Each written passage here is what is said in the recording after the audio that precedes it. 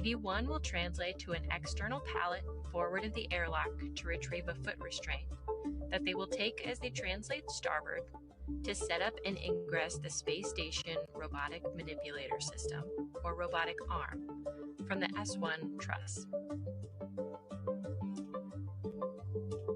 Once EV1 is ingressed, the robotic arm will back off from structure and then maneuver the crew up and over the main truss to the space-to-ground antenna, or SGAN, worksite. Meanwhile, EV2 will translate aft and zenith around the airlock to the Z1 truss.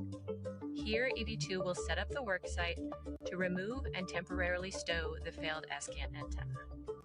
Next, they will translate up the antenna boom to prepare the SGAN for removal. Shortly after, EV1 will be arriving on the robotic arm. The two crew will work together to install locks over the antenna's gimbals to restrain it from motion during handling.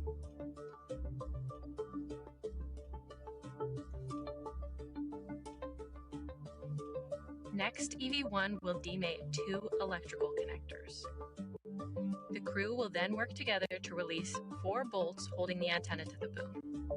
EV1 will remove the SGAN from the boom back away from the worksite. EV2 will translate down the boom to the temp stow location. EV1 will hand the antenna to EV2, who will install it in a temporary stowage location. From here, the crew will maneuver starboard for the retrieval of the spare antenna. EV1 will fly to the worksite on the robotic arm and begin the release of 2 bolts.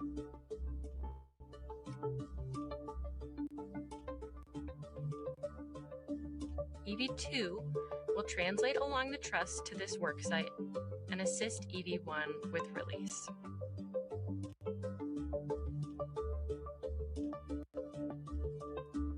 EV1 will retrieve the spare antenna from its housing, and the robotic arm will fly back to the install location on the Z1 truss.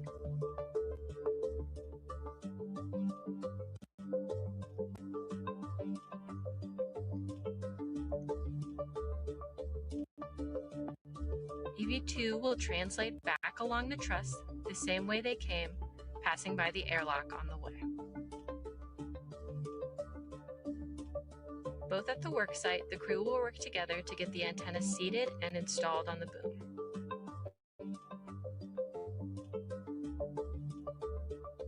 Next, the 2 crew will release and remove the 2 locks from the spare antenna's gimbals and install a thermal cover.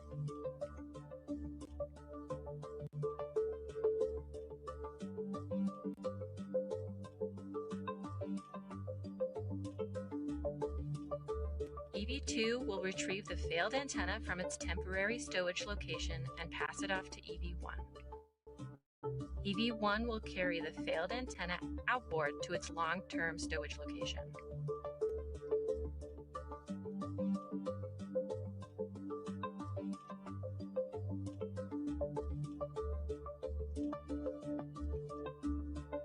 EV2 will work to clean up the Z1 worksite before heading back outboard. EV2 will drop off the tool bag at the airlock before continuing translation to the failed antenna install. Crew will work together to get the failed antenna stowed and 2 bolts installed.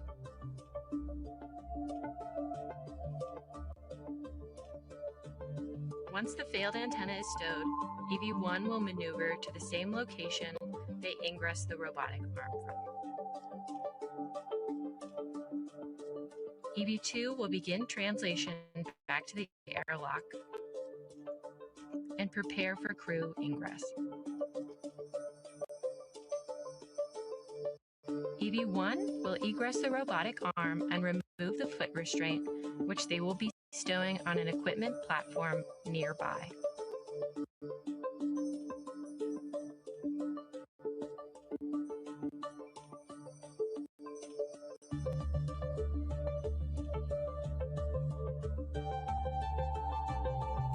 EV1 will then translate back to the airlock, where crew will ingress the International Space Station with their tool bags to finish out their planned 6-hour and 30-minute EVA.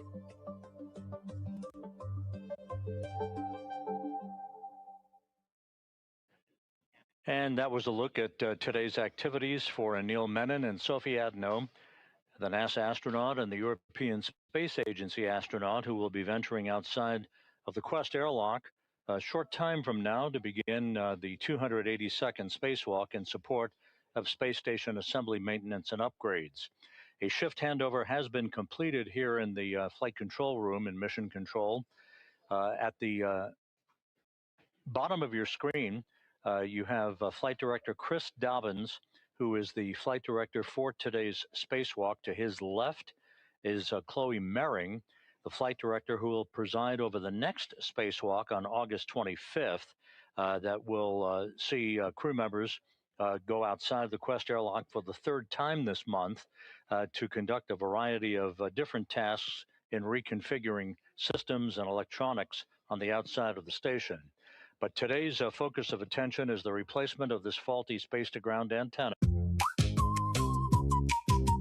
Cheesy flaming boss burrito, rolling, cheesy melting sides, oozing, slow-aged chili sauce, flaming, jalapeno tang, snapping, zingy kicks, popping, crunchy to start up, make some noise, every bite, new surprise. Taco Bell cheesy flaming boss burrito. It hits different. That began to degrade in its gimbling or swiveling capability back last November.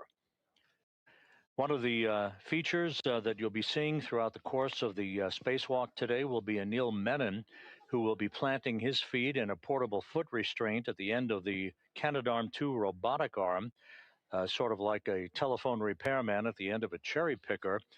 He will be maneuvered to various work sites and will be carrying the faulty antenna once it is removed from its boom on the Z1 truss over to the port 3 truss of the station to be installed in the empty parking place that the spare antenna currently resides. That spare antenna then will be brought by Menon once again at the end of the robot arm back to the work site at the Z1 truss in the middle of the backbone of the station to be installed and then subsequently activated by ground controllers here in Mission Control. The robotic arm will be primarily operated today by NASA astronaut Jack Hathaway, who you see on the right side of your screen, being assisted by Jessica Meir as they mount a simplified aid for EVA rescue backpack onto Menon first, then to Adenot, as they will be then equipped with a return capability on this small nitrogen thruster backpack in the unlikely event they would become untethered from the structure of the International Space Station, or as they're moving around from work site to work site.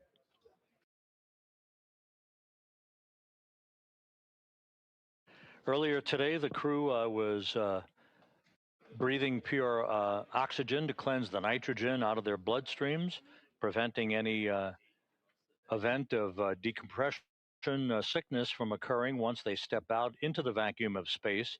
They also conducted a light exercise period where they moved their lower extremities back and forth to increase their metabolism, thus hastening their ability to remove that nitrogen from their bloodstreams. All of that went very well, and the crew is just moments away now from being moved inside the Quest airlock, the outermost section of the two-section Quest airlock, to hook themselves up and prepare for placing their suits on battery power that will mark the official start of today's spacewalk.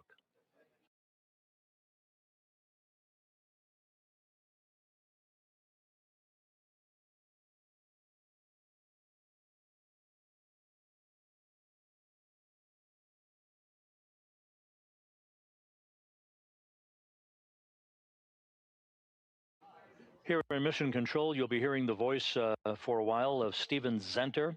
He is the spacecraft communicator who will be, he is seated to the right of Flight Director Chris Dobbins, Zenter will be talking to the crew up until the time that the final preparations will be undertaken prior to the suits being placed on battery power.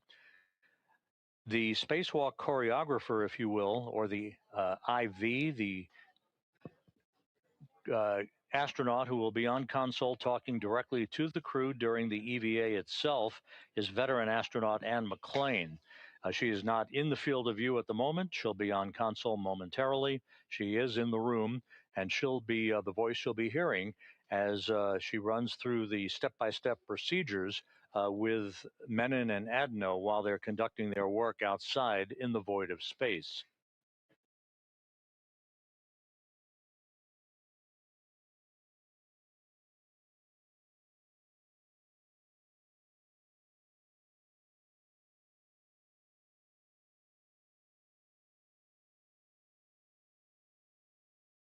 Once the crew lock section is depressurized, it will do so in a multi-step fashion, going first down to about 5 pounds per square inch of pressure in the crew lock from 14.7 pounds per square inch. There will be a pause to enable ground controllers to check out systems and for the crew members to conduct final checks of their suits, making sure that they're leak-free. The suits underwent a leak check earlier this morning, and both suits were found to be in good shape, no leaks, with all of the systems operating as they should. Once that momentary pause in the depressurization of the crew lock is conducted, the depressurization then will resume down to vacuum, enabling the two crew members to open the outer thermal hatch and then the hatch on the crew lock section prior to placing their suits on battery power.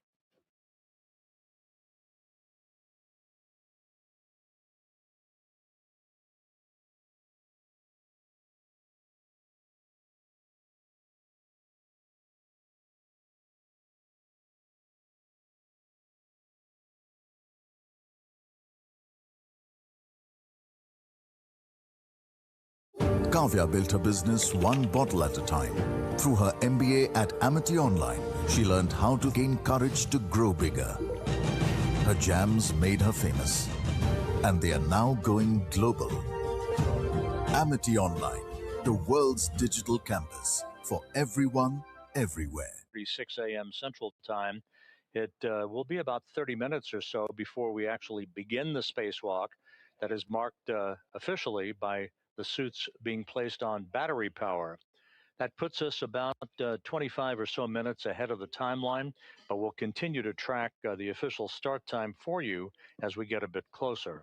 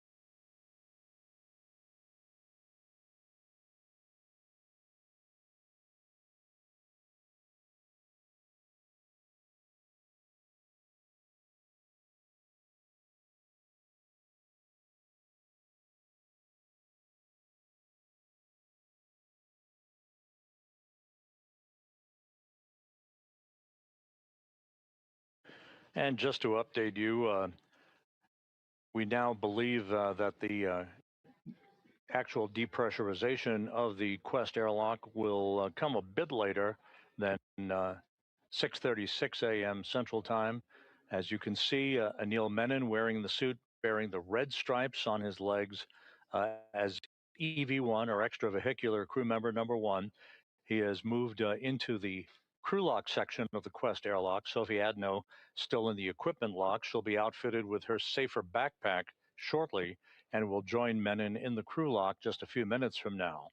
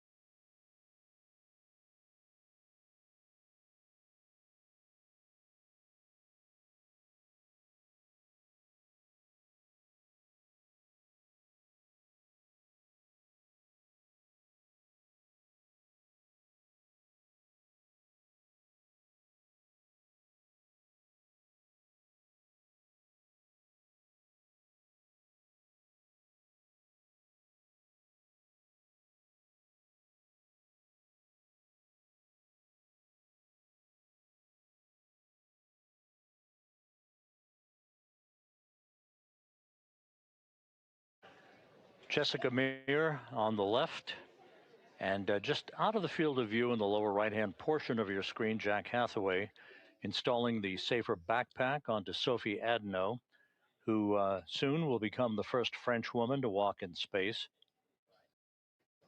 Adenot, representing the European Space Agency today, joining Anil Menon for what is planned to be about a 6.5-hour spacewalk, could go longer, as the two crew members for Expedition 75 join together in the replacement of a faulty space-to-ground antenna. There are two such antennas that reside side by side on the Z1 truss in the middle of the truss section of the International Space Station.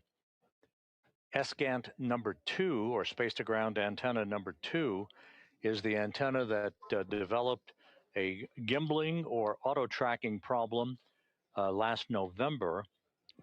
These dishes, if you will, track the NASA Tracking and Data Relay Satellite System, lock on, and provide high data rate telemetry, video, and voice capability to ground controllers throughout the world.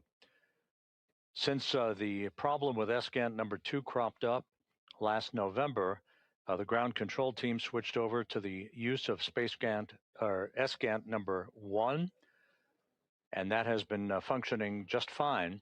But in order to restore full redundancy to the system, we are replacing SGANT number 2 with a spare that resides on external stowage platform number 3, one of 3 such spare parts platforms on the outside of the space station. ESP3 is located on the P3, or Port 3 truss of the International Outpost. Once the two crew members exit the Quest airlock, they will check their tools and tethers and make their way over to that work site to begin setting up for the removal of, first, at the Z1 truss, they'll set up for the removal of the faulty antenna that will be parked along a handrail, and then we'll move to the P3 truss to get the spare antenna and maneuver it back to the Z1 truss for its installation on the boom and the hookup of cables and connections. You'll be hearing a lot today about bolts. The pistol grip tool, the space age power tool that is used to unbolt and bolt a variety of bolts and connectors on equipment outside of the International Space Station. You'll be hearing a lot about gimbal lock bolts, bolts to release the failed space-to-ground antenna from its boom, bolts to release the spare from ESP number 3, and to work the process in reverse with the installation of the new antenna and the parking of the faulty antenna on ESP3, where ultimately it may be returned to Earth for upgrades and repairs.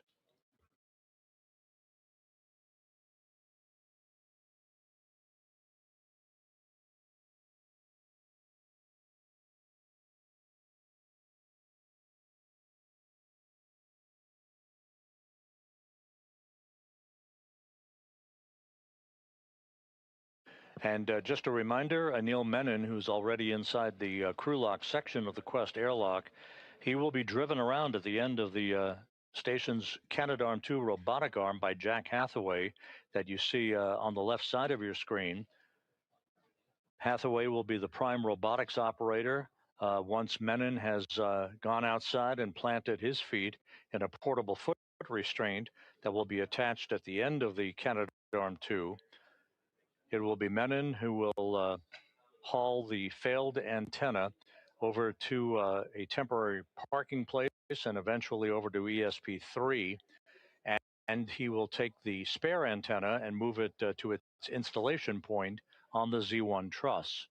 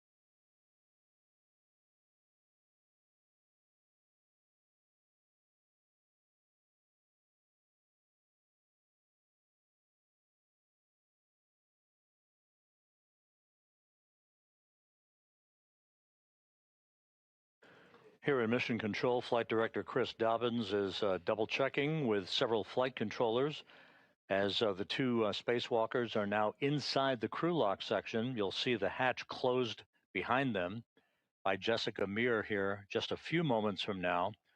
And that will be the precursor to the start of the depressurization of the crew lock from its current pressure of 14.7 pounds per square inch of pressure down to vacuum in a multi-step fashion.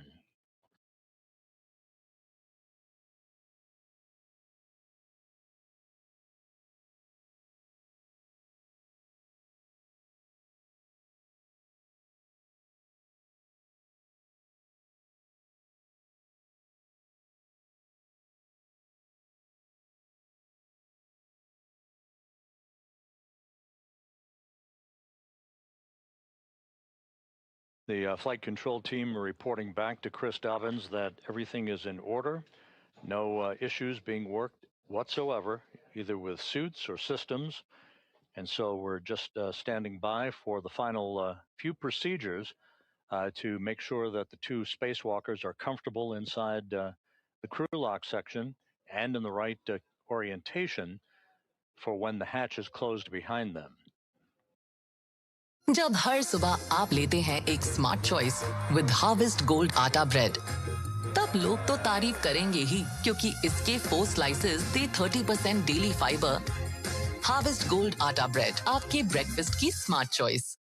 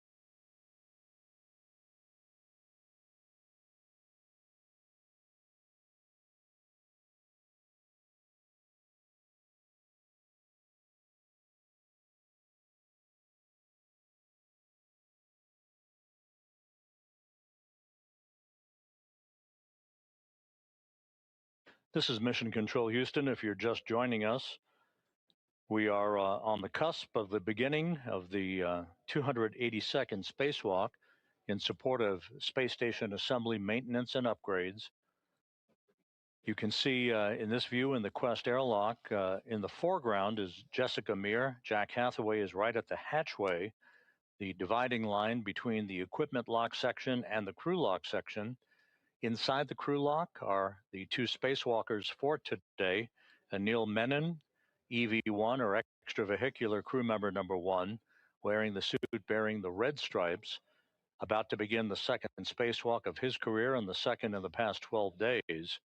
Sophie Adenot of the European Space Agency is about to begin her first spacewalk.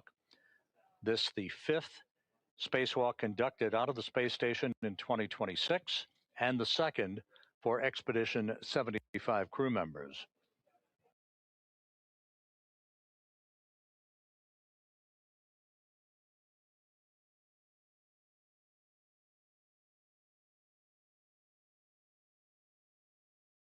And for those of you who are just joining us, we mentioned this earlier, but it bears repeating. The spare space-to-ground antenna that is going to be installed to replace the faulty one today was delivered to the space station some 17 years ago in July of 2009 on the STS-127 mission and installed on a spare parts platform called ESP number 3, External Stowage Platform number 3, by Dave Wolf and Tom Marshburn. The antenna that is being replaced, the one that's faulty, was delivered on the STS-132 mission in May of 2010 and installed during an EVA by Garrett Reisman and Steve Bowen. So a pair of legacy hardware in play today as we work to restore full redundancy to the high data rate communications capability for the International Space Station.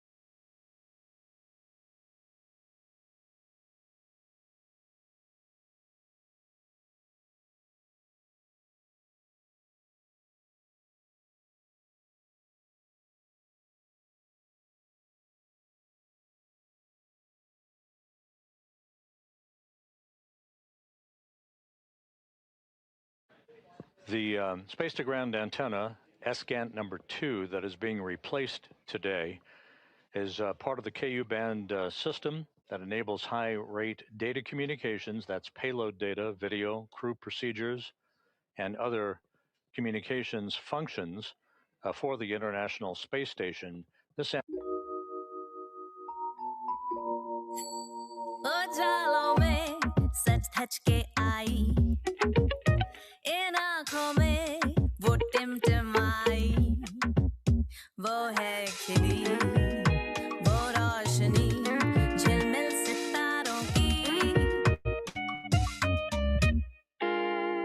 क्या हो रहा है?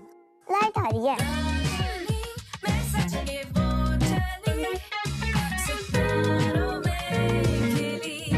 Nice, no? Tanishq Natural Diamonds, in designs crafted for the brightest sparkle at the Tanishq Festival of Diamonds. To facilitate its removal from the boom that it resides on the Z1 truss. Now you see Jessica Meir closing the hatch behind the two spacewalkers and isolating Meir and Hathaway from Menon and Adenot.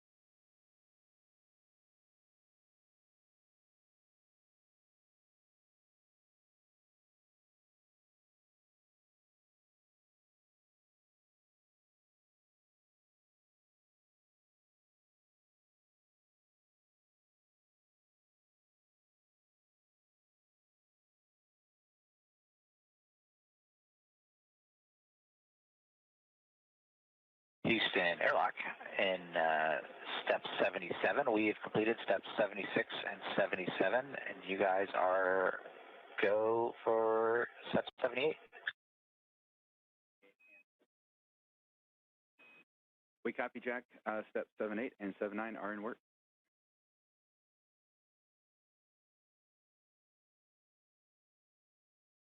Okay, and we will sit tight until you guys are done with 7 all the way through 80, and then we'll pick back up in 81 when you let us know. Copy, those are in work.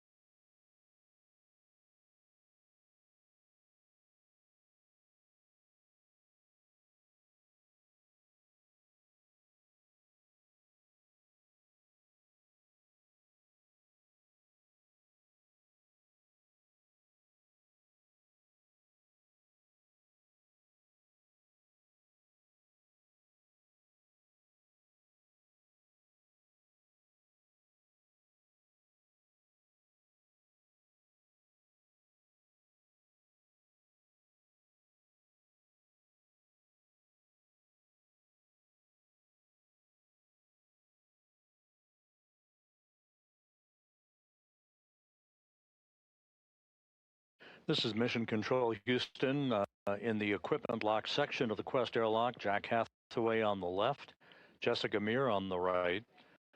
They have moved the 2 spacewalkers for today, Anil Menon and Sophie Adenot, into the crew lock section.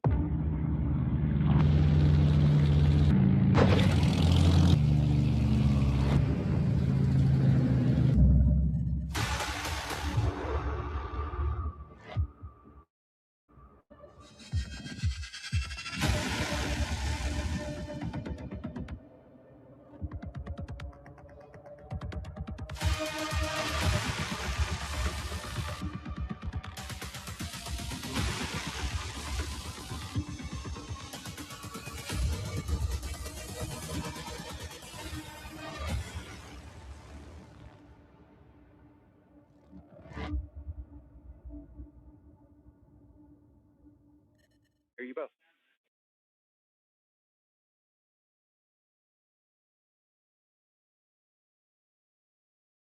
And airlock, we copy that we are proceeding in step 81.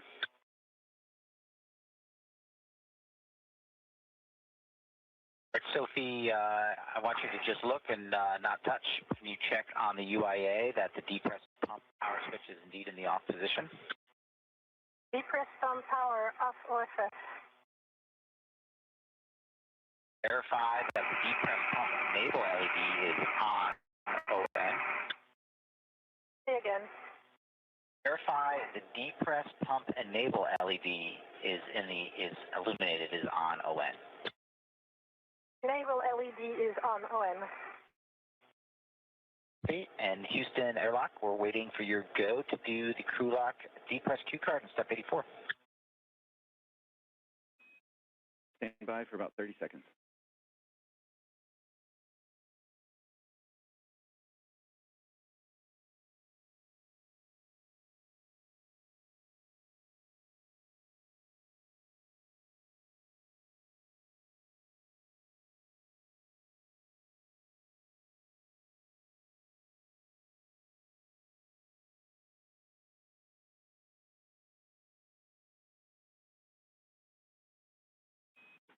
Thanks for your patience, Jack.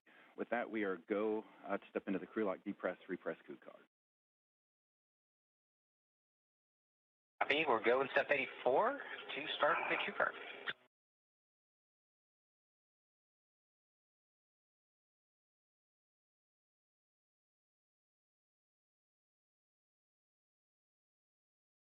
Sophie, I am on the crew lock depress cue card. Step 1 on the UIA. Go ahead and take the depress pump power switch to the on ON position. Depress pump power on ON. All right, we're going to wait for 10 seconds, and then I'll give you your next step. Copy.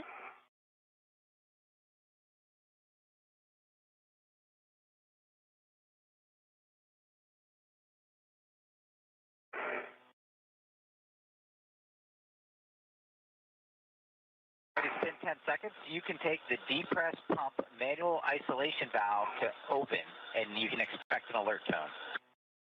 Copy.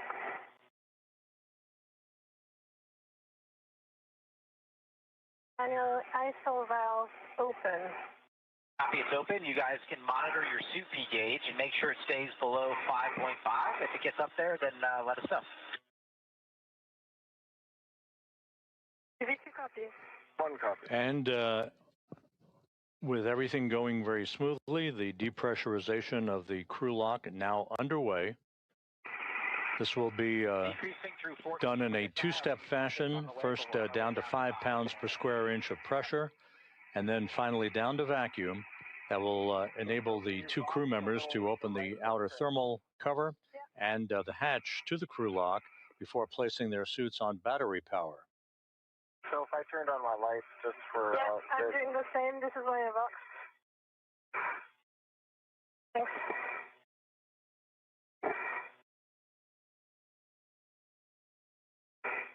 It's on EV2.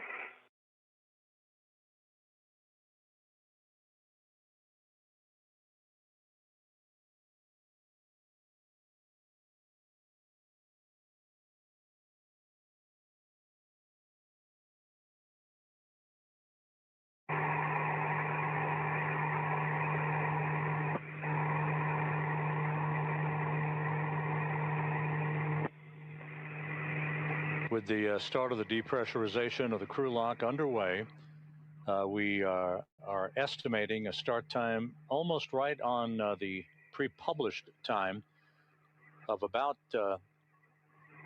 7:35 a.m. Central Time, 8:35 a.m. Eastern Time. We'll continue to track that start time for you as we get a bit closer.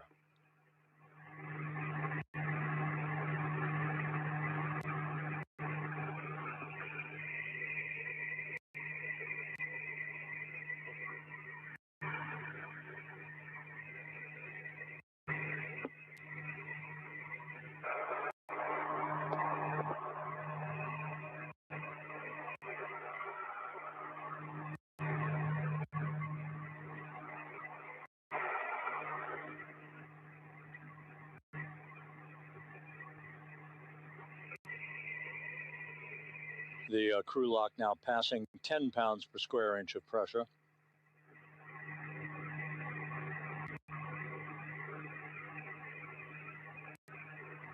Get ready as we power the future. Be part of Core Ren Expo and Energy Conclave 2026, coming this September to JLN Stadium, Kochi.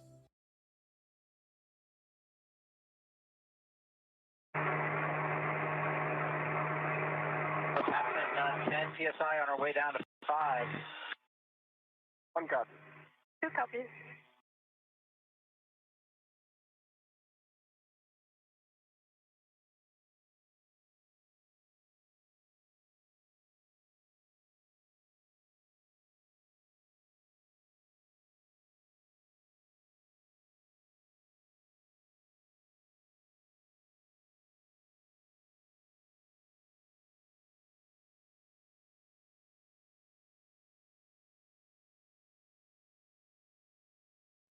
As the depressurization of the crew lock continues, the International Space Station is flying from southwest to northeast across the Pacific Ocean, just about to fly directly over Samoa.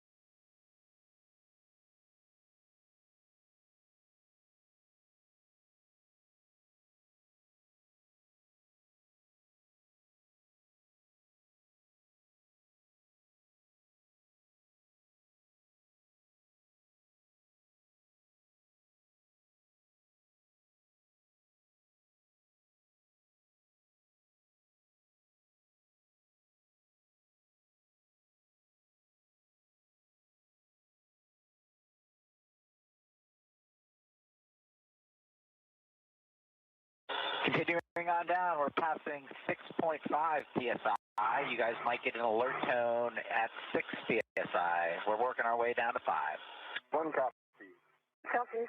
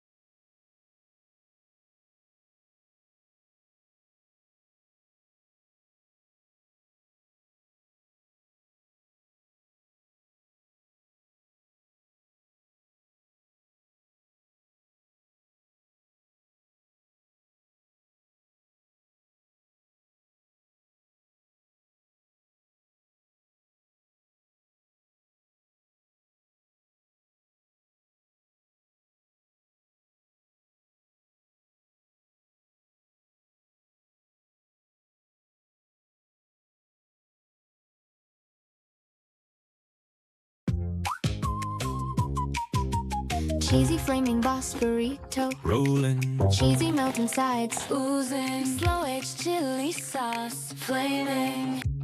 Jalapeno tang. Snapping. Zingy kicks. Poppin'.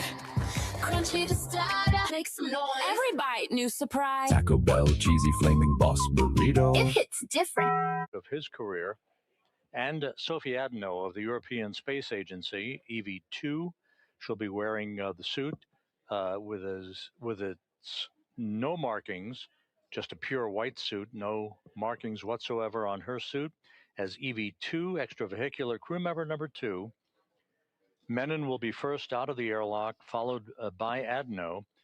They will set up their tools and tethers, turn on their helmet cameras, and then begin to make their way over to start the process of removing the failed space-to-ground antenna that is sitting on a boom on the Z1 truss of the International Space Station. 2 space-to-ground antennas reside on the station who live side by side to each other. The failed antenna will be replaced by a spare that is housed currently on external stowage platform number 3, ESP number 3, that is on the P3 truss or port 3 truss of the International Space Station. You'll reach out and put your hand on the depress pump manual isolation valve and take it to close. You should get an alert tone. Depress pump man isolator valve is closed. All right, glad to hear that. Now we're going to get into a leak check. So both EV1 and EV2, if you'll take your display switch to status until you see a leak check question mark, and then a long yes to execute, follow the display instructions, and let us know when you're done. Copy. 1 copy.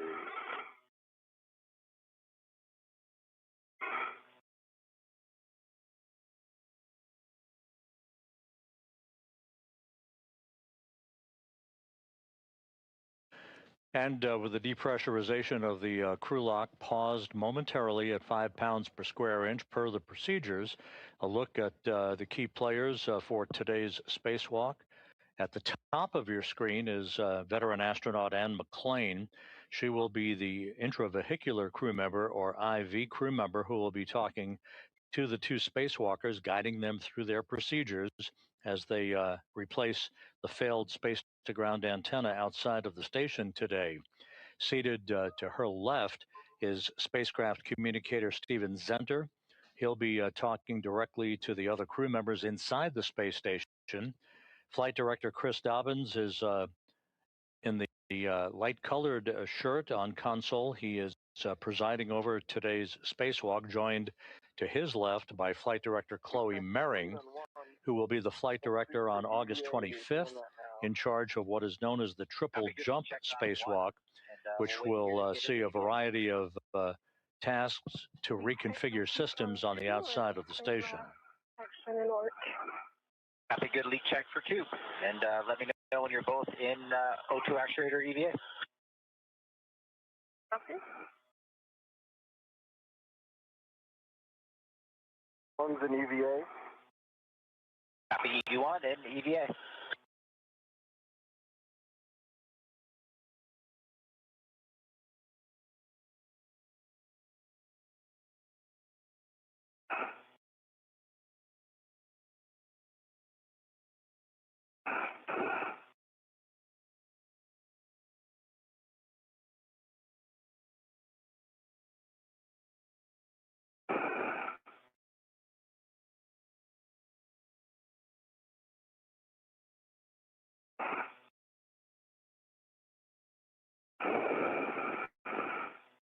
V2 EVA. Copy EV2 is O2 actuator and EVA. All right, next step, we're going to continue the depress. EV2, take the depress pump manual isolation valve to open. You can expect an alert tone. Press pump man ISO valve open. Copy, the man isolation valve is open. I'm taking the emergency MPEP out here to the open position as well. And if both EV1 and EV2, monitor your suit P gauge. Make sure it stays below 5.5, and if it gets up there, let us know. 1 copy. 2 copies.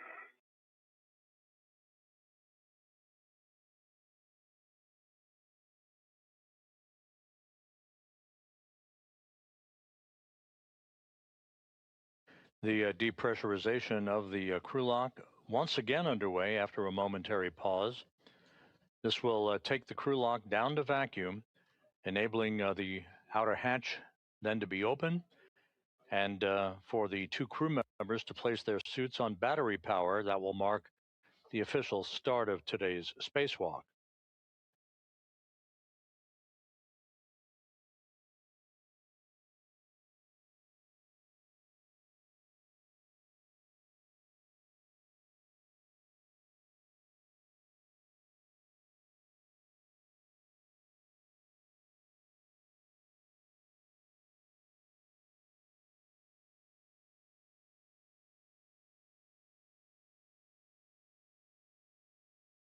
इस राके भी वही boring सा मग.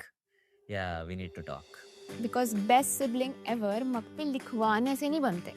Life में core memories बनाने से बनते हैं. So this Rakhi, gift an Instax and turn every sibling moment into a core memory. Don't miss out on the offers. Grab yours now. Come.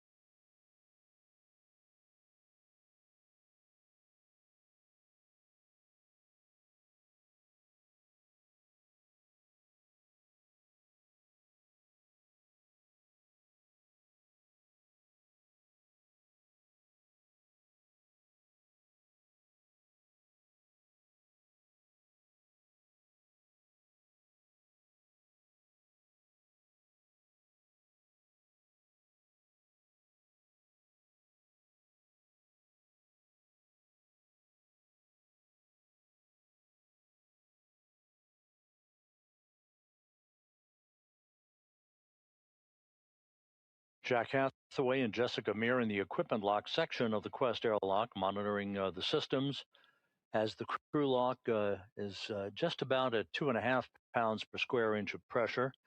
Once again, moving steadily towards vacuum.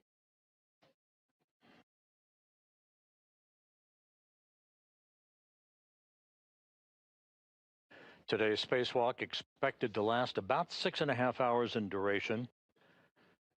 There is a lot of work with pistol grip tools, the power tools that will be used to unbolt and rebolt a number of connectors and points on the space-to-ground antennas to remove the failed antenna from its boom on the Z1 truss of the station, and to replace it with the spare antenna that currently resides out on the port 3 truss of the complex. We are decreasing through 2 psi. It's time to take the depress pump off. So, Sophie, if you would take the depress pump manual isolation valve and take it to closed, please. It is depress pump manual isolation valve closed. Copy. The isolation valve is closed, and on the UIA, take the depress pump power switch to off, OFF. What?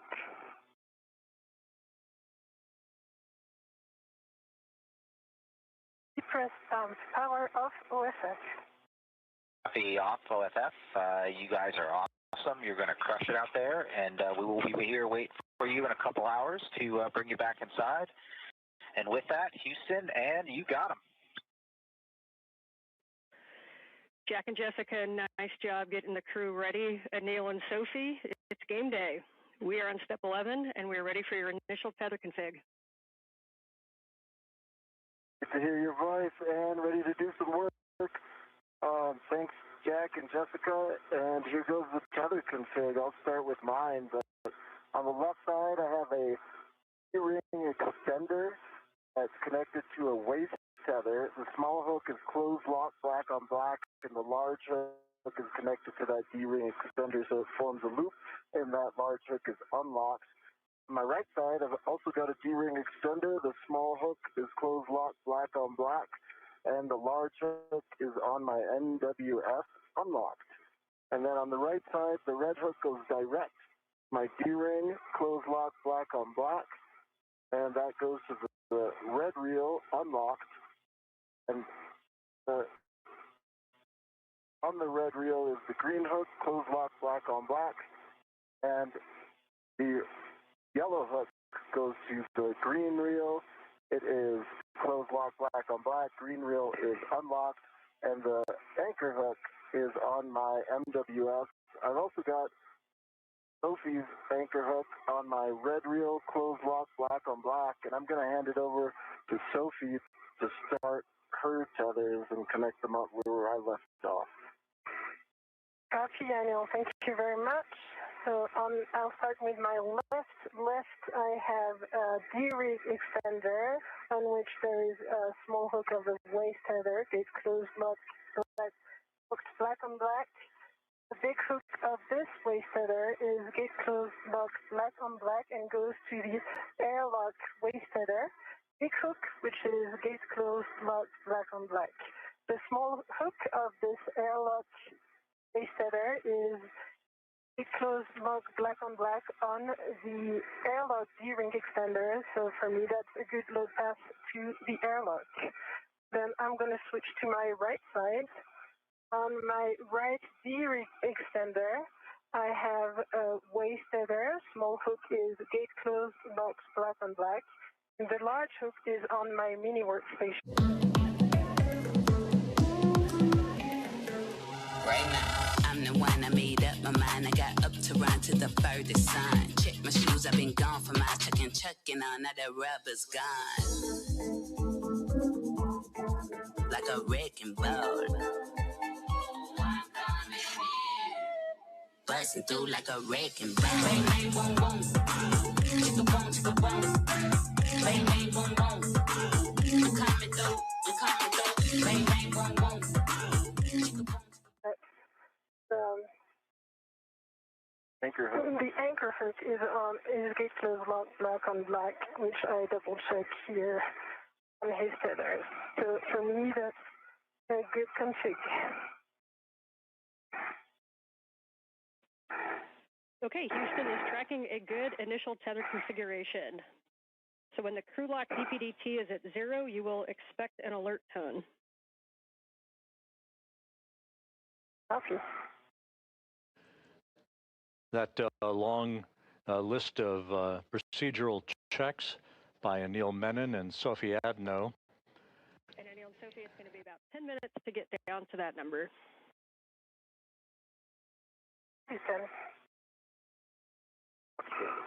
You're hearing the voice here in Mission Control of veteran astronaut Anne McClain, who has taken over spacecraft communications duties.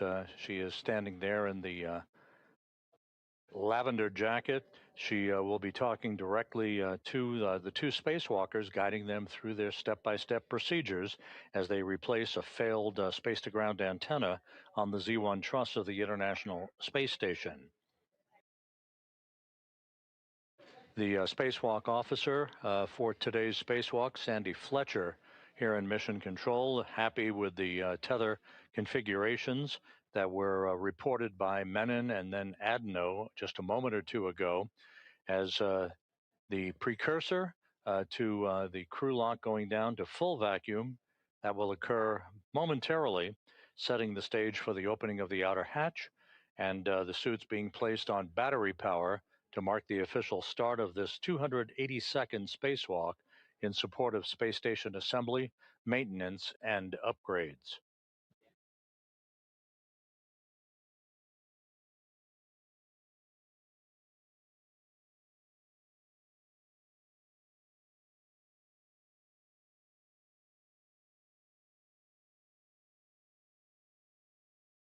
The International Space Station is flying 260 miles over Nevada, moving from southwest to northeast in an orbit inclined 51.6 degrees to either side of the equator.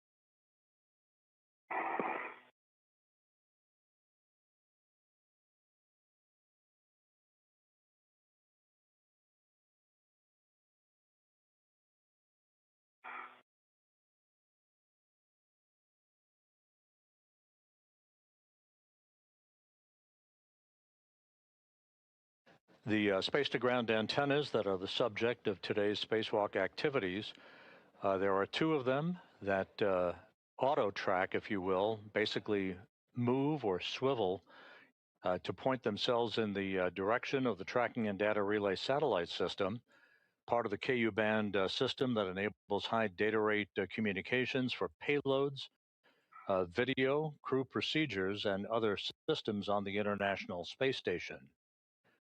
The failed antenna, first identified with degraded performance last November. Sophie, the depress is looking good. We're just under 1 PSI, and reports from the EVA group is that was one of the clearest tether configs that they have ever heard. Off to a good start, Anne. Thank you. Thank you.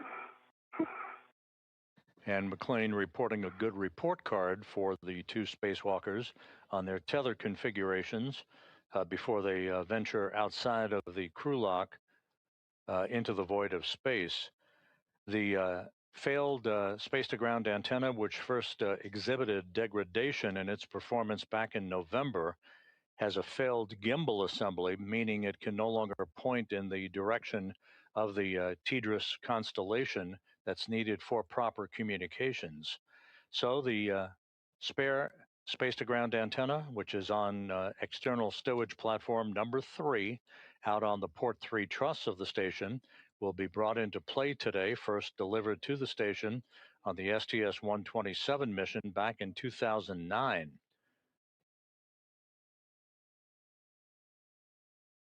The antenna that is degraded and will be replaced today was delivered and installed on the station on the STS-132 mission back in 2010.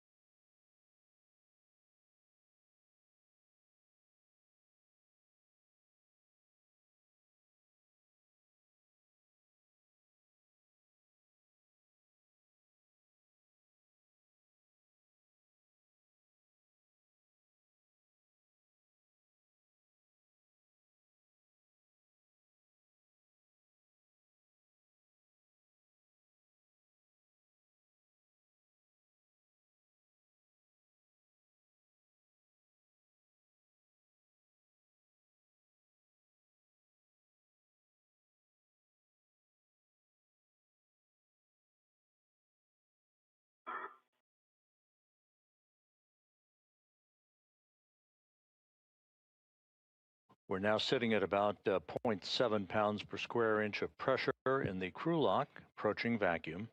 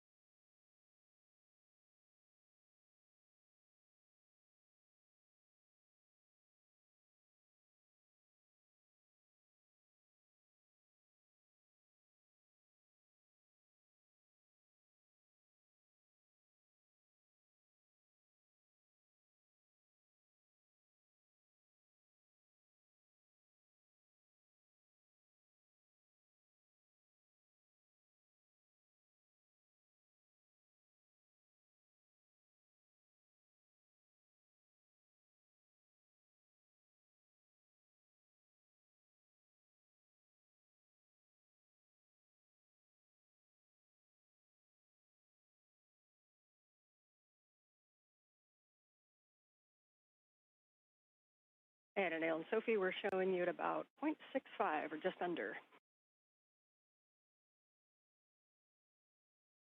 You copy. You copy.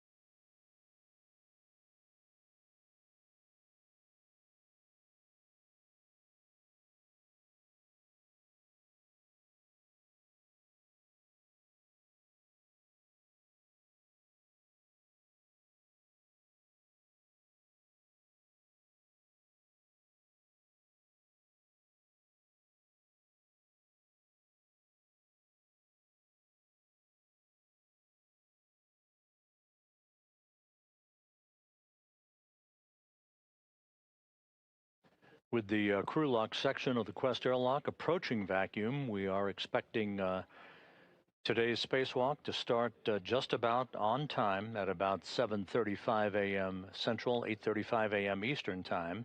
And again, we'll keep you posted. The official start time to be marked when Menon and Adenot place their suits on battery power. Menon soon to begin the second spacewalk of his career, Adenot her first.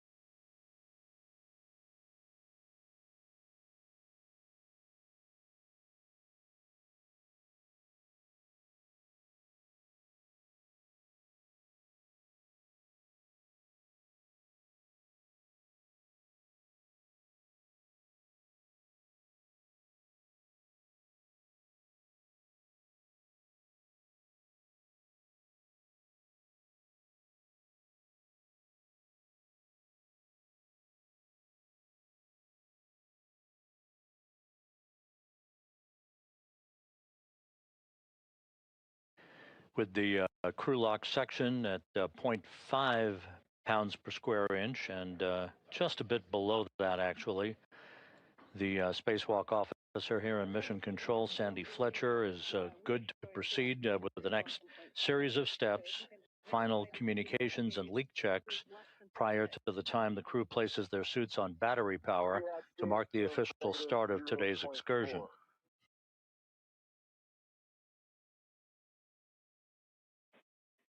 Well, that will work for us. You are go to open the hatch and stow it and ensure the emergency MPEV is closed. Happy go, EV1.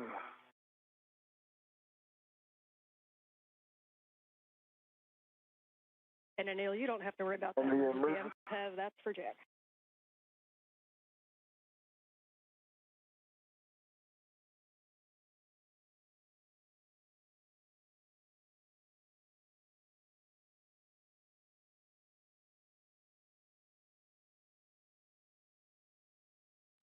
The hatch to the crew lock is now open.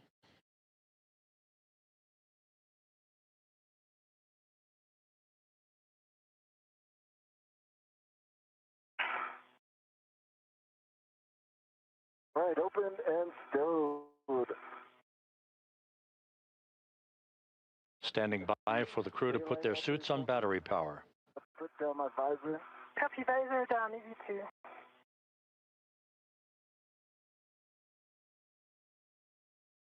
Okay, copy. Hatch is open and stowed. Confirm, EV1. Okay, we are now moving into post-depress.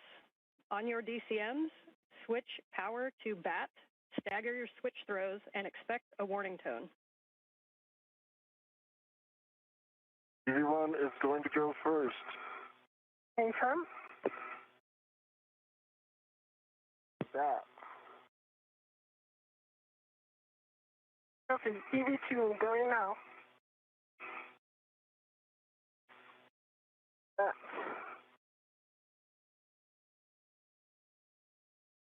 Expected CPI.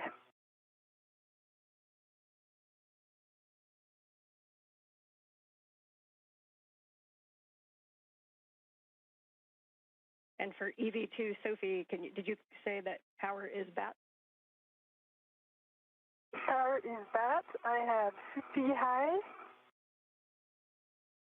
What's expected? Copy EV1 and 2, powers to BAT and suit P high message. And that is expected, you're right. At this time, you can switch your display to Pro and verify a functional display. EV1 sees functional display. EV2, functional display. Copy, step 3. On the UIA, EV2, Sophie, switch power EV1 and 2 to off, OFF. And check that the LEDs all 4 go off. Copy. In work. EV1 power off, OFF. And 2 LEDs off. EV2 power OFF and 2 LED off. Copy. Step 4, for both crew, you can remove your SCU from your DCM. You'll install your DCM cover and stow the SCU in the pouch with your pouch Velcro closed. This is Mission Control Houston, with Menon and Adenot having placed their suits on battery power. The official start time for today's spacewalk, 7:29 a.m. Central Time, 8:29 a.m. Eastern Time. The 282nd spacewalk in support of space station assembly, maintenance, and upgrades now officially underway. Start time, 7:29 a.m. Central, 8:29 a.m. Eastern Time.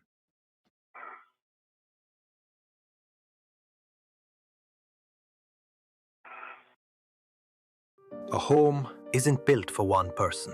It is built for everyone. Designed for every member. Every generation. Every lifestyle. Because life continues, even when you're away. Sometimes convenience is everything. Open with command. Different lives. One intelligent protection. X90 Ultra by Delta Home.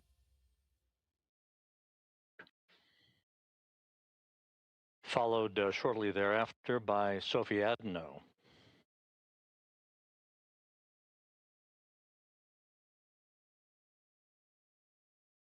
Who is food?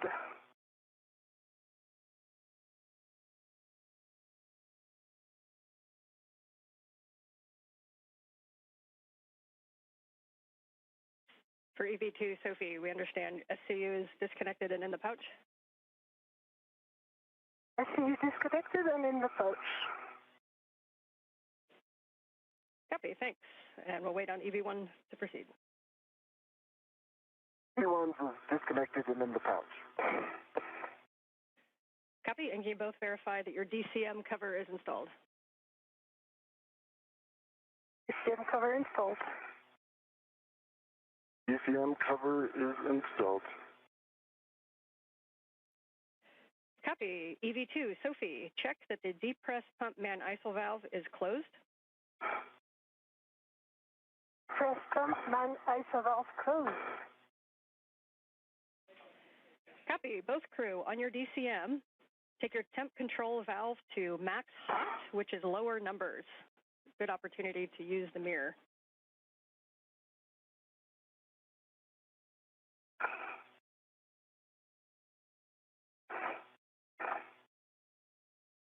What is max hot? It work?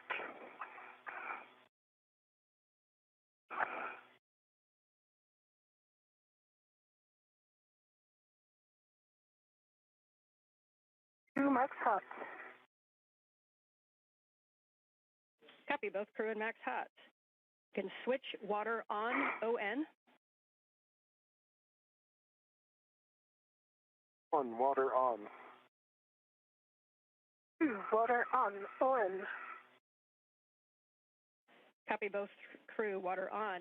Check your DCM is blank and your bite is off. EV1, DCM blank, bite off. EV2, DCM blank, bite off. Copy. This time you can set your temperature control valve as desired. Please report those settings, and a reminder throughout the EVA to let us know if you make TCV changes, and best practice is not to do large changes over 2. 2 copies. 2 copies, TCV 5. TCV 6 on 1.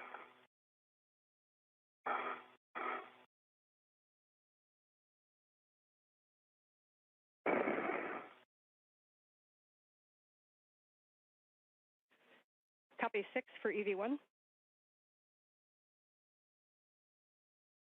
And EV2 had 5. Yep, 5 for EV2. Copy 6 and 5. Report suit pressure gauge.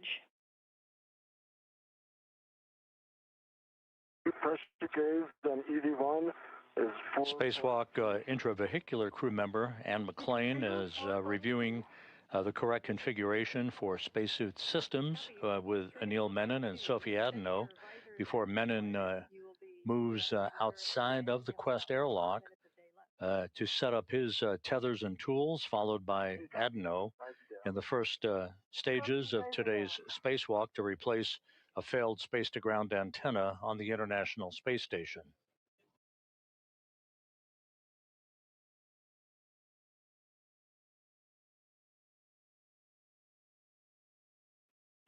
And standby one while we check suit data.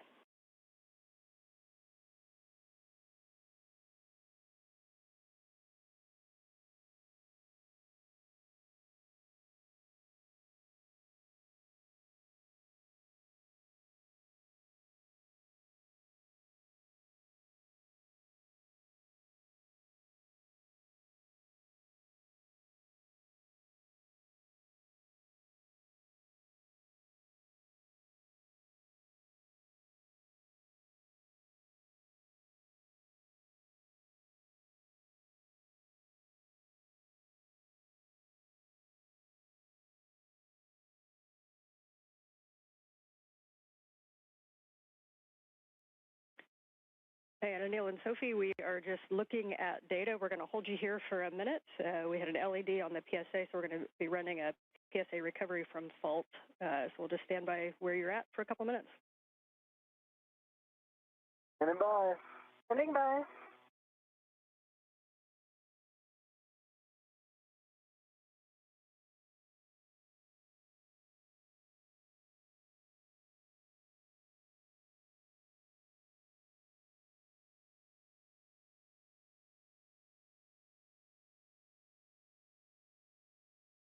शादी के बाद दोनों को थोड़ा तो adjust करना ही पड़ेगा ना। अरे बिल्कुल बिल्कुल, ये तो एकदम फ्लेक्सिबल है।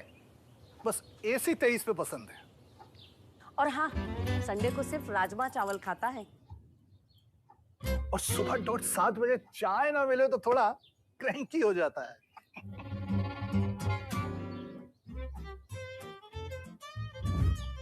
ये और फ्लेक्सिबल सिर्फ नाम के लिए।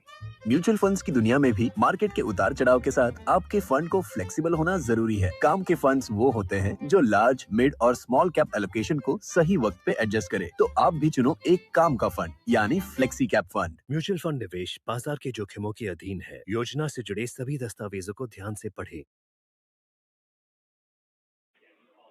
Okay, Anil and Soph, thanks for your patience there. And we just have the IV crew running some steps on the PSA, but it does not impact you. So at this time, Anil, you are go to open the hatch thermal cover. You can unhook the strap from the magnetic plate D-ring, move the hook to the integral tether point, and cinch the strap until snug. When you do, please report number of Sharpie lines. Hey, opening the thermal cover now.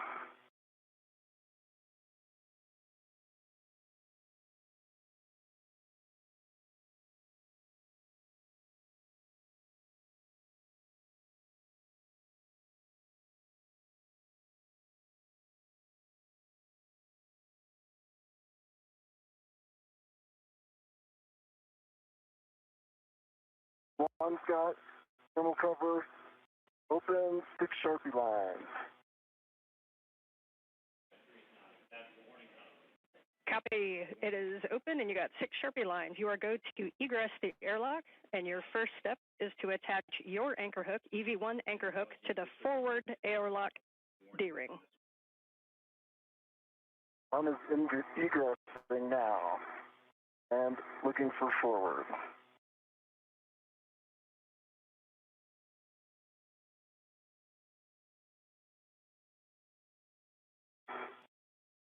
Okay, your tethers are looking good from here and all good. It is. And just about 11 minutes into today's spacewalk, the outer thermal hatch on the Quest airlock is now open. We'll be seeing Anil Menon exit the airlock momentarily, followed by Sophie Adenot, who is now the first French woman in history to conduct a spacewalk on behalf of the European Space Agency. Will do. Crew look back number 1. Dan, I've got my safety tether in the forward airlock D-ring. That anchor hook is closed lock, black on black, giving me a good load path to the structure. Copy and concur. You can now attach the EV2 anchor hook to the aft airlock D-ring. The space station is currently flying over northwest Africa, moving from northwest to southeast.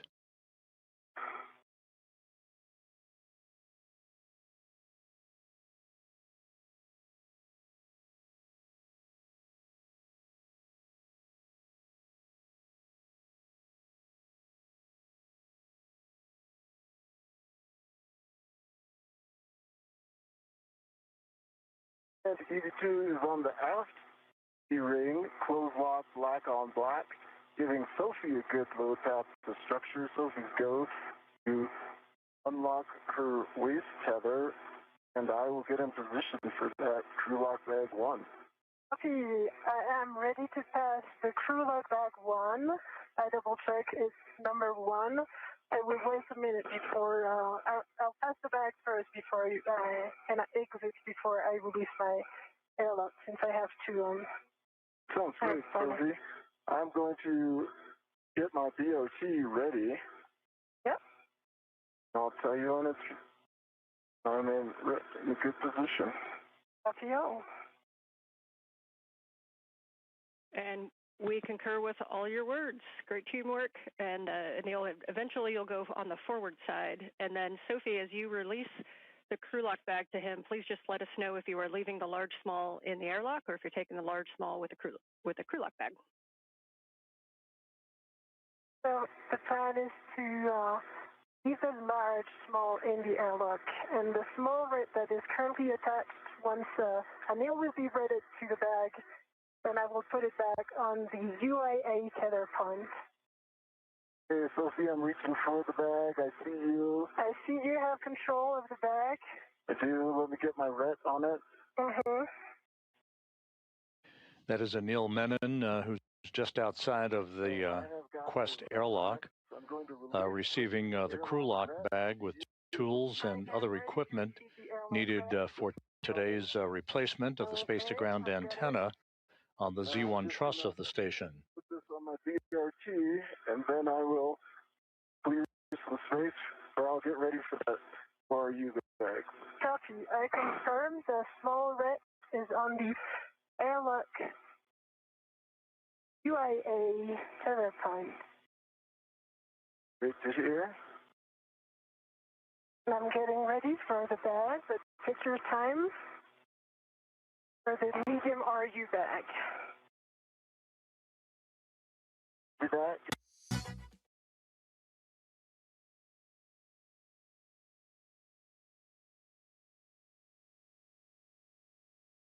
Okay, my BOT is back and away, and I have a rat ready for the medium RU bag. Okay, I'm ready to pass the medium RU bag. Sure, it's clear on my tether. See it? You see it? I have control. Copy.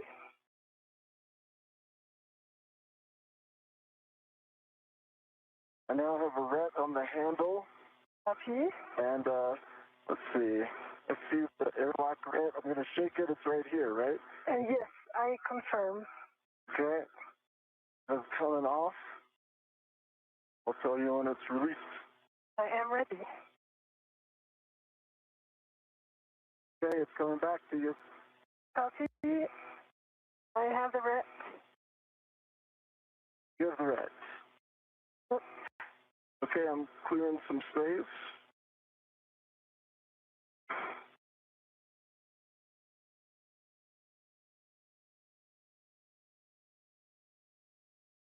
And the red is on the same tether point, UIA tether point aft. Okay. Copy and good config.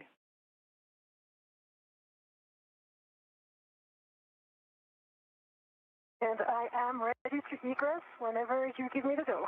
You have the go. Copy. Egressing now.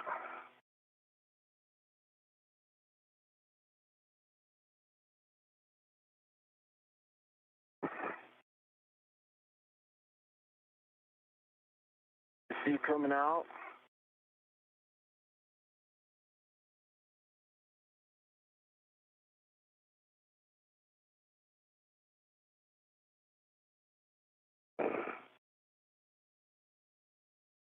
your hand. Hi, Anil. Hello. Okay. I am going to the aft side. I already have a local, so I keep it. And now I'm putting my endosector.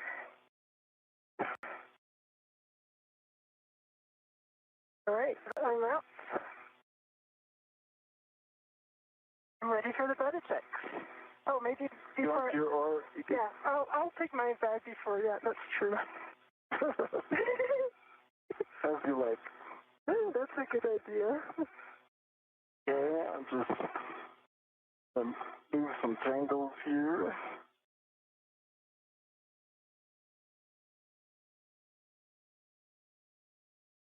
Okay.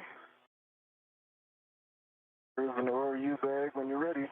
Yep, and work for my VRT. Take your time. Nice egress. We can see both of you on the camera, and you guys are looking great.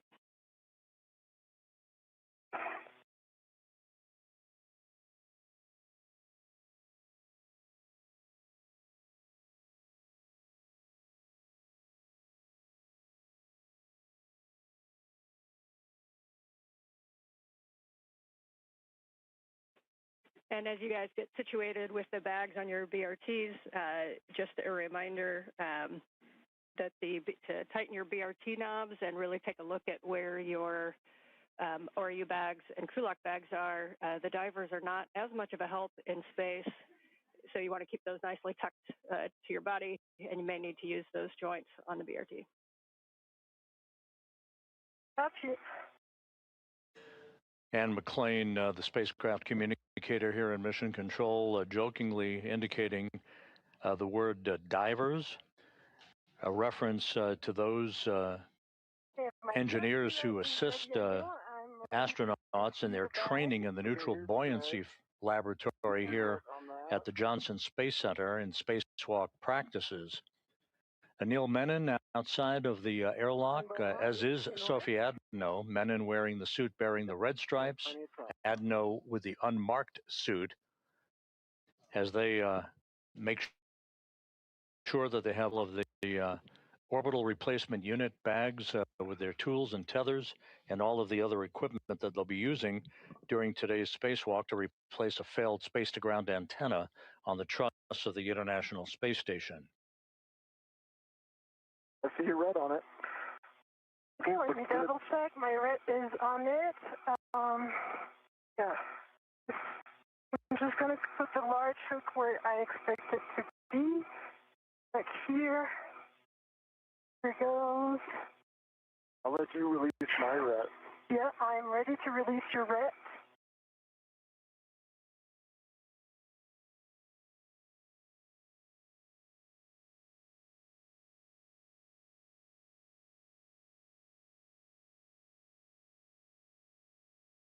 The ret is released. I see it.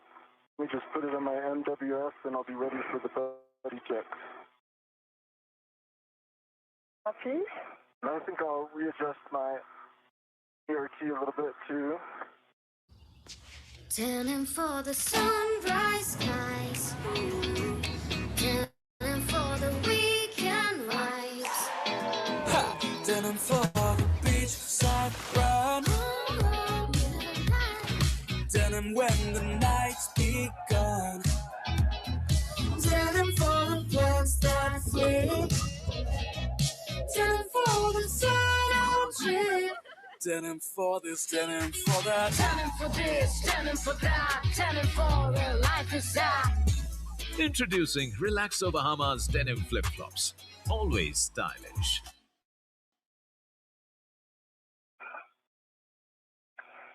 Okay, just want to make sure my tethers are on the right side of the ERT, and it's in work.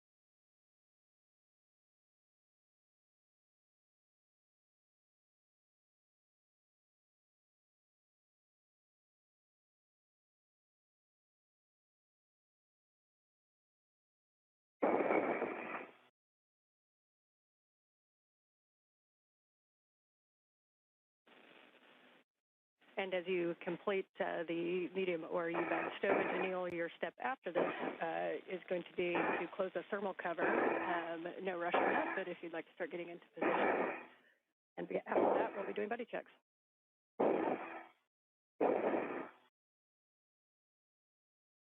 Yeah, in order for him to close the thermal cover, I will need to change my position.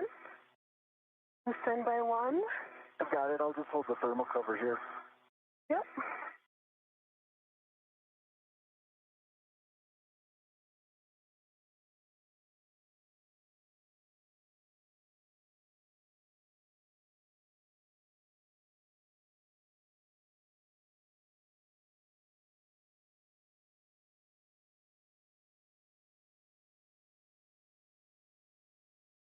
I see your waist tether up. I see the airlock waist tether.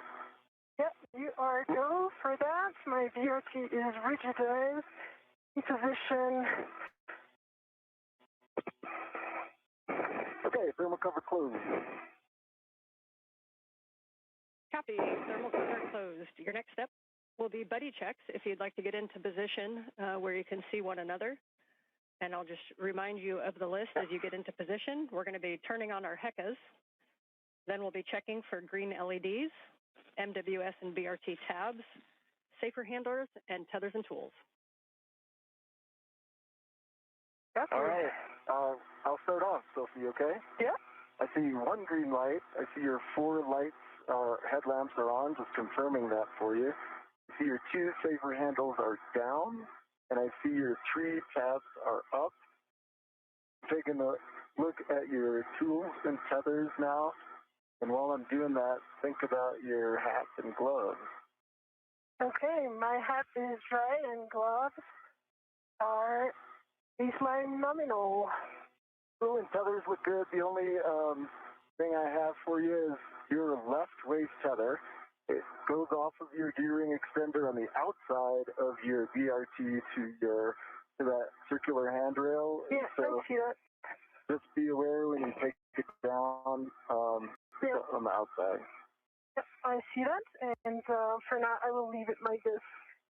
It's decoupled from the tethers. Let me check for you. I see one good green HECA light.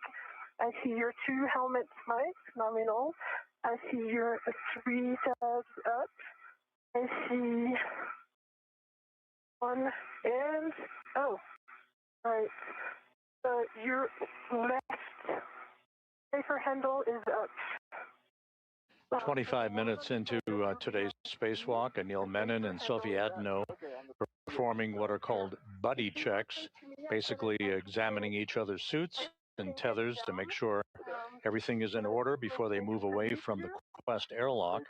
They're also reporting that their HAPs, or helmet absorption pads, are dry. That's the way they should be in their helmets, and that their gloves are looking good as they set out to the work site that will enable them to begin the first part of today's spacewalk, the procedures to remove a failed space-to-ground antenna from the Z1 truss of the station. All right. Let me check your tools and config. I see the tether config is good and all the sliders are as expected. Tools and tethers look good to me. And I see your bag resis on your BRT. And yeah, that's awesome, Anil. Okay. And Sophie, can you just confirm that you checked both safer handles, please? Bro, ball अंदर मत जाने देना, वापस नहीं मिलेगी. अब चाहिए energy, predator energy, हर SIP में एनर्जी का जोर है.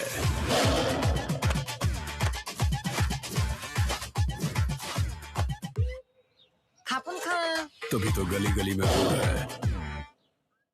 That the whiff 6 is where you're headed, and that is the portmost whiff on the front of the SP2. Sophie, at this time, you can perform some translation adaptation to get used to your new environment. Welcome to space. Thank you. Copy all adaptation. I will Do minimal adaptation and feel very good now and ready to go. I'll just wait for Anil's feathers to be clear before I leave. Okay, good plan. And just a reminder for both of you as you translate to take a look at those handrails and don't slide the gloves on the back of the handrails. If you see any strikes or anything, let us know.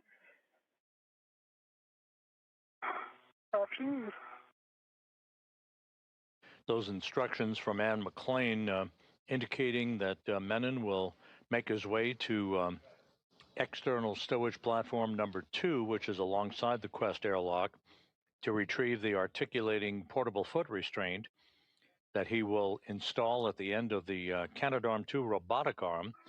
He'll be maneuvered by Jack Hathaway, who will be operating from a robotics workstation inside the International Space Station. Clear, and you're happy with the tethers. While Menon plants his booted feet in that foot restraint, moving around at the end of the arm to maneuver to the various work sites with the failed space-to-ground antenna and then the replacement antenna. So I'll give it a go now, going slow in order to be sure that I'm clear of Anil's feather. Copy, good plan. And if you need to put any fair leads in, just let us know. Anil, as you come around to the front side of the ESP2, reminder not to come in contact with the AGB grapple fixture. That is on the nadir side of the front of the ESP2. It's the center ORU facing forward. I've got eyes on that grapple fixture. All right, eyes only.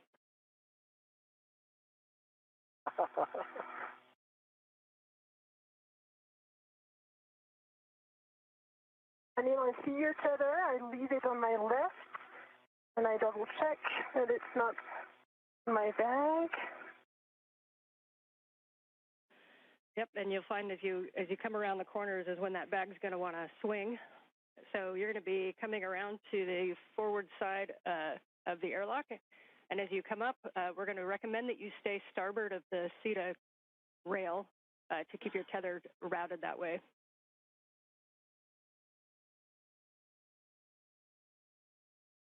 Say again? Yep, as you come up to the top of the airlock, we're going to keep you on the starboard side of the CETA rail, just as you're going right now, just to keep your tether routed on that side. Yes. So you're going to come up the airlock toolbox, and if you see a handrail 0551, you are in the right place. You're going to turn right, hit the wagon wheel, and go zenith. Copy. Up of the toolbox.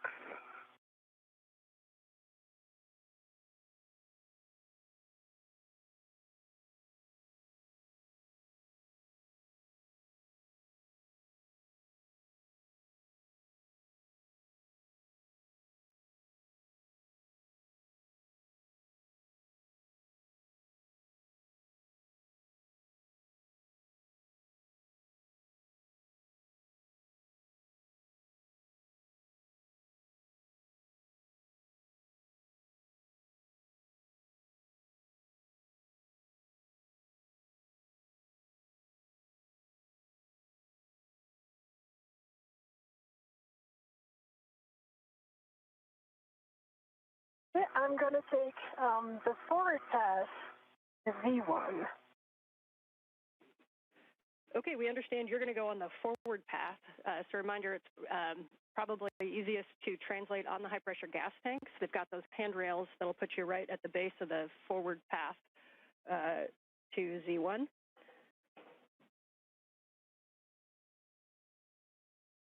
Copy. In work. And for Anil, we see you at the APFR in with 6. You're going to be bundling the crew lock bag, and as we talked about, you're just going to remove your crew lock bag from the VRT and attach the other crew lock bag ret to the APFR, and then retrieve the APFR. Crew lock bag is on the APFR, so I'm going to move the APFR now.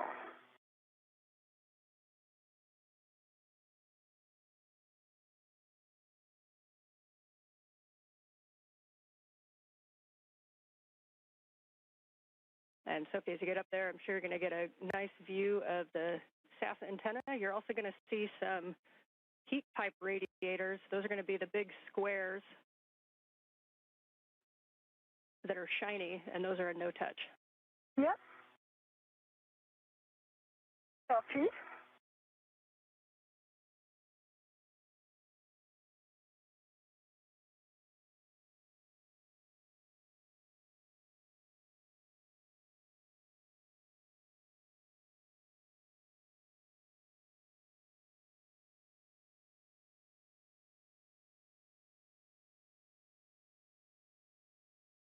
I changed my mind going for the F side of V1. Yeah, it was a change of lane slightly challenging, so I'm now on the F side and everything goes nominal. Okay, we are happy with that. So we see you coming to the starboard side, or port side rather, of those high pressure gas tanks, and you'll be reaching across to Z1. You should see handrails pointing zenith that look like 6001, 6002, 6003 to take you right up to Z1. Yep.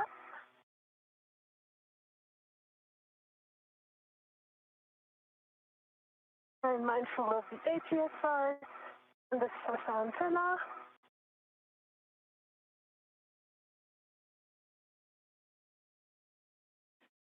Bill's got the APSR, and he's headed back to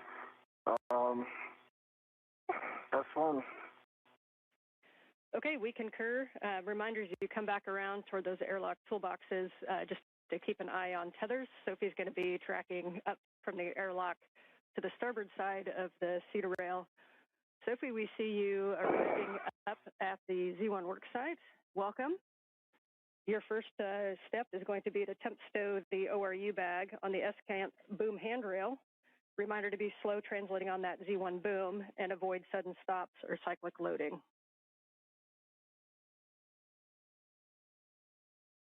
Copy.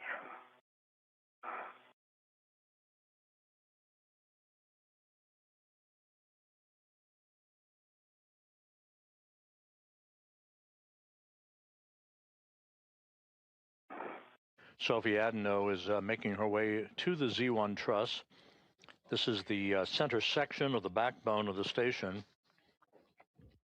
on which both space-to-ground antennas, the healthy one and the failed one, are located side by side. We think a good config would be to put the large hook onto handrail number 2. Reminder that they're numbered from the base of the Z1 up, so 2, it would be the second one facing aft. And if that large small can move up and down handrail 2, we think the bag access will be the best. Copy. Thanks, Anne. Just working now for one fair lead of my issue tether so that the next step is going to be easier when I come back, when I go to ESP3 translation. We copy a good point. This one fair lead is going to be a four-man fair lead around 605. Captain, I think I heard 6052. Is that correct? Yes, affirm. Okay, yeah, we like that plan. And a reminder, that's going to be where you put an AET later when you stow the S-cant there. So good recon. Like a good helicopter pilot, you like your recons. Yep. All right.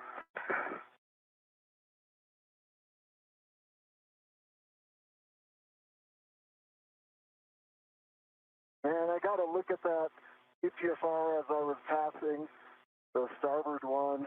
There was no sharp edges that I saw. It would have taken a little bit of work to get some photos, so I just bypassed it. I saw some scuffing on the heels. It looked like paint removal, but no sharp edges. Okay, we copy and we appreciate that report.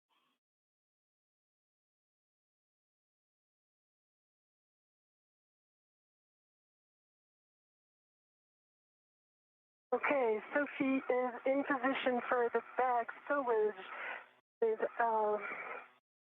local on 6051 and end effector on number 2. Copy, we like that plan. Once you do have that down, then you can pause there for a glove and hap check after your translation.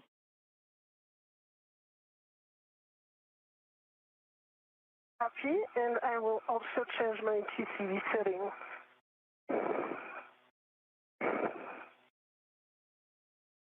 We copy change of TCV settings. 38 minutes into today's spacewalk, Sophie Adenot is at the Z1 truss of the International Space Station. She'll be removing a heat shield from part of the mechanism on the boom of the apparatus upon which the failed ESCANT is mounted. It's called an AGIT, which is an acronym for the Antenna Group Interface Tube. This is essentially the mechanism on the boom upon which all the electronics are interwoven. She'll be removing a heat shield from that boom as one of the first steps in the removal of the failed antenna. Meanwhile, Anil Menon, you're looking at the helmet camera view from Menon. He is retrieving a portable foot restraint from a stowage platform alongside the Quest airlock that he will mount at the end of the Canadarm2 robotic arm that will be operated later by NASA astronaut Jack Hathaway from a robotics workstation in the station to maneuver Menon back and forth to position the failed space-to-ground antenna once it is removed from its boom on the Z1 truss, and then ultimately to maneuver the spare antenna to that location on the Z1 truss for its installation. Good view of the thermal radiator flap and the MMOD strikes.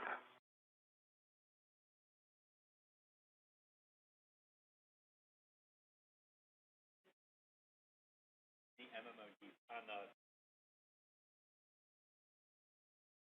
the one arm. Okay, we copy the report, thanks.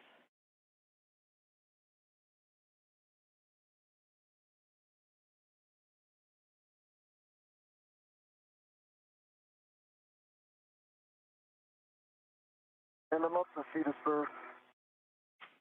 Copy, you're going to head left, starboard. You're to the F1 NTA, which is mile marker 6900, 6900.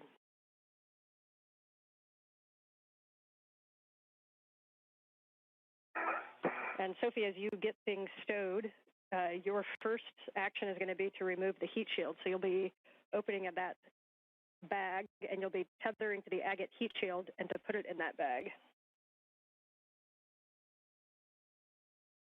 Copy.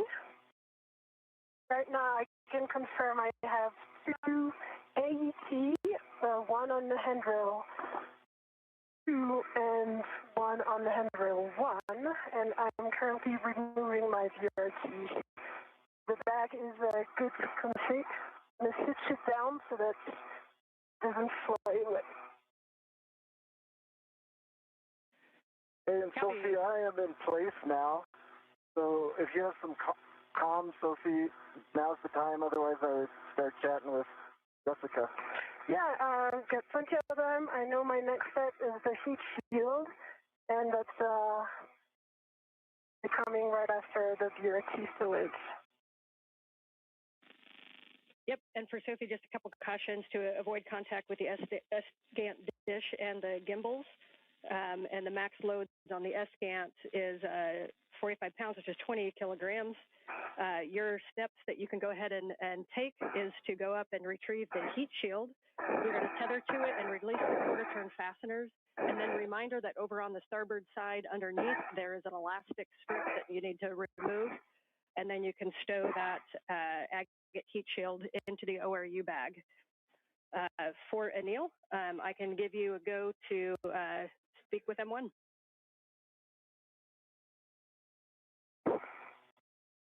Love that. Hello, Jessica. I am in place. I see the arm and I see good clearance. Your go for APFR install. Okay, we copy that your go for the GCA to the published position. This is going to bring the arm toward you, station aft. Copy.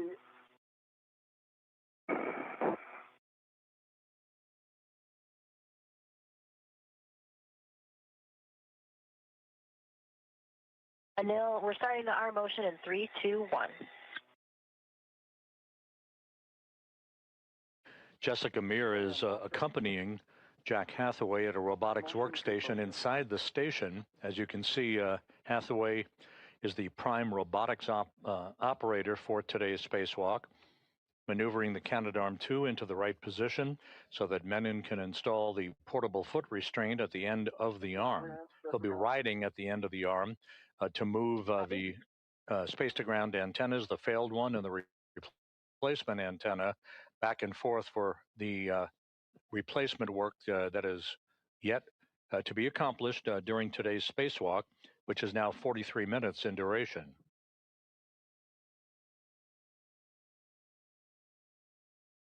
Meanwhile, Sophie Adenot, in the first hour of her first spacewalk in her career, is about to remove a heat shield from the antenna group interface tube. That is the tube on the boom of the failed space-to-ground antenna on the Z1 truss of the station that houses the electronics for that mechanism.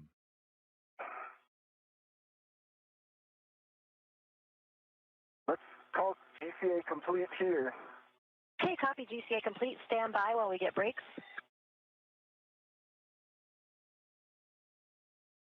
Anil, brakes are on. You go for APFR install and ingress. Copy, go for APFR install and ingress. All right, Anil, your APFR settings are 12 Papa Papa Fox 6, and up to you if you'd like to reset the APFR and then put it in. It might be a little easier to access. You'll be looking for 12 for the clocking. 12 Papa Papa Fox 6. Copy 12 Papa Papa Fox 6, and APFR is currently set.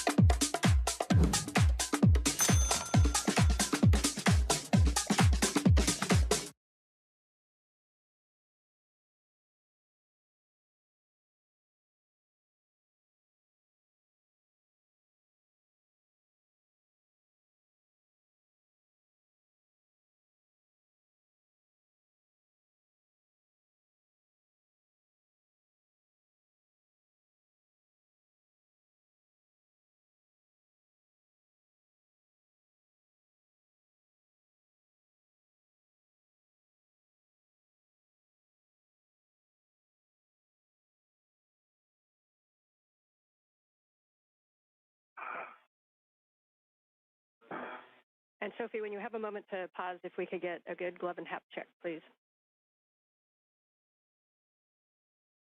Sure. Pausing right now, and cap is dry. Valves are nominal.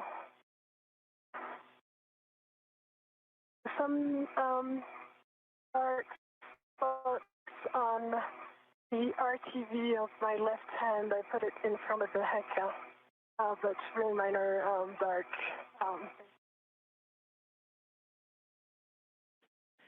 Okay, we copy the markings. If you have any other information like color or size, that's great. Right now, we'll take that as a nominal glove and hap check. Nominal color is black, and size is just less than a fingernail. Yep, thanks. And Neil's got APFR. Neil's got the APFR installed, 12 Papa Papa Foxtrot 6. And I got a locking collar, black on black, good pull, twist test. Pitch knob is depressible. Anil Menon installing the portable foot restraint at the end of Canadarm2. Sophie Adenot reporting that her gloves look good and no issues with the helmet absorption pad in her helmet. It's nice and dry, just the way it should be, as we pass the 47-minute mark in today's spacewalk. The two spacewalkers, Menon and Adenot, setting up shop for the removal of the failed space-to-ground antenna. This will involve installing 12 gimbal lock bolts to prevent any inadvertent motion of the dish on the space-to-ground antenna during its transport over to its temporary parking place on the truss of the station, and ultimately for its installation on ESP3, which currently houses the spare space-to-ground antenna that will replace the failed antenna later in today's spacewalk.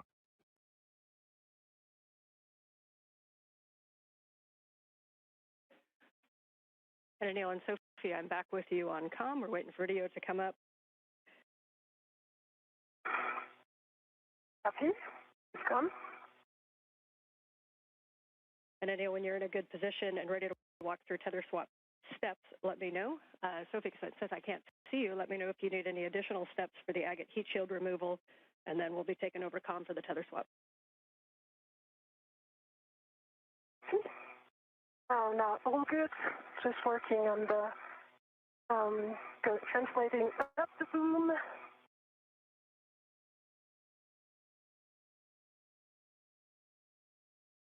Okay, copy. And since we are in our first night pass, as you can tell, reminder that your helmet lights have 3 settings: off, spot, and flood. And each time you push the button, you get a different setting if you need it. Thanks for the reminder. Thank you. And the mill's ready for the tether swap. Okay, Anil, for the tether swap, the first thing that we're going to do, you have a waist tether down, I assume? Waist tether's down and defector is down.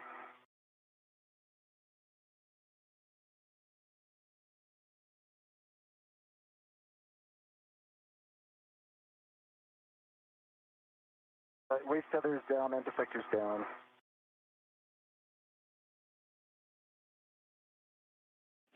Hey, Sophie, how copy?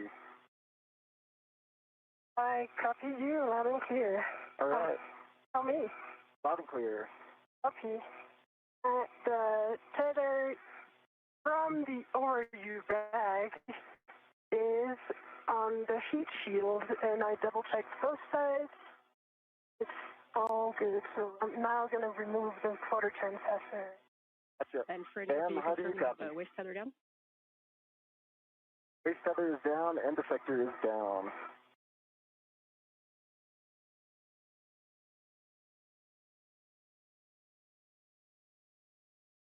I'll copy, Ann. We hear you, Neil. Ann is troubleshooting a headset issue.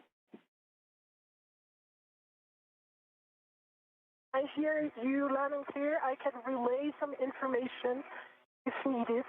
Anil, I hear both Ann and you. Yeah, I hear Ann and you. उजालों में सच धज के आई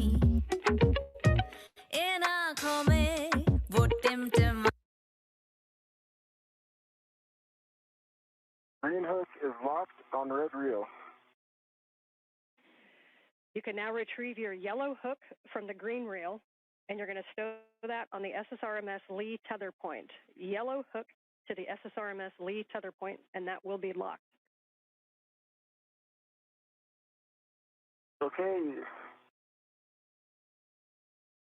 Yellow hook is on the SSRMS, right?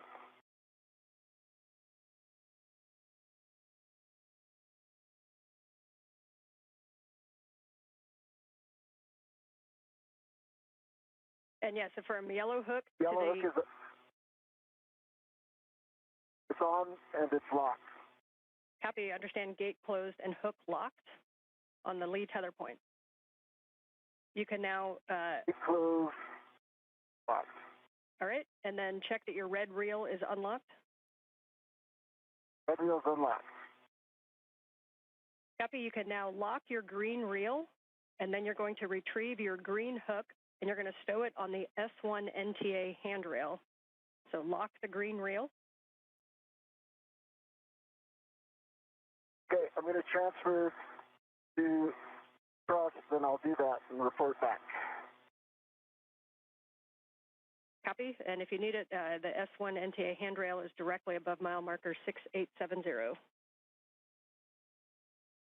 And McLean working with Anil Menon to make sure that all of his tethers are in the right configuration. He is at the end of the Canadarm2 robotic arm.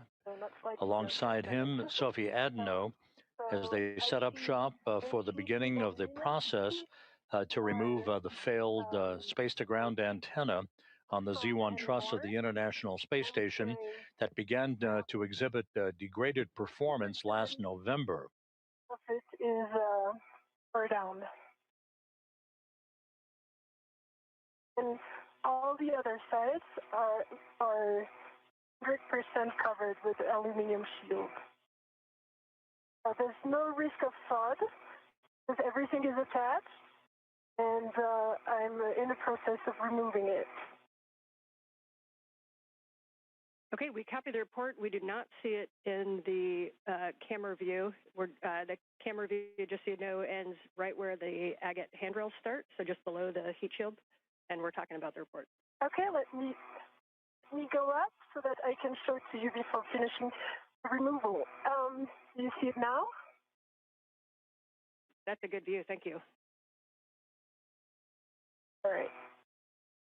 Okay, I'm going to finish the removal.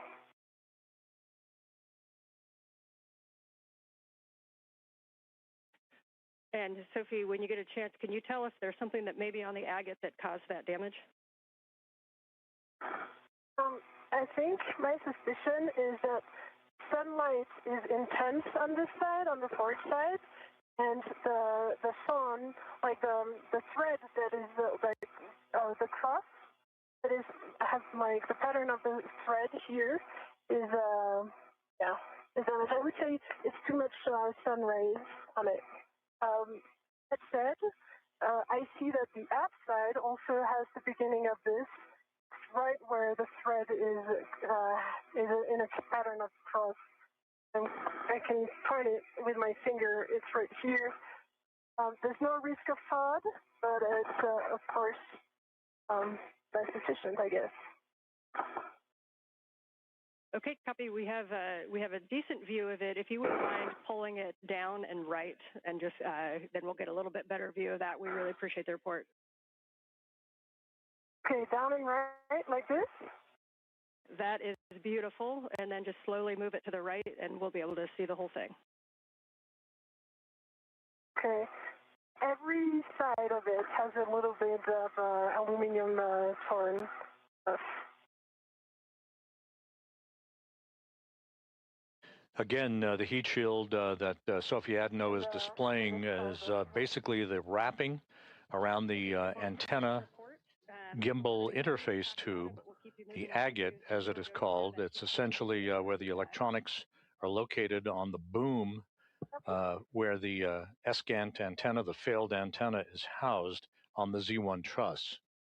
And for Anil, I'm back with you for your green hook on the S1 NTA handrail.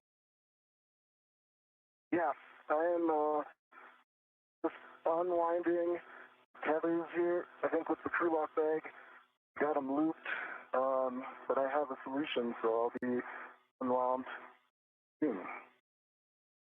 Okay, copy. Just let us know when you're ready to proceed.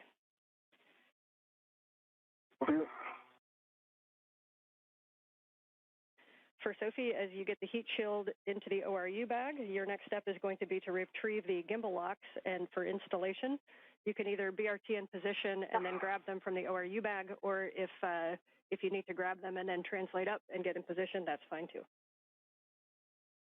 Yeah, so I'm going to wrap myself to the gimbals. I just folded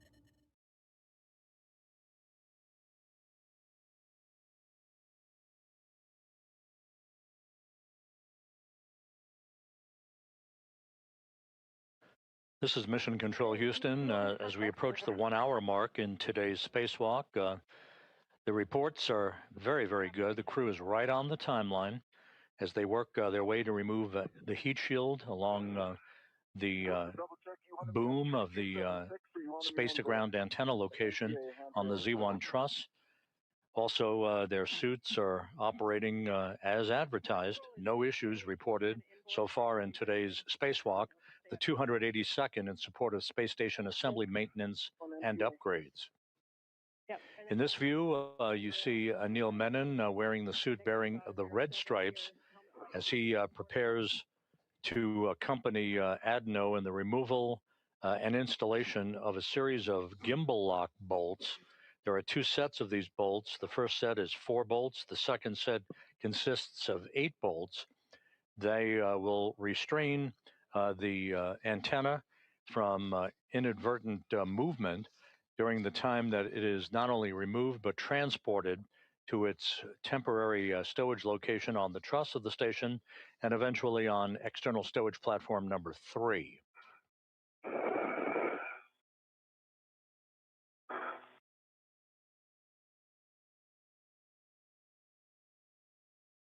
Okay, the green reel is locked.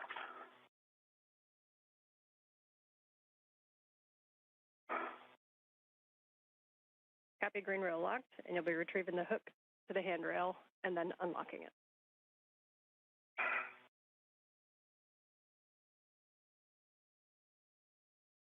Green hook is off.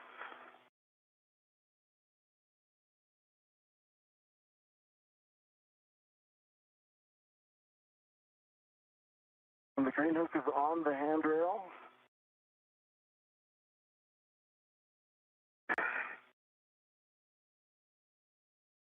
The green reel is unlocked. Copy. Your next step is to ingress the APFR. We recommend you'll be head zenith, and you can use the pump module handrail as to stabilize yourself for ingress.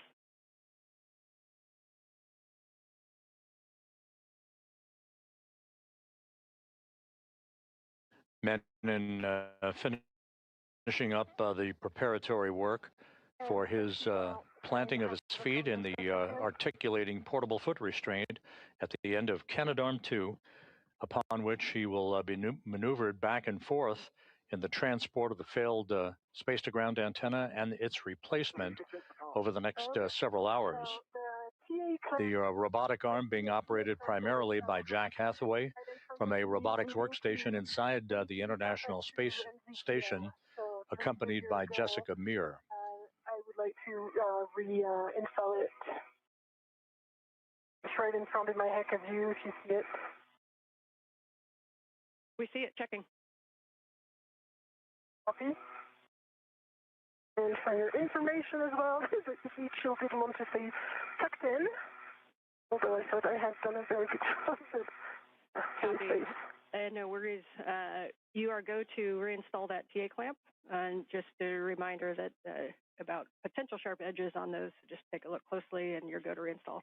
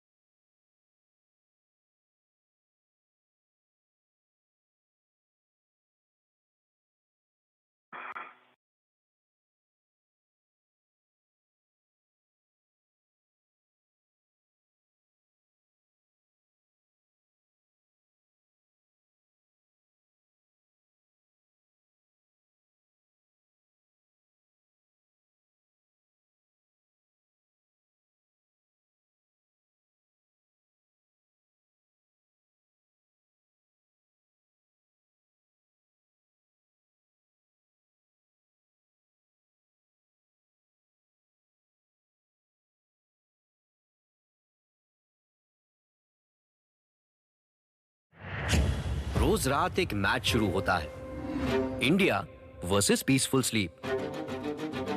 कोई बार बार position बदले, कोई back pain को catch करे, लेकिन अब एक नया coach आ चुका है, the sleep company. India's first and only smart grid mattress. They soft comfort, firm back support. Time 8:29 a.m. Eastern Time. They moved out of the Quest airlock, set up their tools and tethers. Menon is completing the installation of a portable foot restraint at the end of Canadarm2. He'll be transported around the vicinity of the work sites at the end of the robotic arm to maneuver the failed space-to-ground antenna to a stowage location, and then maneuvering the replacement antenna that is currently housed on ESP3, the external stowage platform number 3, on the P3 truss or port 3 truss of the station.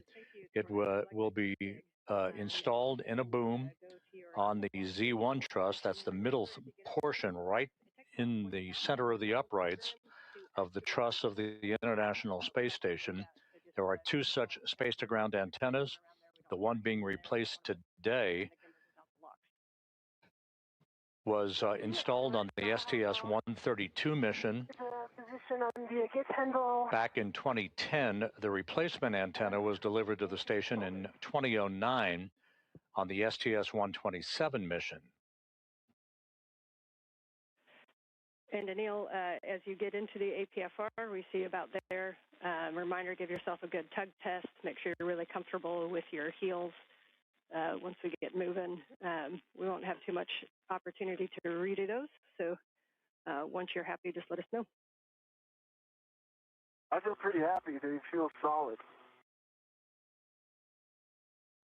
Copy. We've got a camera looking big brother right over your shoulder, and you look good there. So at this time, we'll take a glove and a half check, please.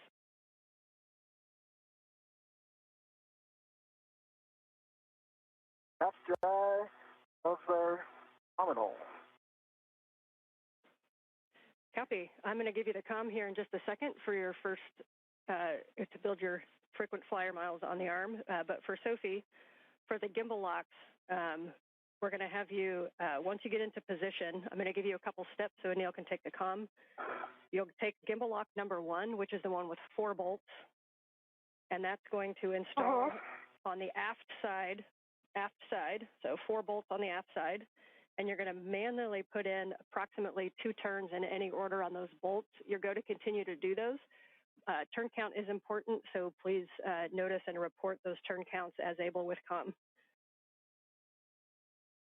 Copy. And McLean reporting to Sophie Adenot about the beginning of the work to install gimbal locks on the failed space-to-ground antenna.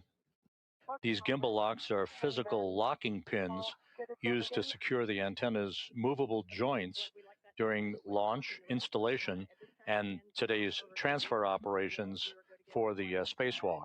The published backoff position. And Jessica, how copy? Got you loud and clear now. All right, let's do it like we practiced. I'm ready to go to the backoff position. Okay, we copy. You're ready for the backoff. We'll get set up.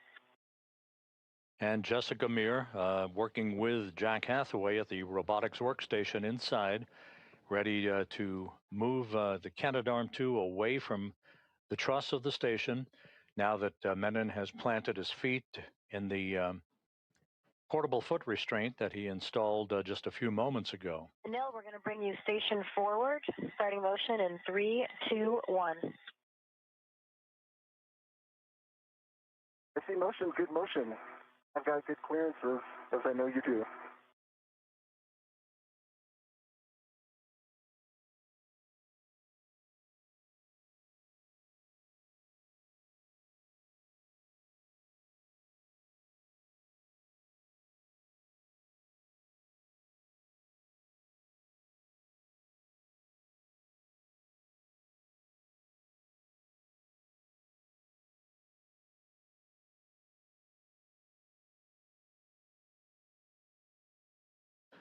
A good view of Anil Menon at the end of the station's Canadarm2 as he is being backed away under the controls of Jessica Meir and Jack Hathaway. He'll be maneuvered to the Z1 truss to join Sophie Adenot for the procedures to install gimbal locks, these locking pins on the failed space-to-ground antenna before it is basically disassembled from the boom upon which it has resided for the past 16 years.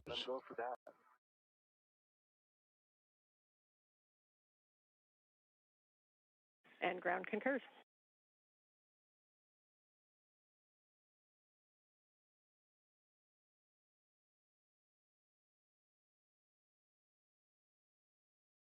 And Sophie, as you get set up, if you need to redo RETs, you can. And BRT to 003 is our recommendation. And this is your room. But Papa, pink room? Wipro smart light है ना? I'm already DRT to 003 and working on the install of the number 1 gimbal lock. Copy.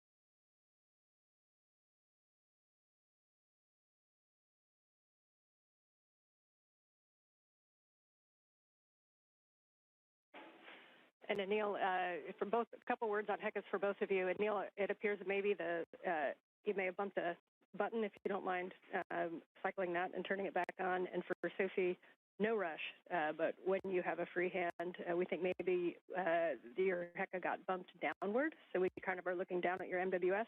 Still a great view. Don't stop what you're doing, but when you have a chance, we're going to move that back up. And then my green light was on, but I'm power cycling it. Copy. Thank you. Good info. Copies. And Anil, this is Jessica. Are you ready for the maneuvers to intermediate through Z1 back off? Anil is ready. Okay, that'll be about 3.5 minutes. Starting motion in 3, 2, 1. I see motion, good motion.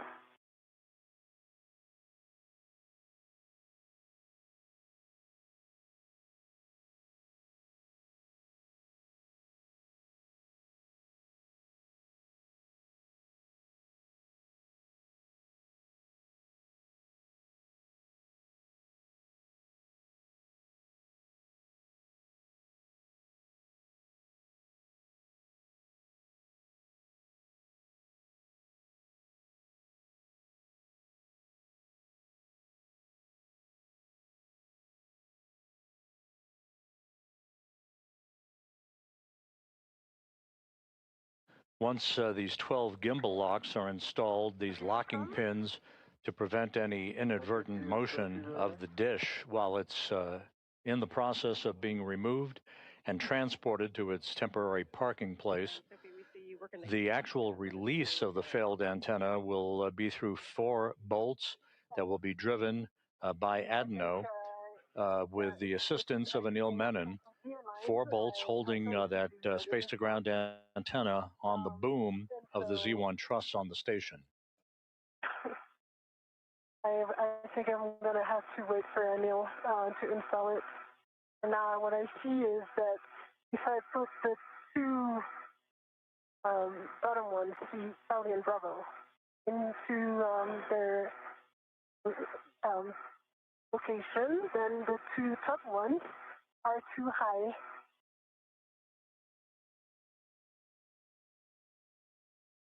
Okay, we are tracking And if we wait for Anil, that's okay. If you'd like to continue troubleshooting it, just make sure that there's no side loads pulling on it.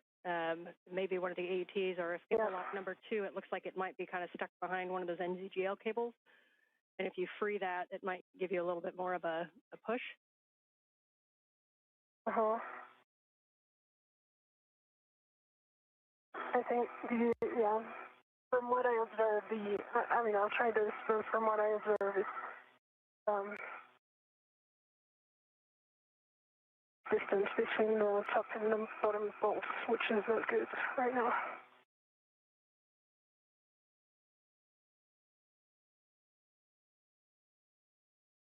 When I get there, do you have suggested solutions?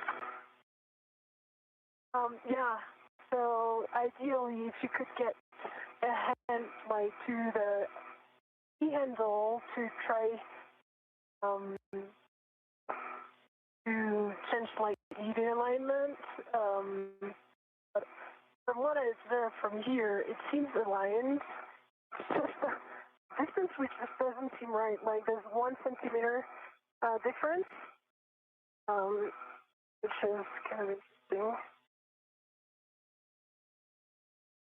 Okay, I just locked the other rat. I'm gonna give it another go. Now there's no side load at all. Okay, we are tracking and we're talking about it. Okay. And can you, for my purposes, can you remind me what bolt you're looking at? Charlie Bravo and Delta Alpha.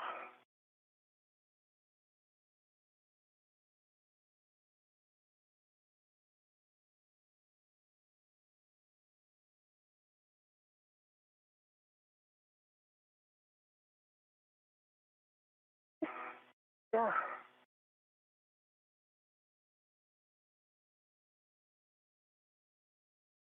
What would be easier then is I would take care of Charlie and Delta.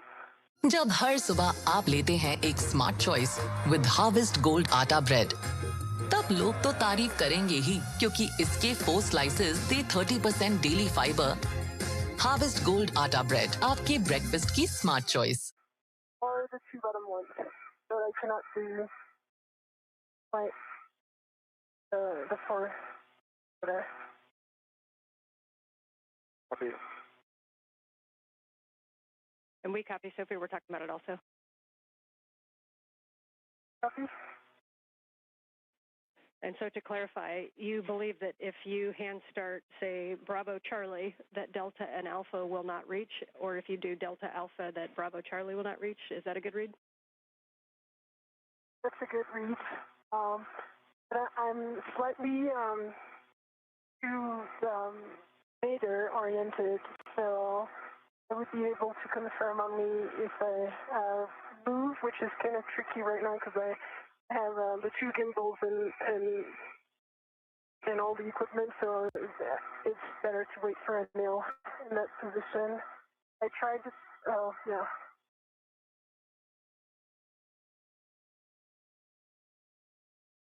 Okay, we copy.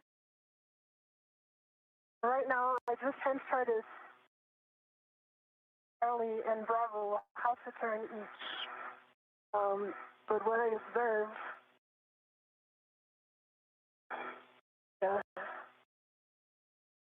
so it doesn't work. Or maybe it just needs some more force to attack.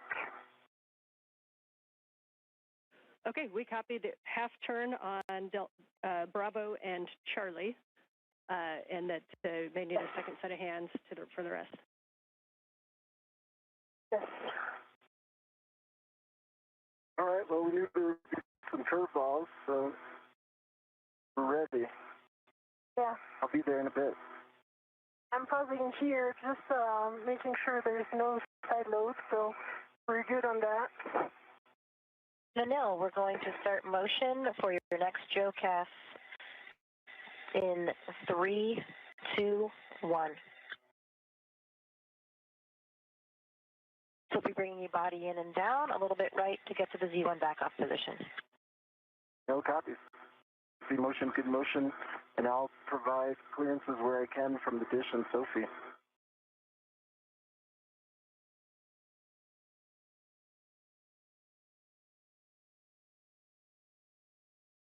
I see the day is coming, so I'm going to turn my visor.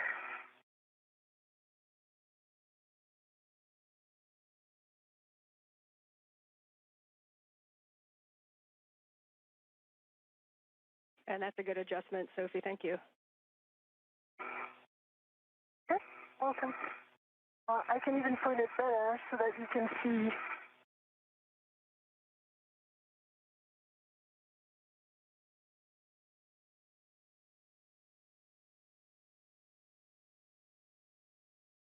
I have a very good view of Anil, of the arm, of the SASA antenna. We see the same thing. We've got a great view from your Heka of, we can kind of see Bravo Charlie Alpha, and we see Anil off to the right.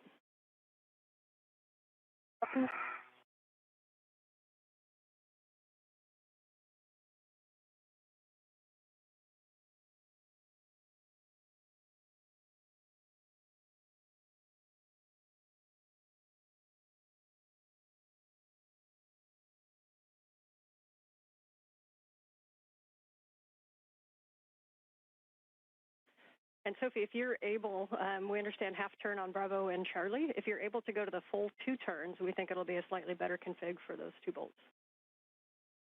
Copy.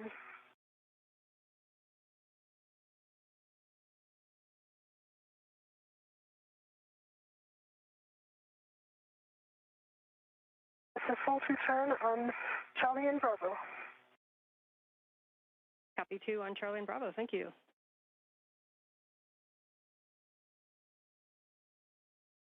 That was awesome in your menu. Thank you.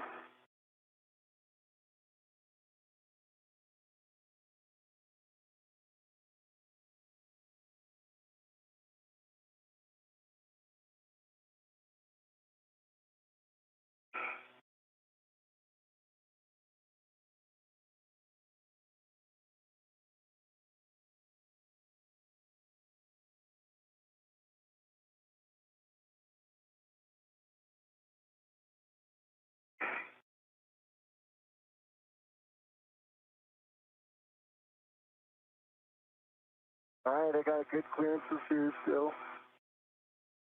Yeah.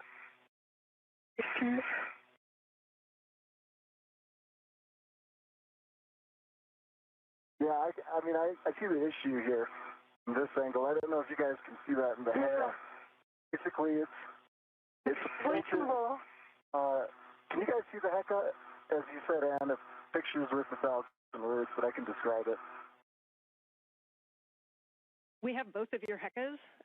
We're not quite close enough with your Heka, Neil, to make out the detail. We can see Sophie's pretty well. Okay. I think what I'm seeing is cheesy flaming boss burrito, rolling, cheesy melting sides, oozing, slow aged chili sauce, flaming, jalapeno tang, snapping, zingy kicks popping. Crunchy to start, make some noise. Every bite, new surprise. Taco Bell cheesy flaming boss burrito. It hits different. to the F-scan. It angles off from it. Let me see if I can turn some. Yeah. I mean, what I observed from here is as if the antenna was too tall. Yeah, that's a great description, and we see the same thing on the helmet cam. We're talking about that. I wonder if it would help to position the forward side as well. Well, if I can get the antenna moved purely. This is Mission Control Houston, 1 hour, 21 minutes into today's spacewalk. Anil Menon at the end of the station's robotic arm, along with Sophie Adenot of the European Space Agency.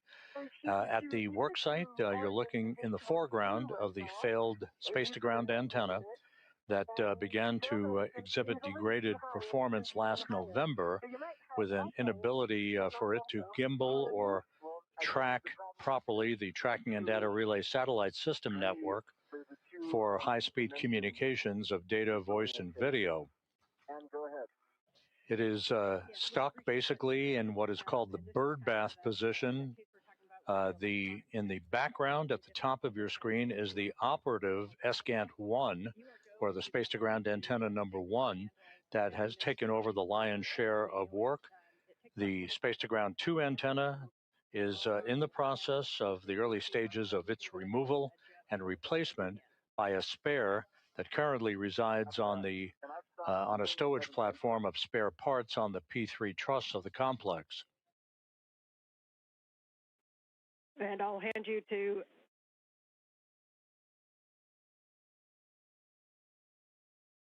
the two spacewalkers are in the process of attempting to install 2 sets of gimbal locks.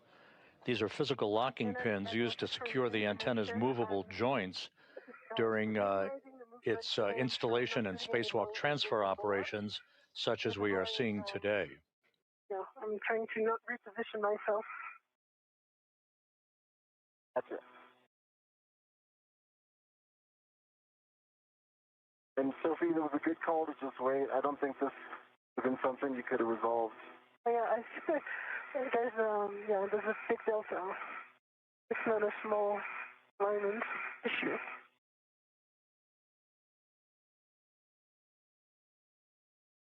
And Anil, we are at the Z1 backoff position. As you know, we're ready for the GCA to the bolt access position on your go. Your go for the bolt access. Okay, we are going to be bringing you body in, and we would like you to help keep your clearance from the SGAT antenna. Okay. Ready for body in, and I'll keep clearances primary. Starting motion in 3, 2, 1.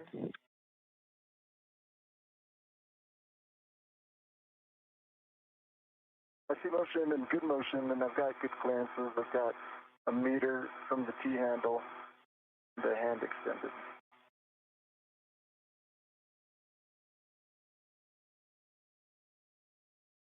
Good clearances.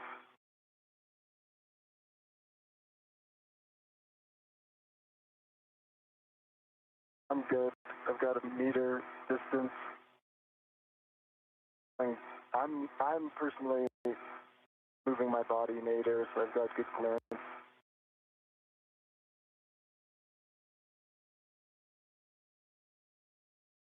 I've got half a meter clearance, good line of sight.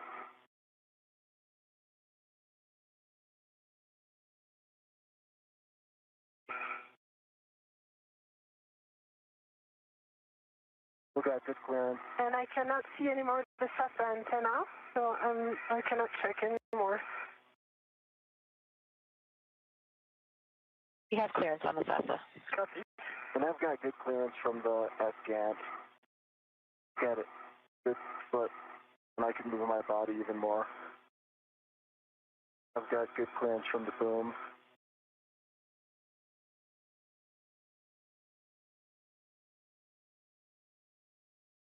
Got a foot, I've got a lot of body travel I can put into this to create more space, plenty of room.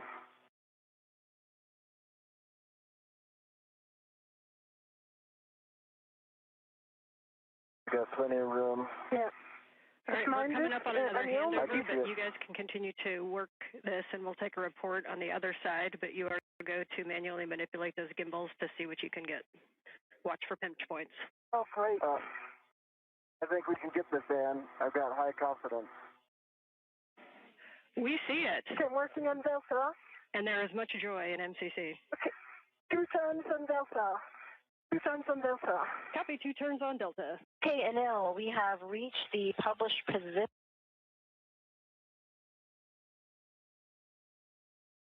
अब आएंगे हवा में उड़ते हुए खतरनाक germs जो land करेंगे सीधा आपकी टॉयलेट सीट टैप पर। Be safe toilet seat sanitizer spray और पाओ 99.9% protection against germs. And Adenot working on the installation of these locking pins before the failed space-to-ground antenna can be removed from its boom. Delta Alpha in this order. She might be on handover, so... I'm here. Yeah, I think maybe... Okay. So, hey guys, hey, nice job. We copy 2 turns on all bolts. You're going to now retrieve the PGT. They both work. We recommend using Sophie's PGT with a 2-inch rigid. Sophie, so Anil, because I'm kind of stuck in the movement, I'm going to give it to you. Yep, I got it covered, Sophie. So what I suggest, I align the bolts and the PGT, and you brace and put the motion in, so that I'm going to stabilize this on the bolt. Okay, I've got your PGT. Is it cowled? Yes. Okay. And just as a reminder, Bravo 1, clockwise 2, I think it's already set. Bravo 1. Clockwise 2 is set. I can see it. Yep. Okay, tell me which bolt. You start with Charlie, and I'm going to get you towards Charlie. Okay. All right, we like it. Bravo 1, clockwise 2. Understand Cal is complete. Bolt Charlie first.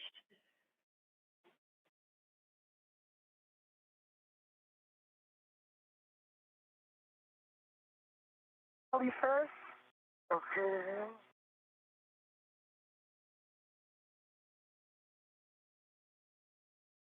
Okay, it's in. Okay. And then I'm going to... Turn to motor. Wait. Can you hold the PGT? There. The PGT held. And I'm going to turn to motor. Okay. Why don't I stabilize it and you hit the trigger rate? Now do the turn count. Okay. But you didn't do the cow, right? I had heard it was cowled. We did not cow it. No. We need to cow it. No, okay. So when you turn it on, right make sure now. the collar goes to Cal first, Yes. and the ratchet is in clockwise or counterclockwise, and press the trigger for Cal. Yeah, it worked. Copy.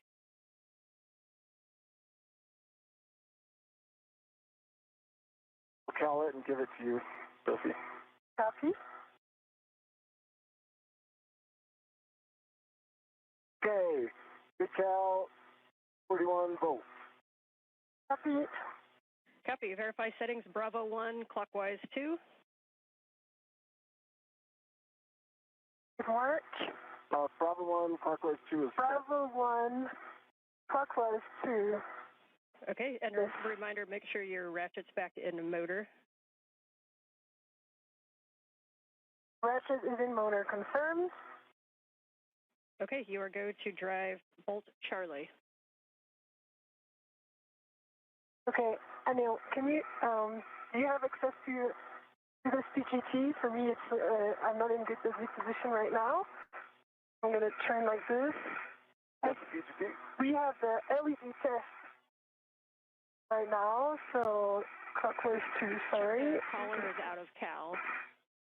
Yeah, we are now in clockwise 2, Bravo 1, clockwise 2 confirmed. Okay, I'm pressing. Can you activate the trigger? I sure can. Are you going to do the count? Reminder that turns are very important, so if one of you can give us the count at the bolt.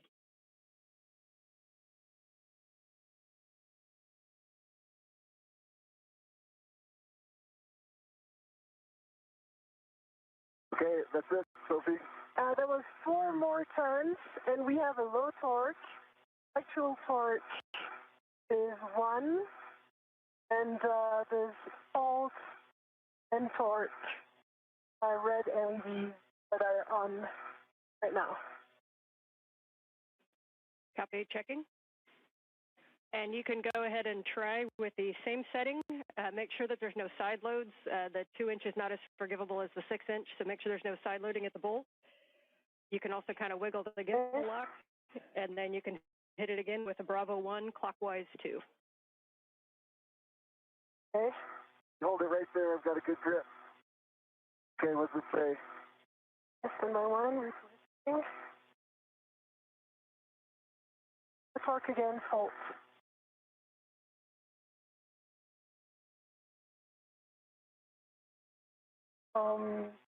There was initially I had 2 hand turns, and then we turned 4 turns, but 6 total, and low torque.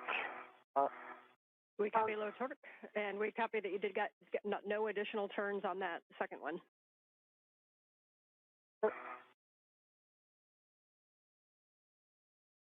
And if you want me to really get a hold of it and try a third time, I'll need a little bit of GCA. I can do it. Yeah, we do think you guys can decide if it's GCA or if Sophie needs to reposition. We do think that that the PGT needs to be braced a little bit harder, so maybe clocking it down so that the PGT handle is directed nadir more towards Sophie or in a place where you can have two hands on it with your BRT. Get ready as we power the future. Be part of Core Ren Expo and Energy Conclave 2026, coming this September to JLN Stadium, Kochi. To give it like really strong hold. Okay. So then I need to reposition. And it's going to take a while. Would it be easier for me to just GCA in? What do you think? Yeah, it's up to you. Do you think moving the handle to point down towards Sophie would do anything? Okay, just evaluate this. Okay, let me try. Right there. It's just set up.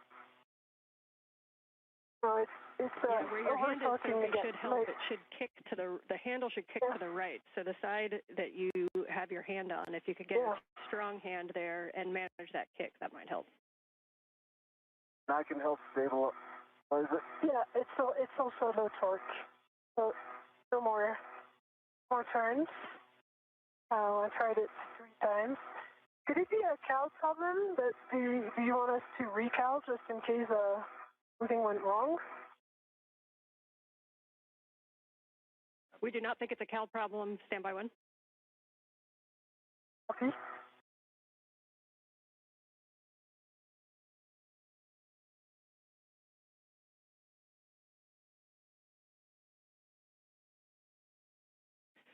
And Sophie, just to be clear, we got the full two hand starts and then 4 additional turns with low torque.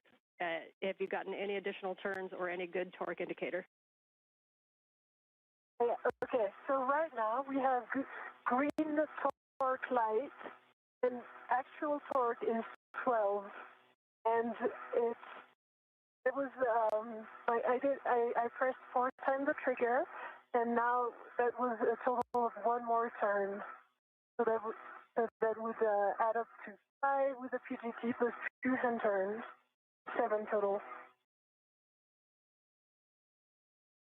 And 12 actual torque. It subjectively looked good to me, and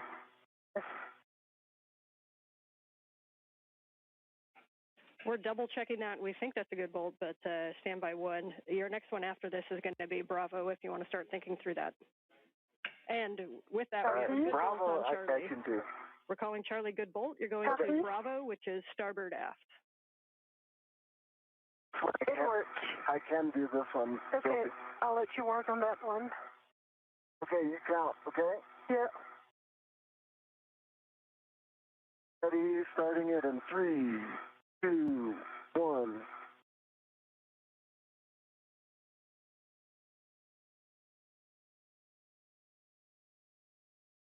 That's 4. What does it say? And I can see it's a good green light, 12 tons, 3 actual torque. And that was 4 turns. Copy 4 turns, green light.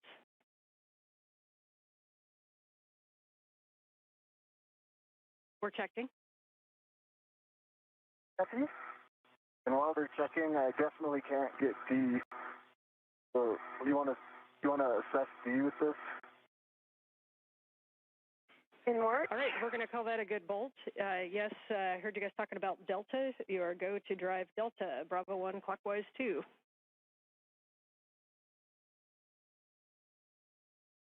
There you got it. Put it more down. Okay. Yeah, okay. Now it's good. I have it.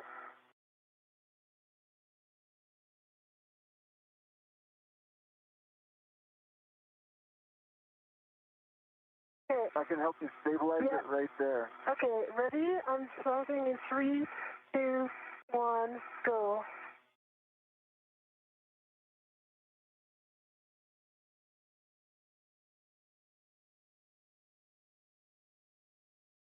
I saw 5. 4.5. Okay. 4.5 probably. 4.5. With green light, 12.1 torch. Copy. 4.5 turns, green light on Bolt Delta. Yeah, and from what we observed, it's fully seated inside the location. That's what I can do if you want me to do Okay, it. please do it, and I'm going to hold it. Okay. All right, you count. Tell me when you're ready. I am ready. Okay, 3, 2, 1, driving.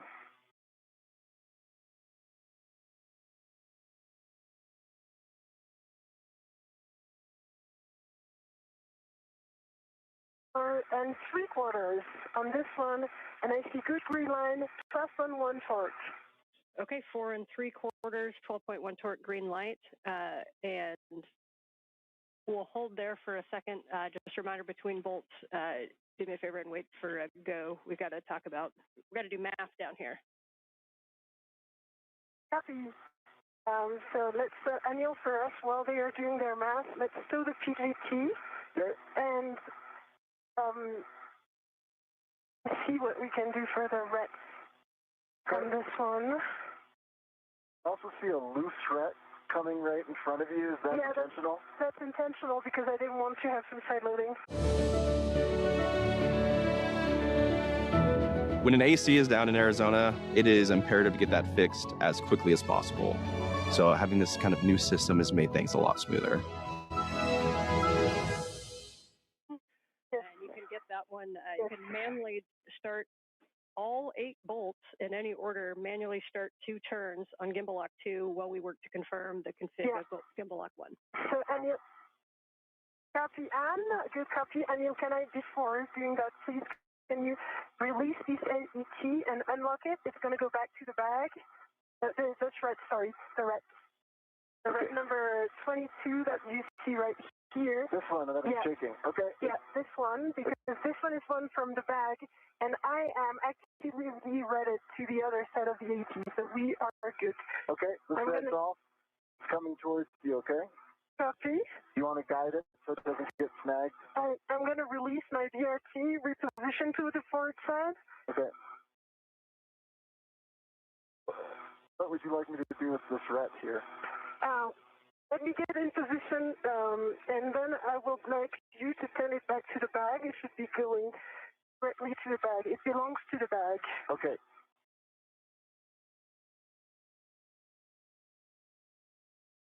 Good job on those bolts. What? Good job on those bolts. It didn't start well, but yeah. If I could speak French, I'd say straight in. All right. Okay. So let us observe what the bag is. Can you? Okay.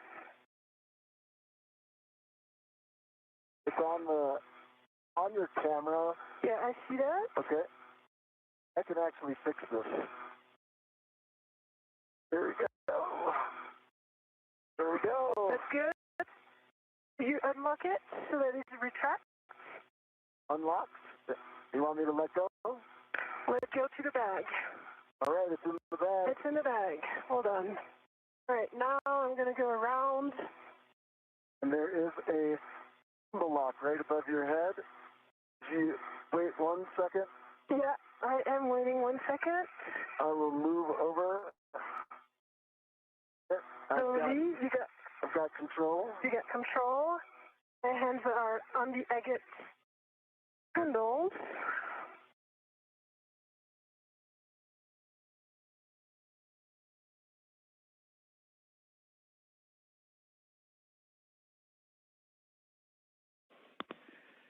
All right, nice work on that, you guys. Much rejoicing after the move of the gimbals and getting that lock number 1 on. We see you working number 2. And again, just a hand start on each one of those bolts in any order.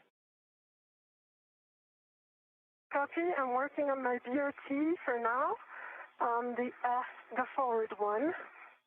This is Mission Control Houston. And just do me a favor. 1 hour, 42 minutes into today's spacewalk. That you get into them, that'll help us. As you watch the work of Anil Menon and Sophie Adenot outside of the International Space Station, Menon, his feet planted at the end of the station's robotic arm, wearing the suit bearing the red stripes. Adenot is in the unmarked suit. They have completed the installation of the first quartet of gimbal lock bolts. These are physical locking pins to make sure that the space-to-ground antenna, the failed antenna, does not inadvertently rotate out of their maneuverability capability during the transfer to a temporary parking place and then to a stowage platform on the P3 truss of the International Space Station. The same will be the case for the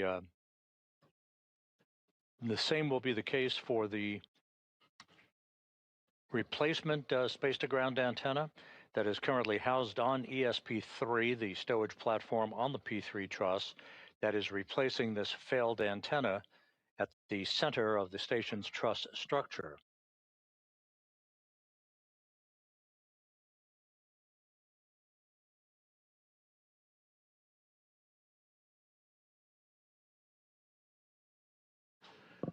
The crew is continuing to work just about on the timeline. The first order of business, of course, the removal of a heat shield at the base of the boom upon which the failed space-to-ground antenna resides. Now the installation of these locking pins to restrain any movement by the space-to-ground antenna dish during its transfer to its stowage location.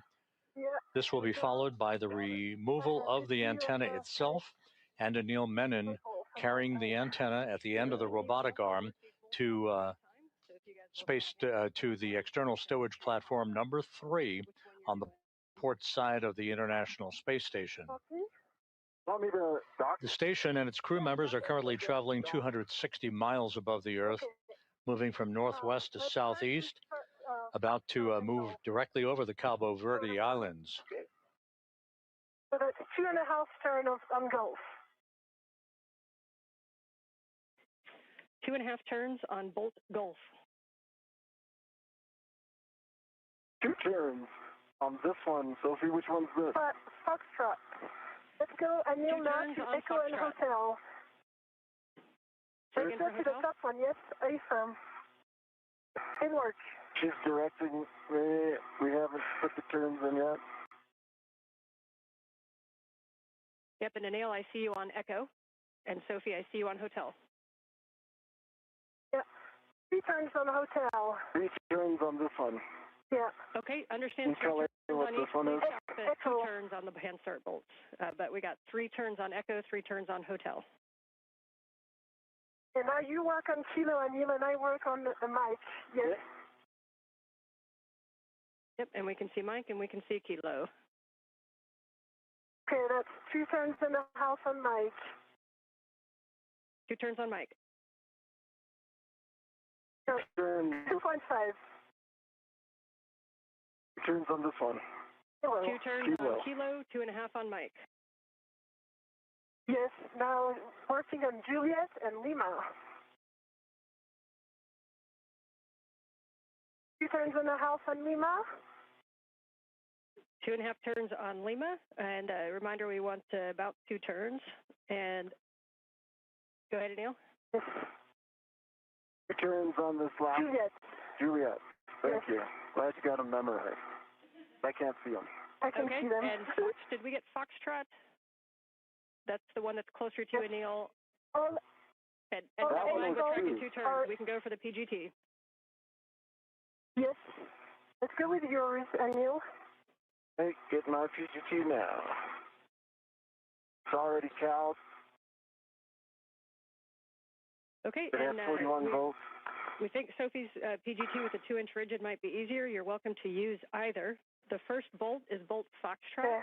That is the one that is Yep, Sophie can see it right there. It's closest to you, Anil. It's one of the bolts that goes to the SCAT, so it's the lower one on your right.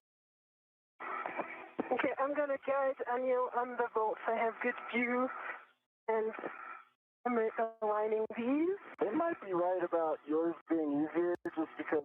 The two spacewalkers are working in tandem to complete the installation of these gimbal lock bolts. These are physical locking pins used to secure the antenna's movable joints during its transport. In this case, it's transferred to a stowage location once it is removed from the boom. This is the failed space-to-ground antenna that the two spacewalkers are working on at the moment.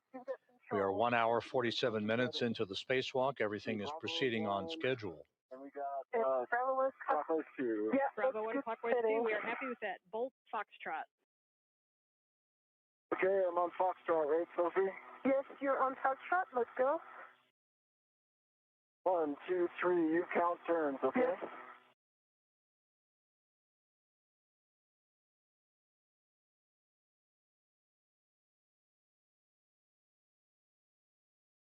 We're in a house, and I see that bolt is fully inside fully seated inside. And I got low torque, 10.8. Low torque, 10.8.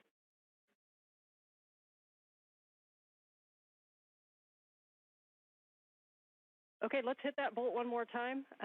Just a reminder, try to be in a real good bracing position, no side loads. If you need to wiggle the gimbal lock at all, this first bolt might have a tendency to side load more. And bolt Foxtrot.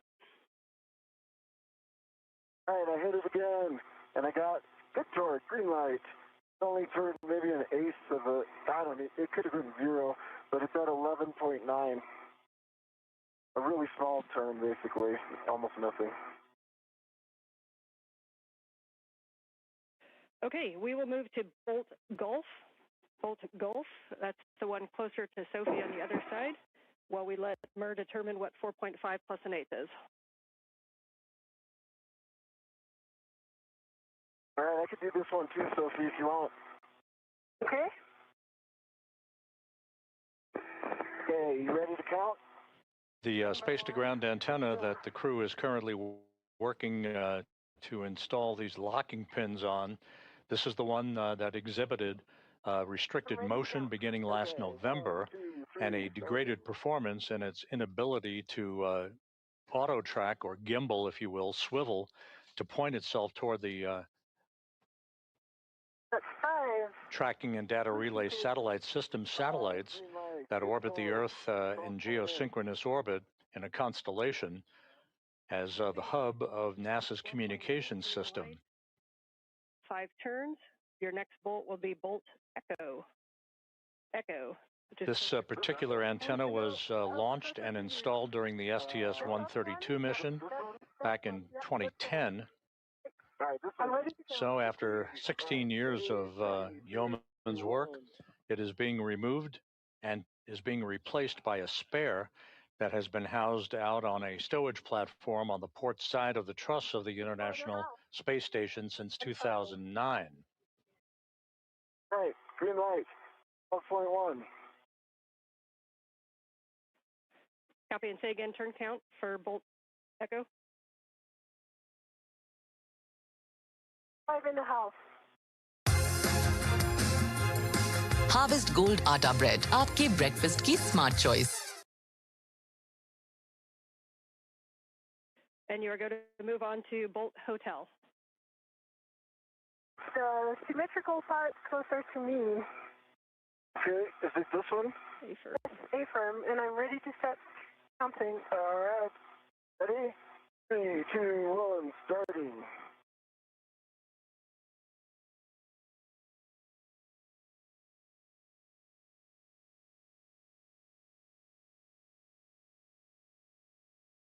Five and 3/4. Green light, 12.2. 5 3/4, 12.2 green light. Copy for Bolt Hotel.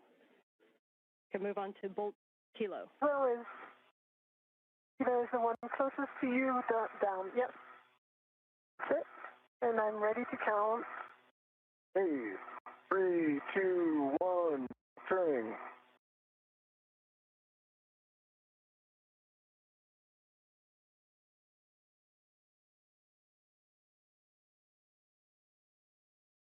Four and 3/4. Green light, 11.8.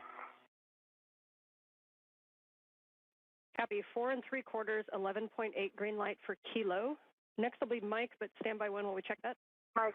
Okay. I can't see that, but if you can put this and on, we'll keep going Yeah, with I'll. Bolt Mike over by Is Sophie. this? Nope. Is it this one, Sophie? No, it's this one. Okay, I want you to start. I'm extending my ready position. Oh, yeah. Yep, you're in. Let's go. Okay, ready? I'm going to try not to side load this. 1, 2, 3, starting.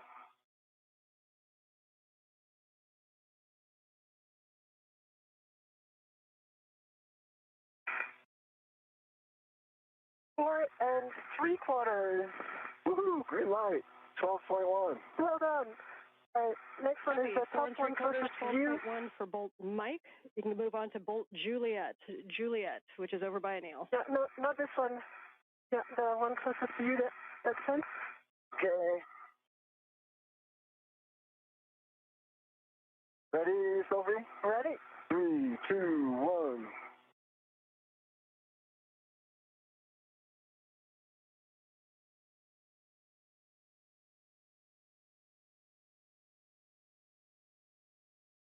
Four and 8 turns. Low torque, 9.5, but I did my hand slipped a little bit. If you're okay, I'll hit it again. Yeah, and I see it's fully seated. Yes, we agree with the plan to hit it again, please. Hey, ready, Sophie? I am. All right, we got good torque, green light, 12.2, no turns. We copy no additional turns with a green light. You can go on to Bolt Lima. Bolt Lima, final bolt. The one I'm pointing with my finger here. Only I could see your finger. Okay, I'm getting. Okay. Okay, you're in. Ready? All right. Ready? Yep. 1, 2, 3.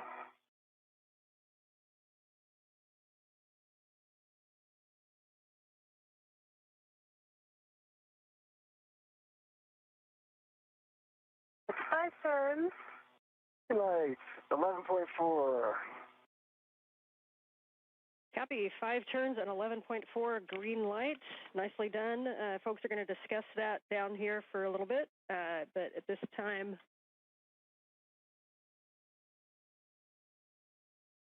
It's 11.9. I might have said 4. Old age.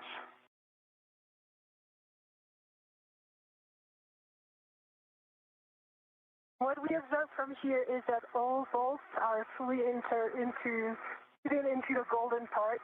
Okay. They look all the same. So Sophie, at this time, first you guys can stow the PGT, and then we're gonna. I have a task for each of you. Anil, we'd like you to do a wiggle test and take a look at the gimbals. And you kind of got to move it before. Let us know if it moves at all. Sophie, once you stow your PGT, you can remove the AET from the gimbal locks, and you'll be stowing that on the starboard aft agate handrail. Copy. And that gimbal is rock solid. That's a great report. There was much joy. Approaching the 2-hour mark in today's spacewalk, Anil Menon, you see him, his feet planted in a portable foot restraint at the end of the Canadarm2 robotic arm, declaring success as he and Sophie Adenot have driven a total of 12 bolts, these gimbal lock bolts, these locking pins in place to secure the failed space-to-ground antenna from any inadvertent motion after it is removed from its boom on the Z1 truss and transported to a stowage location. Oh, no, first is the AET. The AET? Yeah. In what? And these can be done in any order from here. So if Anil, you want to start NZGLs while Sophie works the AET and the MUT, that's fine. Just let me know what words you'd like. I think that's a great idea. Why don't I start on the forward and... bro ball अंदर मत जाने देना वापस नहीं मिलेगी अब चाहिए energy predator energy हर SIP में एनर्जी का जोर है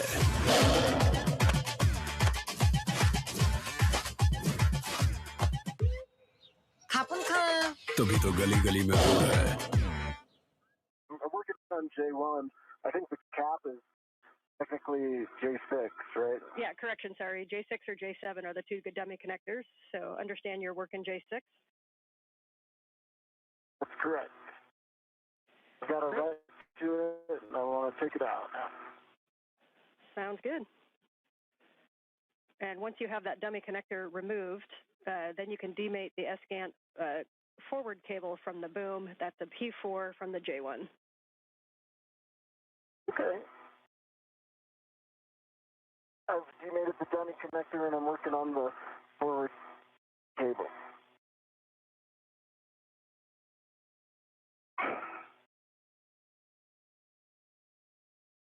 It's aft over center now, and it's off.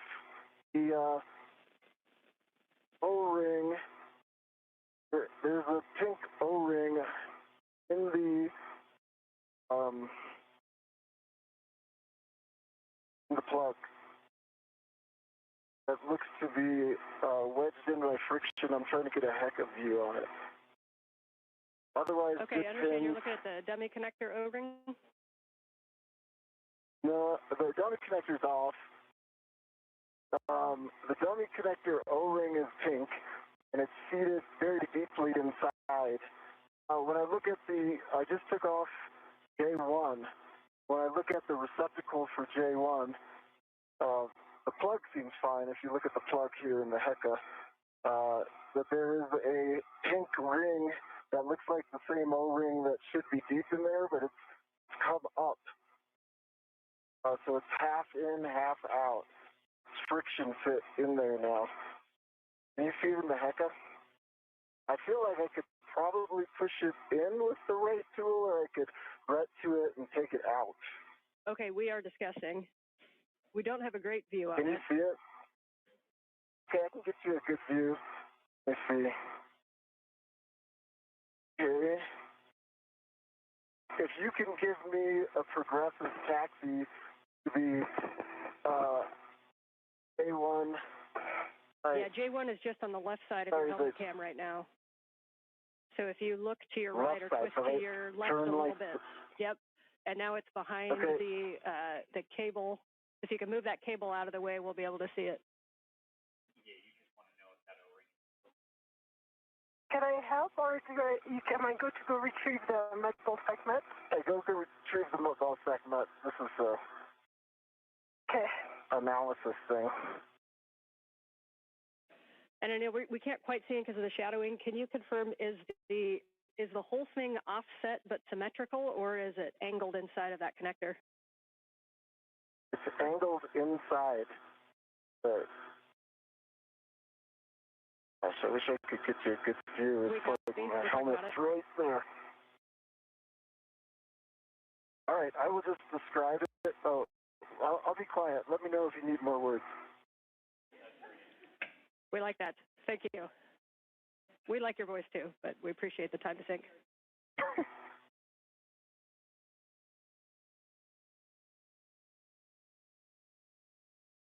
Okay, you are going to put the cap on there. We are okay with that angle. So once you've looked at the cable and verified no FOD, good pins, and a good EMI band, then you can mate that cable to the dummy receptacle and the cap on the J1. We probably won't be so forgiving of the new one.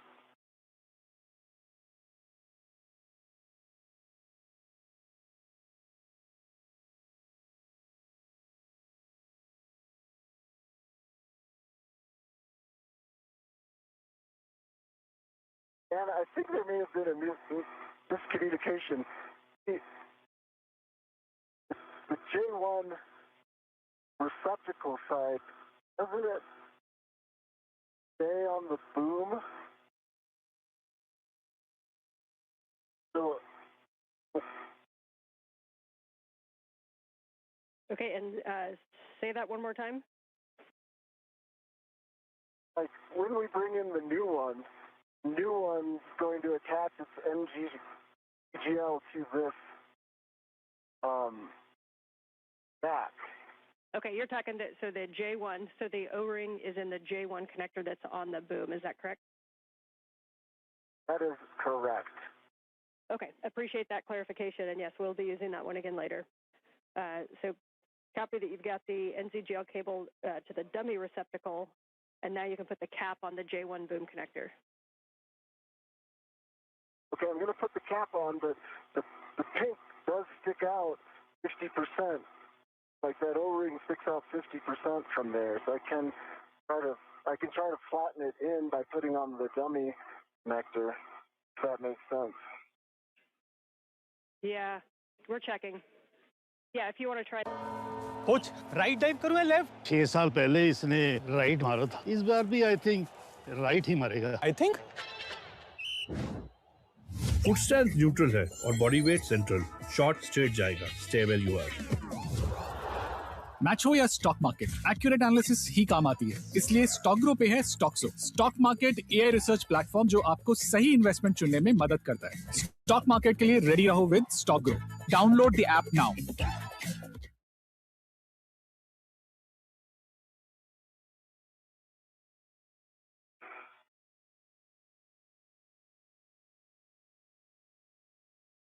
This is Mission Control Houston, 2 hours, 3 minutes into today's spacewalk by Anil Menon and Sophie Adenot, the 282nd spacewalk in support of space station assembly, maintenance, and upgrades. The crew well into the work to remove a failed space-to-ground antenna from its location at the middle of the backbone or the truss of the International Space Station on the Z1 truss. They have installed a series of locking pins, or gimbal locks as they are called. The next order of business will be the actual releasing of 4 bolts holding the failed space-to-ground antenna in place on a boom on the Z1 truss.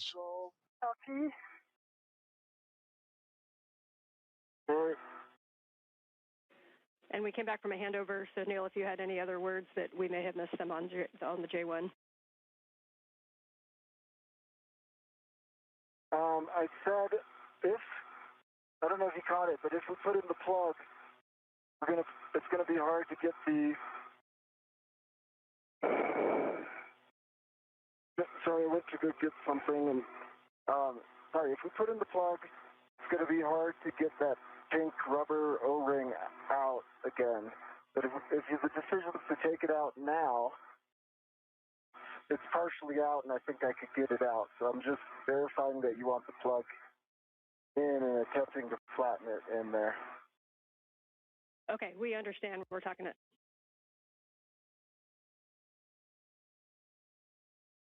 Okay, Anil, I think we can work together on this install. Okay, I think I need to hand this to you so I can secure my AVFR position. Yep. Reach got me out of place a little bit. Anil Menon is referring to the demating of the acronym is NZGLs. These are NASA zero-G lever locks. The lever-actuated electrical and data connectors that have provided the electrical and telemetry capability for the failed space-to-ground antenna. Moving of this thread from the bag. Okay, you want me to put the scoop on? Yeah. Okay. And I'm releasing the side loading with my hands on the red. Almost there. Yes. Okay. You're in. Son, do you want me to lock it? Yes, please. Space station currently flying 260 miles just south of South Africa. And I see it locked. Is it locked? Is it set itself in? It is locked. Okay. Yep. And so, just Yep, we So recommend before keeping I the ball release the stack ret, loose. so I can. Yes. So the ball stack is loose. The first jaws on the scoop are locked. The ECOM 1 and 2 are locked, black and black, and the second MUT is jaws open and unlocked. So for me, it's good config. I can release the ret from the bag. Do you concur? Yep, we concur that that's a good config, and you can release that ret. If you want to put the O-ring on that red, Anil, you can. Otherwise, we'll remove it and put it in a trash bag. Oh, yeah. Put it on that rat, Sophie, so give me that rat. Yeah. I can try to get it. Got it? Okay. Just a sec. Orientation. Yeah. Second hand. And hey, for the crew, real quick, if you could just hang on to that O-ring, we may be using it again. So just keep it in an accessible position, please. You can just put on a ret back to a workstation if that works. I should keep it on my person then. Okay. Okay, we like that plan. Good config. Nice work on the scoop and MUT ball stack. That looked pretty simple in the scheme of things. And we'll be going for the second connector.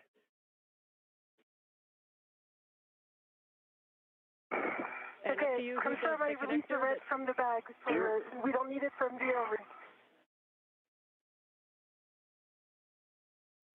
You release the ret, Sophie. I'm going to put the O-ring on this AET right here and keep it behind my workstation. Copy. Okay, we like that config. The things that we have left are the other NZGL, and then we'll be releasing torque using the ratchet wrench. So if you guys want to work the last NZGL, then we'll get in position. Okay, let me work on the NZGL. I'll work on this cap, and you do your thing with the O-ring. Okay. Okay, so you'll be removing the cap from the... Again, the acronym NZGL refers to... अपने घर का सपना अब और भी आसान। PNB home loan के साथ पाएं आकर्षक ब्याज दर सिर्फ 7.20% से शुरू। ईएमआई सिर्फ 679 प्रति लाख से और प्रोसेसिंग फीस बिल्कुल निल। तो इंतजार कैसा? अपने सपनों को दीजिए अपना पता। Punjab National Bank, the name you can bank upon. Data relay satellite system satellites, the constellation of satellites that orbit the Earth in geosynchronous orbit about 22,300 miles above the Earth. The situation with this particular antenna continued to worsen, causing flight controllers to transfer the prime load of communications capability from the station, the high data rate transmission capability, to the other S-GAN 1, that is located alongside of the failed antenna on the Z1 truss of the International Space Station.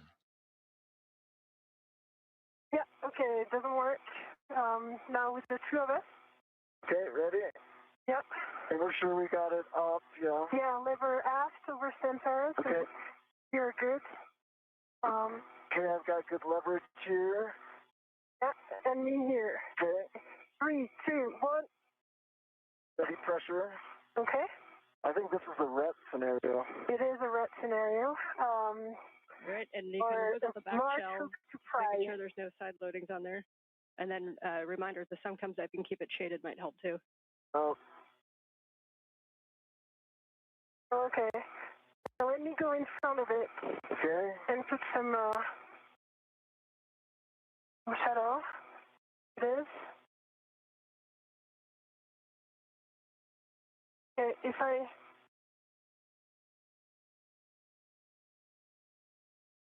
try like this? And I'll wiggle the back shell. Just give you some. Yep, okay. We're seeing you working it, and you see that the lever is aft. And this is a situation where you could use an AET as well if you need a little more pull.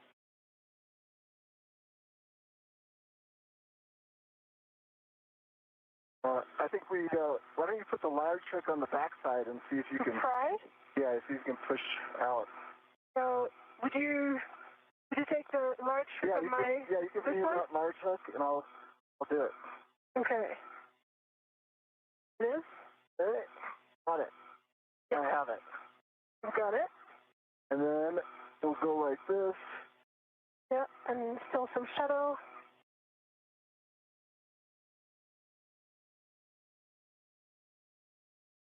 Okay.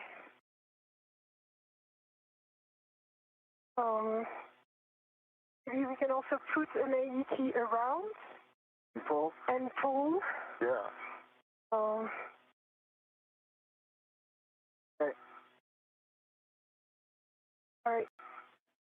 Yeah, so our ideas down Try here is one you more could put time. an AET Yeah, down. and I'm going to help you push like this. Oh, 1, 2, 3. Stand by one. Okay. Stop doing that. Yeah. Just want to be sure I'm not doing something stupid with my gloves. We're good. Gloves nominal. I see it moved from 1 millimeter on this side. Okay.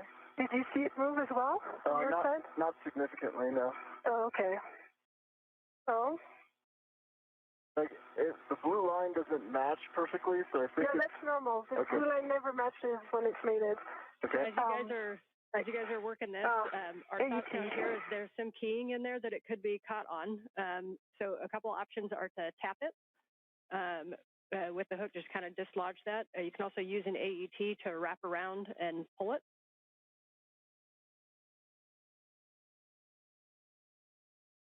Do you think the night time would make it easier? Well, if we haven't gotten it in 2 minutes, we will find out. Okay. Okay. So I don't have a red. Yeah, I do have this red. Okay. I'm going to use the AET from my mini workstation. Yeah, we do think the AET is going to be maybe a good option to try, wrap around and pull it. Copy.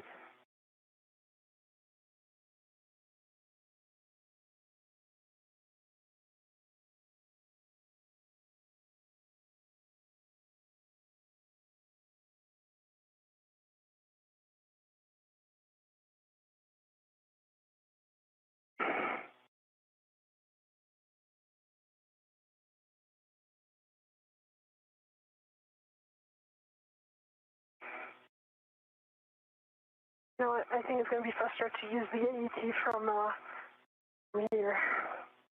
And one note, Sophie, when you're pushing, there's kind of two parts in that shell, and if you're right against the kind of the bottom of where the connector, that's the jack that kind of stays there. So make sure you go up a little bit to push on the actual connector. Okay. So I do have one red to AET that was on the agate handle. Okay, yeah, we can use that one and wrap it around. Just make sure you're not right at the base. You want to go up from the base so that you're on the actual. Cheesy flaming boss burrito, Rolling. cheesy melting sides, oozing, slow aged chili sauce, flaming, jalapeno tang, snapping, zingy kicks popping, crunchy to start up, make some noise. Every bite, new surprise. Taco Bell cheesy flaming boss burrito. It hits different. Place on its boom on the Z1 truss of the International Space Station. This in preparation for the unbolting of a series of 4 bolts holding the antenna on the boom. That will be the final task in removing the failed space-to-ground antenna.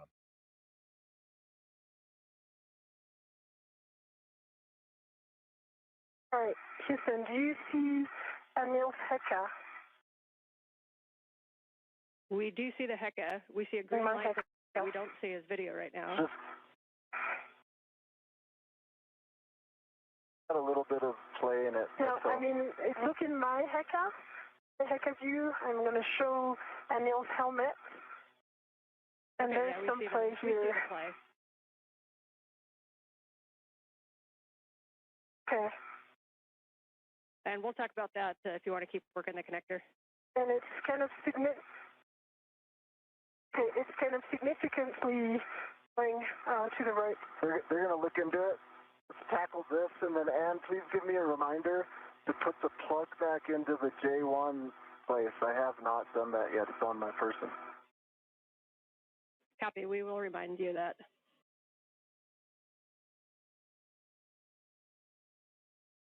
All right, let's see if we can tackle this one. Yeah, I'm just removing the AET from the agate handle, but I don't know why it's a bit stuck right now. All right, while you do that, I'll put this plug in.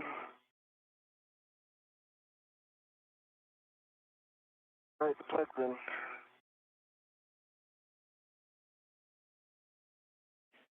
And you guys had mentioned it, but we want to make sure that handle is fully thrown aft, and that you didn't sense any damage or weird sensation when you moved that. Is that correct? I did not. Aft. Is there any utility to moving it forward again and then aft? But aft, it's full aft over center. No weird you can sensation. try that if you want to verify aft.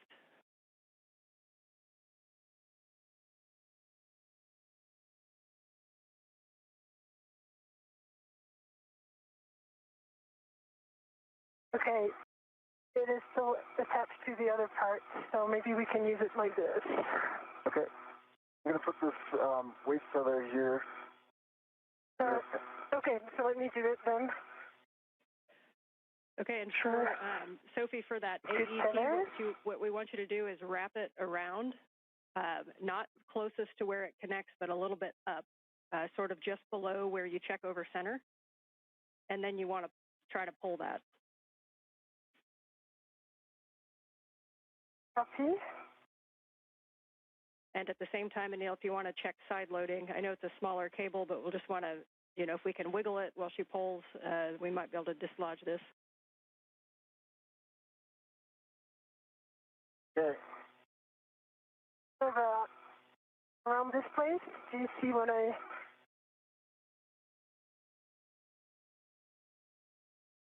Okay. I'm in good position. 3, 2, 1. 3, 2, 1.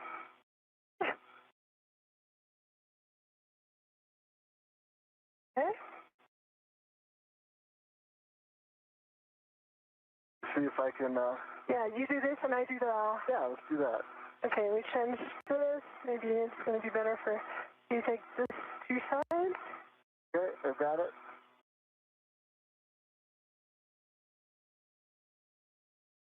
Take this. You wanted me to get both sides, I see. Happy medium, but yeah, you take if you both want to go sides back down and just a little bit. Look at this. What? Okay, I see. Yeah. I think we need to unlock it from the agate handle there. Yes, it makes it easier for you. Yeah. It is read it to me, so we are good. All right, and Sophie, for the positioning of the AET, if you put it kind of right over the linkage, then that's going to be a good position. Right over the linkage. Yeah. You agree this is right over the linkage? So close to the blue line? That makes sense. Yep, we think that's a good position where you're at. Okay, you ready? Yeah, I was just like at the limit of my APFR. Okay. 1, 2, 3. Yep. I would need a GCA to get like my legs into this. You're still able to pull some force, and me too. I could put about like, I don't know, I feel like that was maybe like 20 foot-pounds. Yeah. Okay.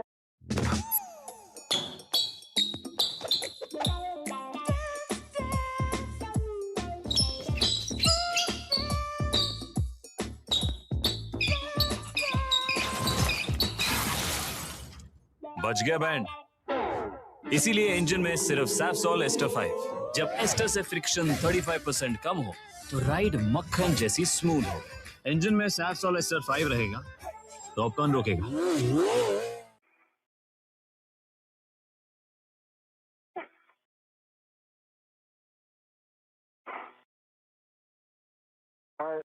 I feel like we tried to. When I talk to M1 while you continue to work on that. We're good with hey, that plan. Jessica, how copy? We are with you on one now. Okay. Basically what I'm trying to go is head up about 30 centimeters. That should give me a better leverage position where I can use my legs to put some force into this. I've got very good clearance, body right, and from the agate handle I can lean back a little bit as you do that. Okay, maybe I can look a little bit as well. I tried again once and it didn't work. I'm going to pose right here.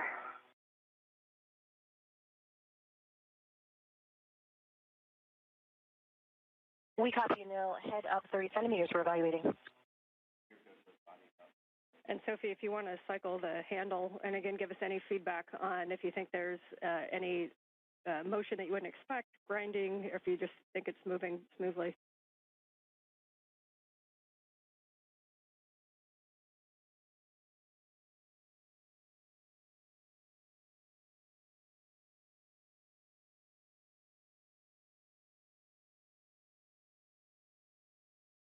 Anil, brakes are off.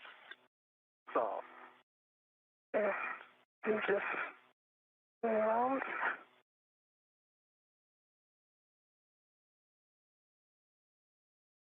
This is Mission Control Houston, 2 hours, 23 minutes into today's spacewalk. Anil Menon and Sophie Adenot continue to work with efficiency in the process of removing a failed space-to-ground antenna from its boom on the Z1 truss of the International Space Station. This particular antenna began to exhibit crankiness in its ability to gimbal or auto-track NASA's Tracking and Data Relay satellites last November.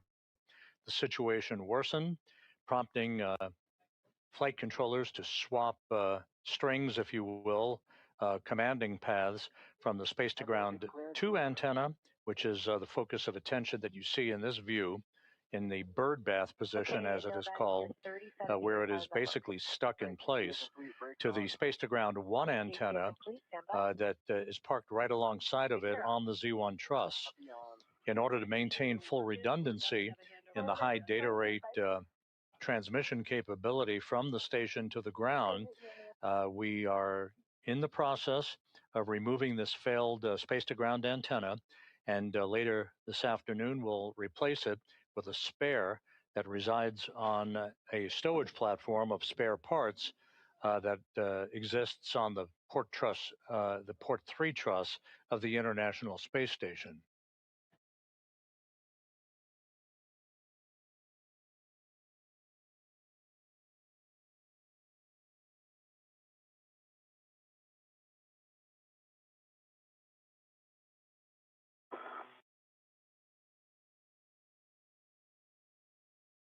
Okay, I'm going to do the pry technique as well as you pull. Okay.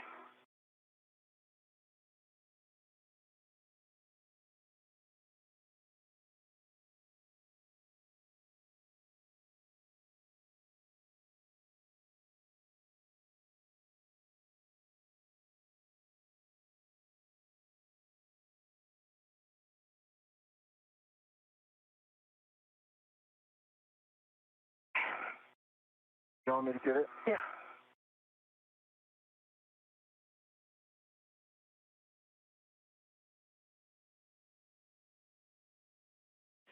One thought for the AET, if you hook it back to itself on the D-ring so that instead of 2 free ends, you form a loop, and then you can put your hand inside of that loop and you may be able to get more leverage on it. Great idea. I think I put, by the way, I think I put maybe like 40, 50 foot-pounds into it with no joy. And we were also trying to do the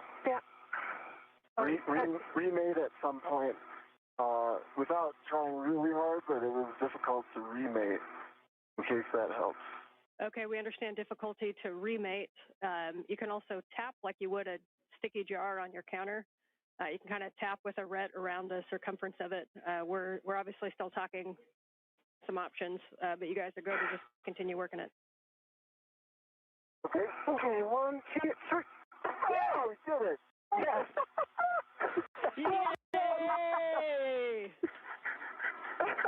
You just got a whole round of applause. Nice job, you guys. All right, then let's move on. You can now make that cable to the dummy receptacle. Copy. I'm just going to reinstall the AET because it's the one from the Agate handle. Copy, thanks. That was probably 100 foot-pounds. FYI, that was probably like 100 foot-pounds.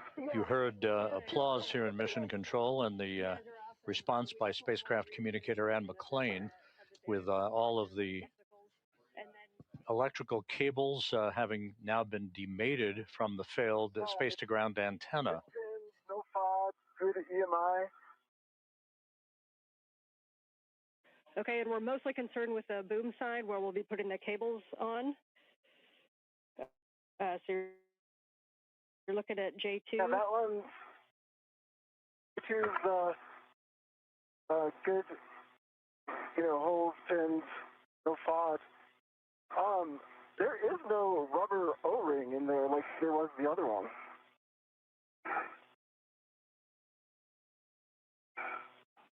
Okay, that's expected. So let's get that cable. Once you got a good inspection, you can connect P5 to J7, the dummy connector, and then the caps on the boom, both boom connectors, please. Okay, it's in the dummy connector. No, not yet. We're missing inside here. Yeah, we're missing like 5 millimeters. And is it okay if we leave it on the dummy connector with like maybe 5 millimeter gap? Once these caps are placed on the dummy connectors for these electrical cables, Menon and Adenot will begin the work to release the torque on the 4 bolts that are actually holding the space-to-ground antenna onto its boom. They'll go in slow, deliberate fashion to release the bolts, approximately 8 turns per bolt. And that will fully release the space-to-ground antenna. Menon will haul that antenna over to a temporary parking place and ultimately onto external stowage platform number 3, where the replacement antenna, the spare, currently resides. Not for the Astros? What's that? How many curveballs was that today? Enough. Okay, the cap is installed, and I release my ret. And so, here's another one. I've got a free piece of FOD right here. It is the,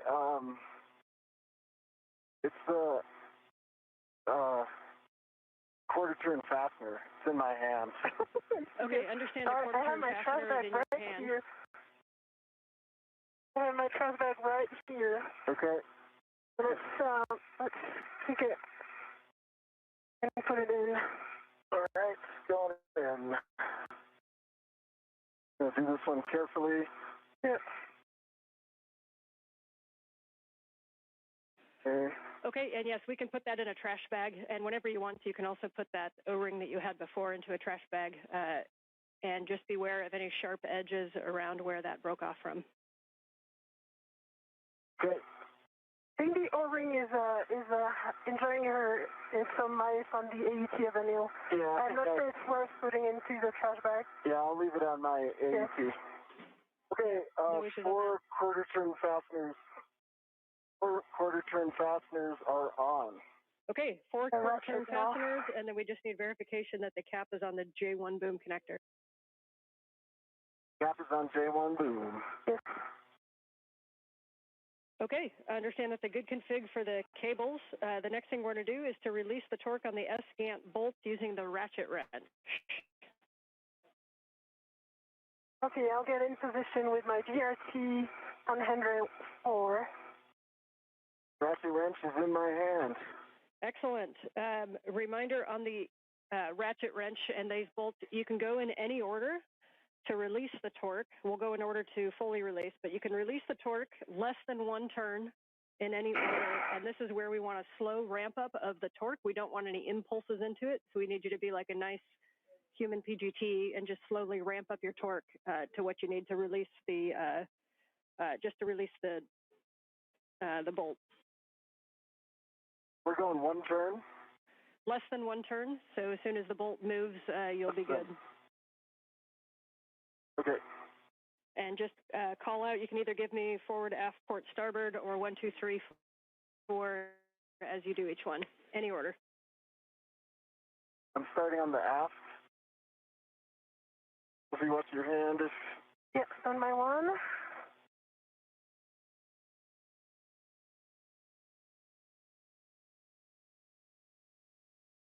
Quarter turn on the aft. I'm going to put in another quarter.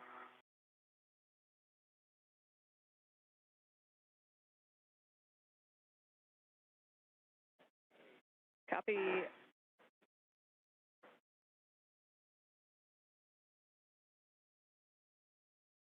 Another quarter turn on the aft, total of 1/2. I'm going to put in another quarter just because it does feel tight. Okay. We're okay with that on the aft. There's another quarter turn, so 3/4 turns. I'll stop there. Copy. 3/4 turns on the aft bolt. I'm going to go the starboard bolt. Sophie, then I'll hand off to you, okay? Copy.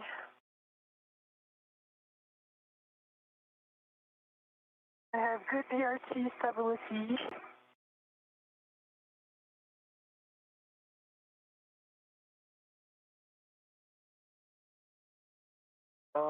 Sophie, I'm going to take the palm wheel off. Interfering. Okay. Need help? I think I can do that. I've read it to it. Coming off.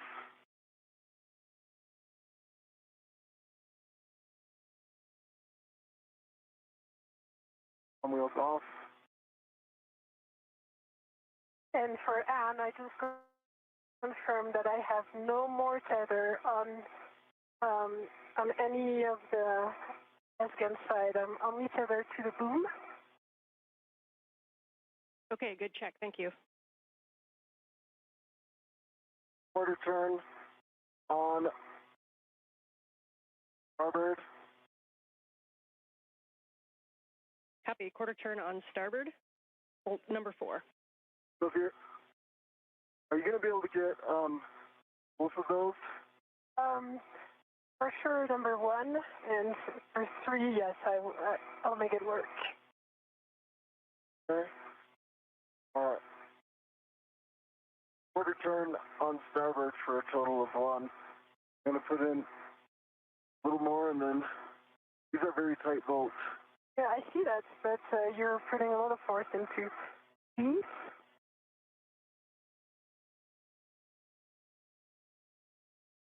Okay, I'm going to hand this off to you. Got it. Question for you. If I'm going to get that bolt 2, I'm going to need to take out the GCA. Do you want to do both of those bolts, or do you want me to start talking to Jessica now? Bolt 3, sorry. Yeah, both 3. I think I'm going to be in good position to try. Okay, I'll stay here. Yeah.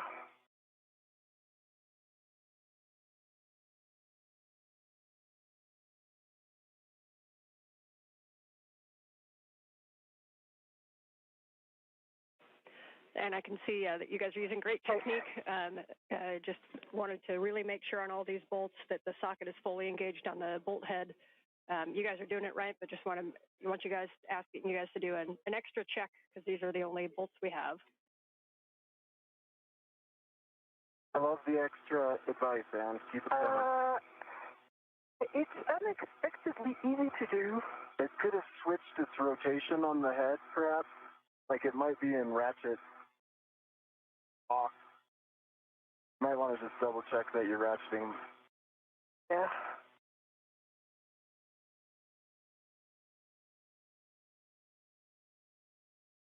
Oh, that was good.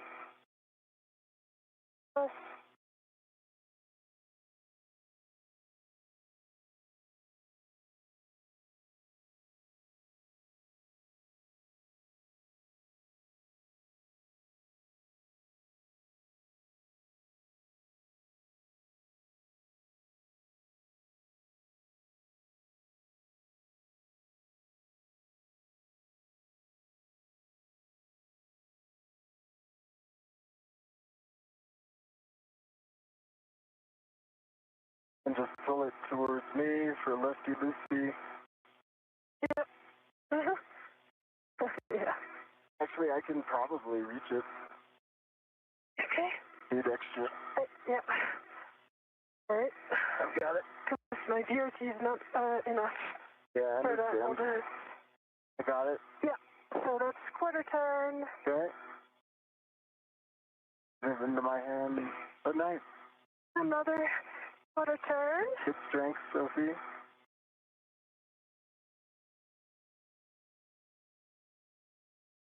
Okay, we're tracking the half turn.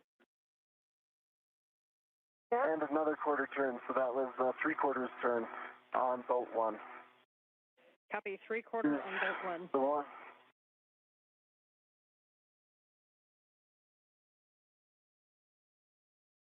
If there's anything I can do to stabilize you, let me know. I can kind of reach around here. Okay. I can hold your suit.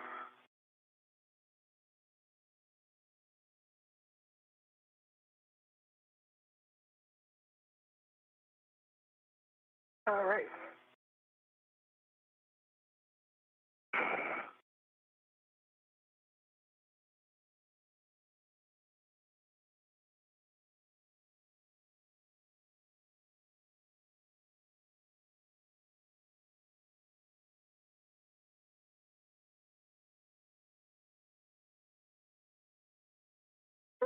I can push.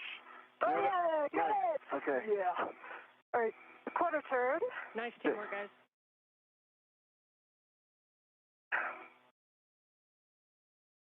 Second quarter turn. Third. And one more. That's a total of 1 turn. Okay. Nice job. I've got. Whoa, that was a huge torque. That controls the ratchet wrench. I'm putting it back. Copy. Okay, you guys can stow that ratchet wrench in the crew lock bag. And I'm going to have you set up to do the bolts, but we're discussing some things down here. So just going to get set up to do these bolts. And reminder, we're going to release 3 bolts, and then we're going to get set up to fly this. So bolt 1 is going to be the last bolt. That's the port bolt. But for right now, you can retrieve EV1's PGT. And Anil, you can ret to the S-Scant tether point.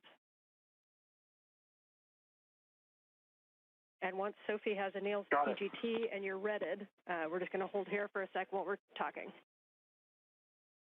Copy.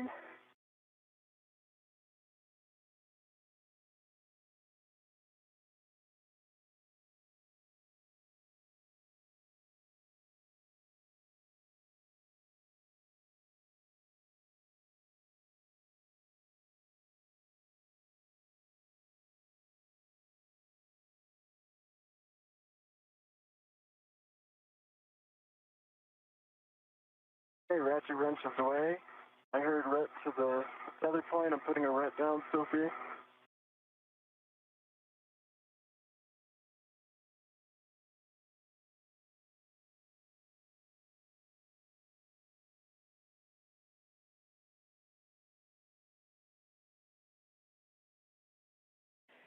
As we continue to talk that, we're going to, the recommended bolt order is going to be 3-4-2, so the forward bolt first, forward bolt. So that would be Sophie driving the forward bolt with Anil's PGT, and Anil will be retted to the tether point on the S-Scant handle.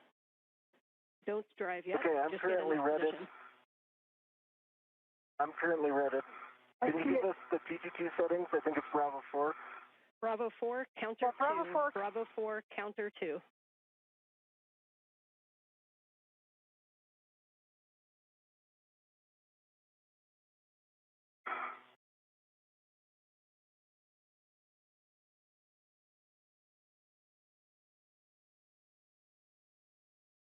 I've got a good body position for bolt number 3.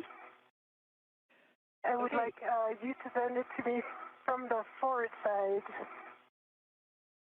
And we have a go to drive bolts for removal. So when you get into position on bolt number 3 with Bravo 4 counter 2, then we'll be releasing that bolt.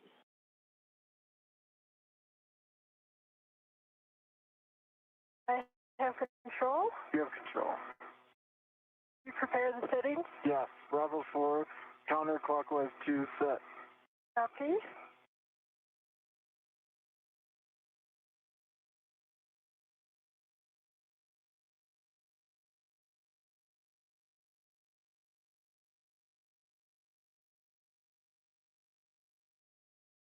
Okay.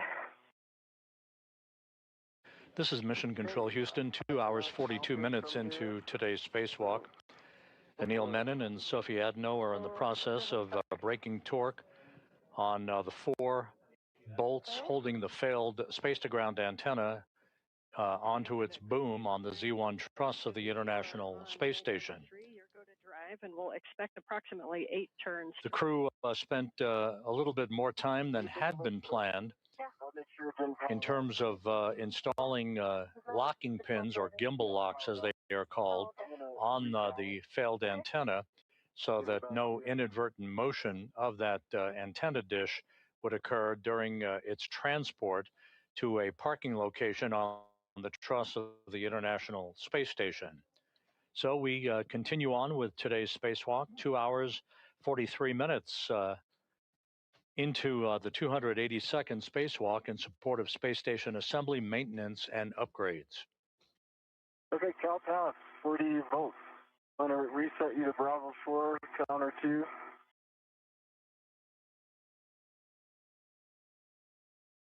On Bravo 4, counterclockwise 2, and I'm passing it back to you. Yep. And I want to just regenerating again my PRT. Let's go with it. Enjoy, I see you on the boat. Yeah. I'll help stabilize it here.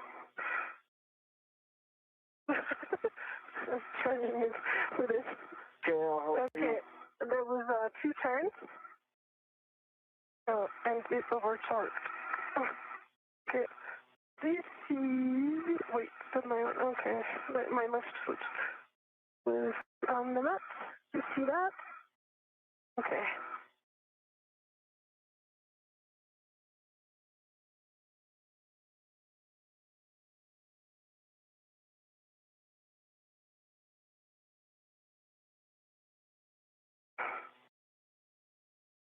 Just confirm it's still on Bravo 4, counterclockwise 2. I'm here, I cannot see. I can see it from here. Okay. Yep. There you go.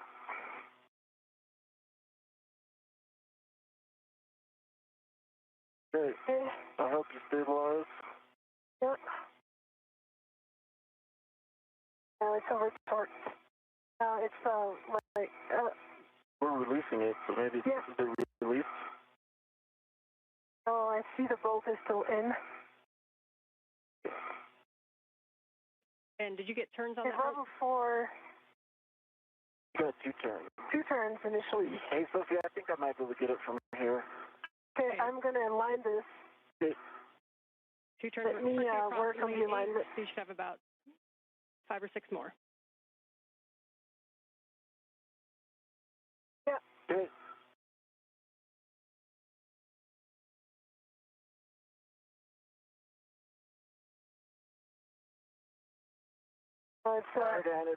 It's not overcoming the torque. Copy that the PGT is not overcoming the torque. Yeah. And we are definitely on counterclockwise 2.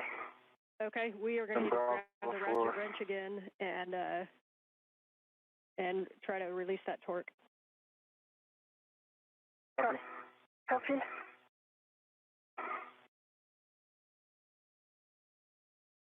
I will say that when I was doing the ratchet wrench, it did feel like a height. Yeah, very high. Like it felt like kind of a more 50 than 20. Even at the 3/4 turn. Yeah.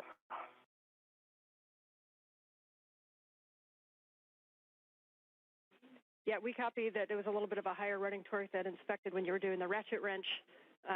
Sounds like a little bit of a sticky bolt. We can hit it with a ratchet wrench again. And it may not work with the other bolts still connected, but you might need to do a little bit of a wiggle on the S-scan as we release the bolts if there's any side loading. Okay. I'm getting in position for the ratchet wrench. The other option is to go to a different bolt to release and then come back to this one. All right, we are on this one, so let's do this one. Let's see how it goes, and then let's move on. Okay, we like that plan. Yeah, that's a lot of torque. I felt that. I'm going to pull towards me, and then I'll push it towards you, and you finish that. And you're going to use the ratchet wrench until you feel the bolt kind of loosen up, and then we can go back to the PGT.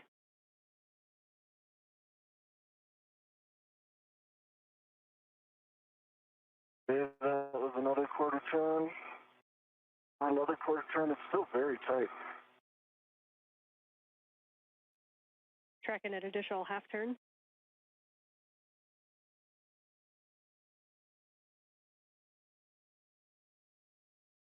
Another 1/4 turn. Still same level of running torque. Yeah, do you want me to Yeah, you can pull get it? Yeah, I'm going to pull it so that we're kind of efficient from there.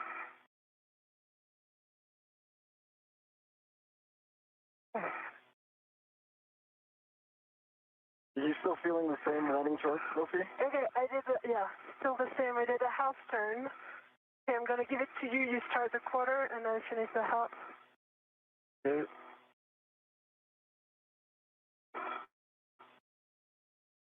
Still the same running torque at a 1/4 turn. We copy. Do you want us to move on to another bolt? Okay. Or do you want us to keep working this one out?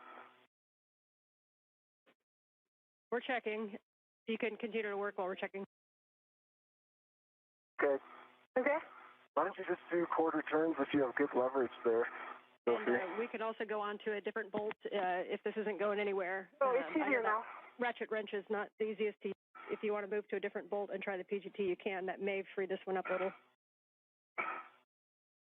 Sophie says it's easier now. It's easier now. We probably put another turn into it. Okay, I did one more turn, and now it's very easy to do. All right, let's go to the PGT. Okay. Okay, I hold the ratchet. I think you can take this and then just let go of the ratchet, and I'll. Okay. I let go of the ratchet, and I align your PGT in the bolts. We're good. Okay. Ready? Yeah. I'm going. You're counting. Yeah.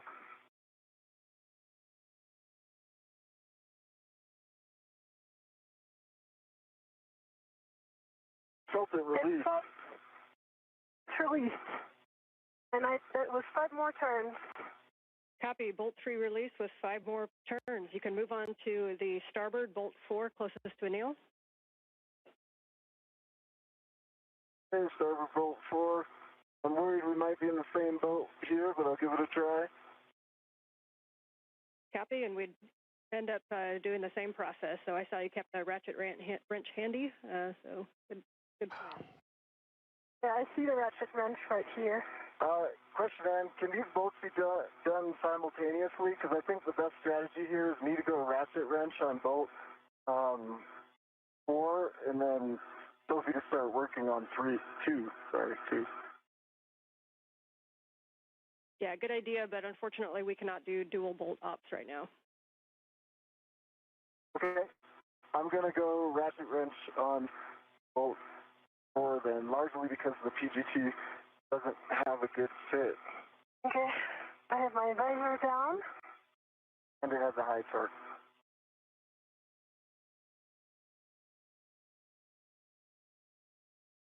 Yeah, we're good with that plan, Anil. Thanks.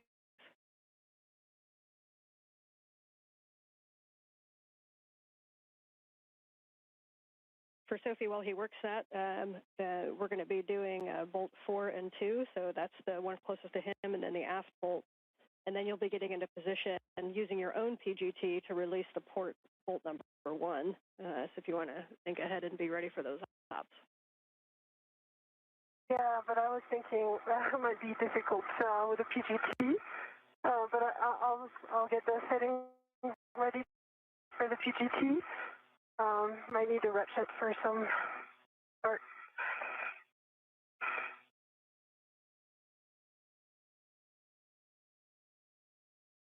And yes, we concur. We'll see how these ones go if we expect to need the ratchet.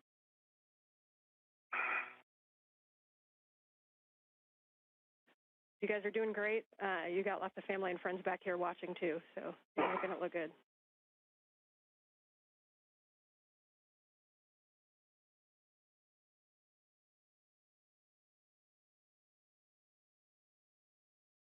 As we approach the 3-hour mark in today's spacewalk, Menon and Adenot continue to work in concert with one another on releasing the 4 bolts that are holding the failed space-to-ground antenna in place on its boom.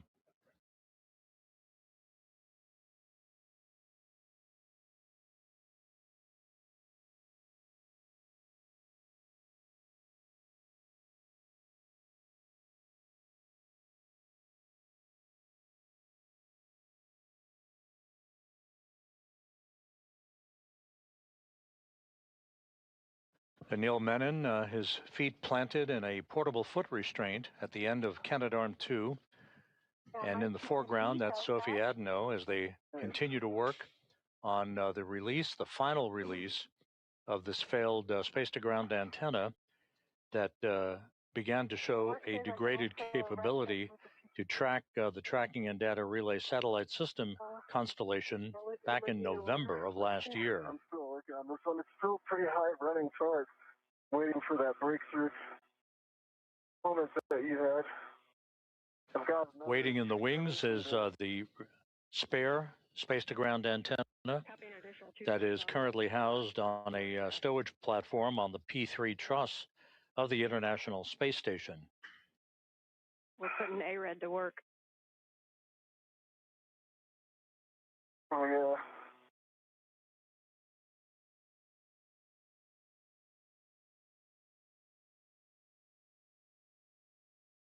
Sophie, it's getting a little easier. Copy. Good news on 4. Sophie, one thing you could look at is on bolt number 2 on the aft.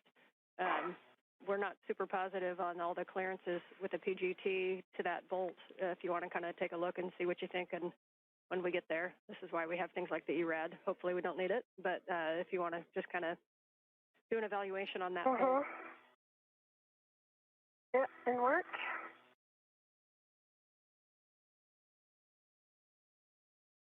Another turn into this. Copy, another turn into 4.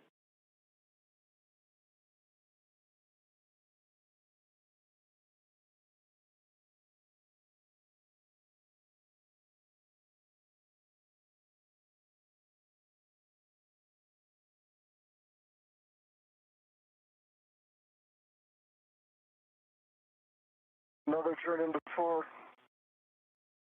Copy, another turn into 4. Okay, we'll work with wobble socket on number 3.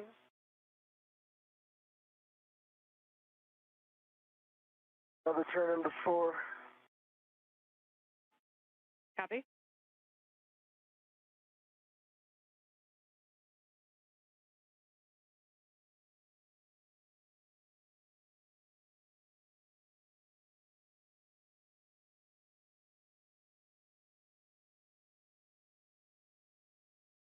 It's easier now, and you? That's easier. Do you want to give me the rat set? Not yet. Another turn into 4. I'm not getting it. I'm not going to get a good piece. I'm not going to get a good PGT hold, Sophie. Okay. And I'm just protecting here from your visor. Just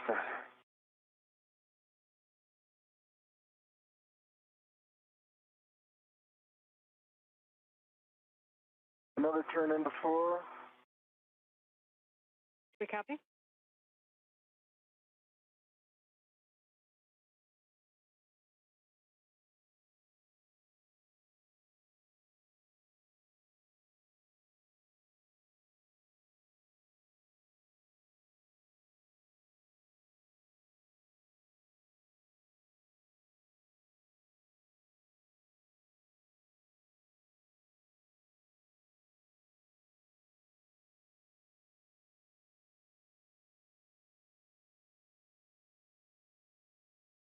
And 4 is released. Done. You want the ratchet? Yes. This is the ratchet. Copy. Bolt 4 released. And so, Sophie, you can work the aft bolt number 2, and this is a good opportunity for Anil to take a look at the view. We just want to, we're just looking at your met rates. Okay.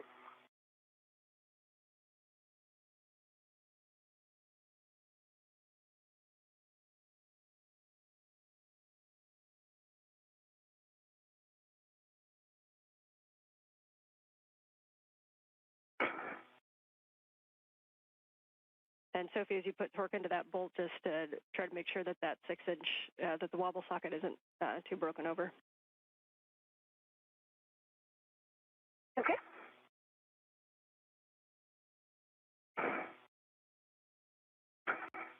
Okay, so we're coming the DRT force. You know, I could do this if I can get my met rates back under control. Yeah, I mean, I did a tenth of a turn. Let me just change the orientation. I'll try another one. Yeah, it might also work sometimes if you put your hand right at the fulcrum at the 90-degree angle, where the socket attaches to the ratchet wrench and counter against yourself.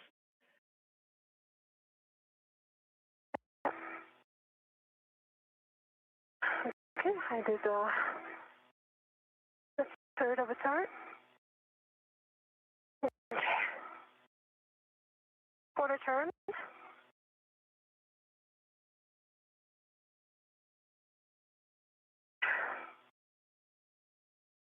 Another quarter turn.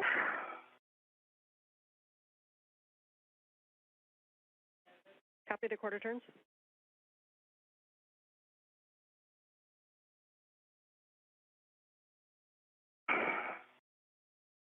Okay.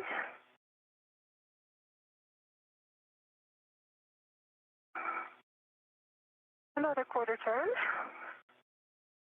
We copy. Good work. Is the running torque changed at all? A little bit.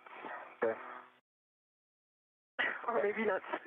And I do have a good purchase. If you think my net rate comes back to normal, you can tap me in. Okay. I'm not sure it's a good idea for me to grab the hit handle at this point, because at soon we'll have only 1 bolt remaining, and not really like that. Okay, I have my hand on handrail 03F.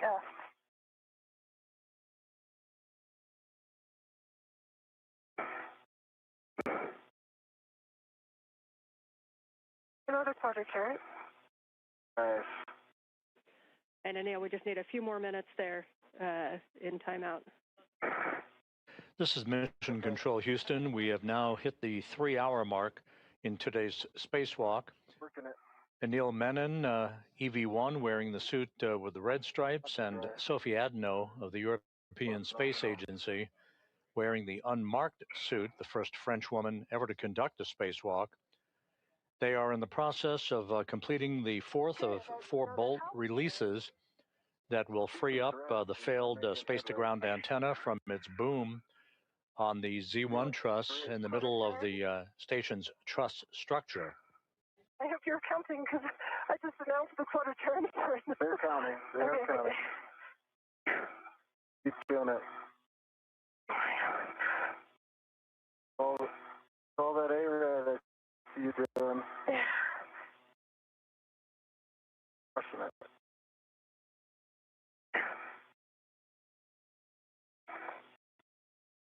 Okay, another house turn. I don't even think that we could try the PGT. It's still very high torque. Yeah. The plan currently calls for the failed antenna to be moved ultimately to a stowage location on a spare parts platform on the port truss of the International Space Station. Currently residing on that spare parts platform is the spare S-Gant, the replacement S-Gant that will be installed on that boom that you're looking at to restore full redundancy and functionality to the high data rate communications capability for the International Space Station. It is. It would be smart to swap, perhaps. It's easier now. When she starts the boat on. Interesting. Sometimes it's easier and sometimes not. So there was another half turn. I will increment.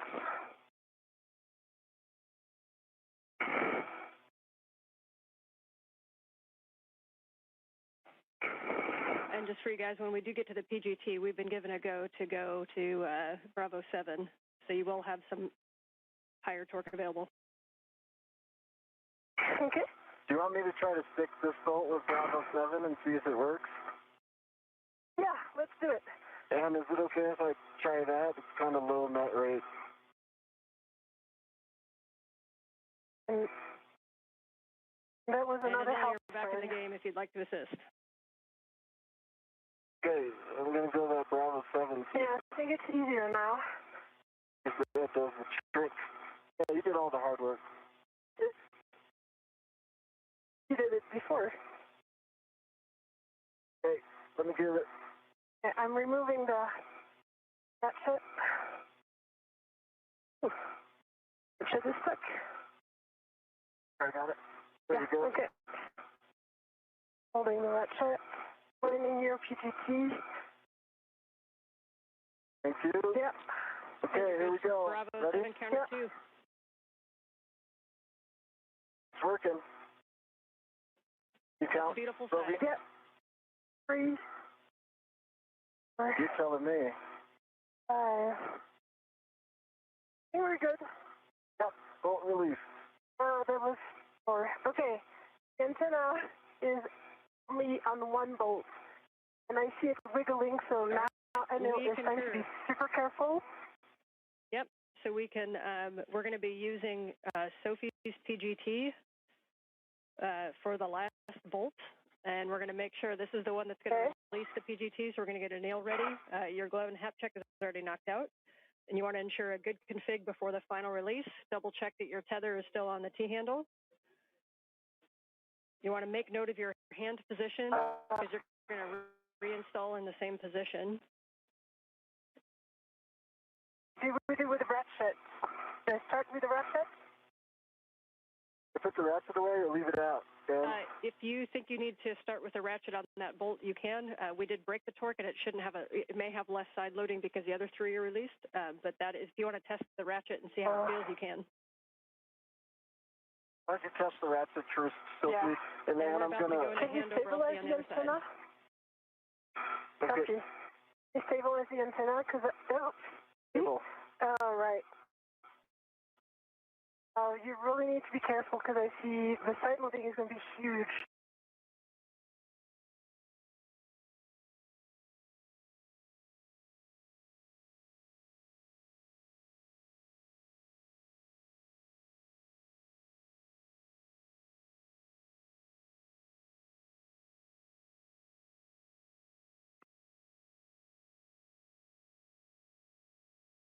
Are you here? No. Are you pulling it towards me, the lefty Lucy? Don't know why.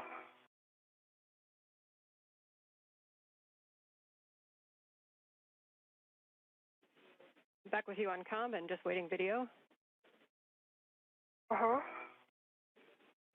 And Anil, once you're in a good position and you're confident with your positioning on the S-Gant, you can give Sophie the go to release that bolt fully. Okay. She's testing the ratchet. It's huge. Huge amount of torque? Yes. Okay. Well, I've got a good grip on this. Wait. What kind of movements on the scant will alleviate things for Sophie?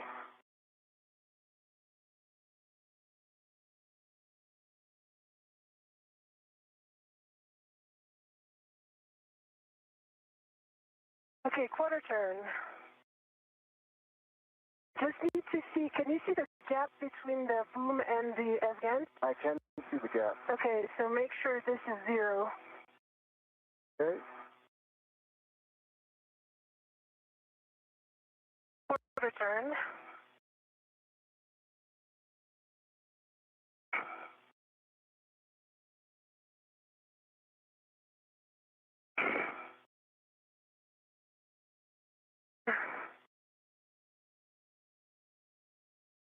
Okay, another quarter turn. Let's try with a PGT. Maybe Yeah, doesn't feel that bad. Okay. Can you stabilize the F-gap so I can put the ratchet wrench away? Yes, and my one. To get in good position. You can let go of the ratchet wrench. Okay. You can let go of it. Okay. Why don't we just leave it like this? Because I just want to try. It might not work with a PGT. Okay.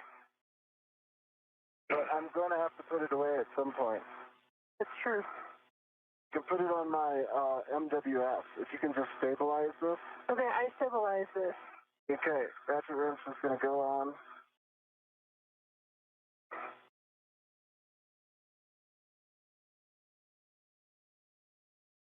Okay, so my MWF. Right, I've got control of the F-gant.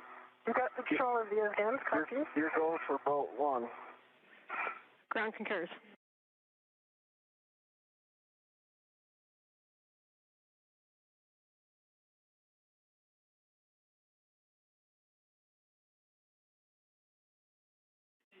Standby 1 with a bolt drive.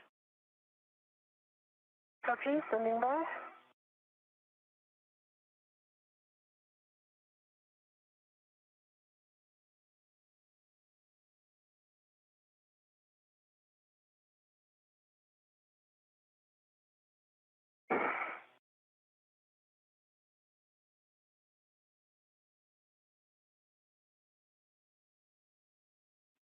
All right, some big picture words for you guys. First of all, Soph, I'm going to give you a task to work while I talk to you. So we're going to have you remove the ball stack mutt and the scoop from the aft gimbal lock. Copy.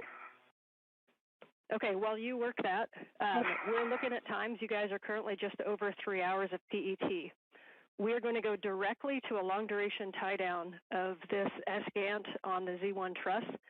So we're going to remove that ball stack mutt and the scoop, and we're going to take it back to the medium ORU bag, and you can retrieve the long-duration tie-down tethers at the time. For Anil, we're wondering how you're feeling in the APFR. If after the handoff, you think you'd be able to get in and out of the APFR easily to assist with Sophie. And if not, you may not be able to have that full assessment until we get you in the right position. But what we're thinking is we could do a 2-person tie down, which may be a little bit quicker. Or we've also tested it as a single-person tie down. We think Sophie can do it solo if you don't think get in and out of the arm. I say we do the 2-person. I feel like APFR ninja at this point. Okay, we'll have Robo come up with the swiftest plan to get you towards structure. And in the meantime, we'll have you stow that ball stack mutt, and then you may want to pre-position that medium ORU bag in a spot that you can grab the long duration tie down tethers. Then we'll have you go back up and do the port bolt, and then we'll do the handoff as planned, and then we'll do the long duration tie down tether. Appeal, I'm working on the ball stack mutt.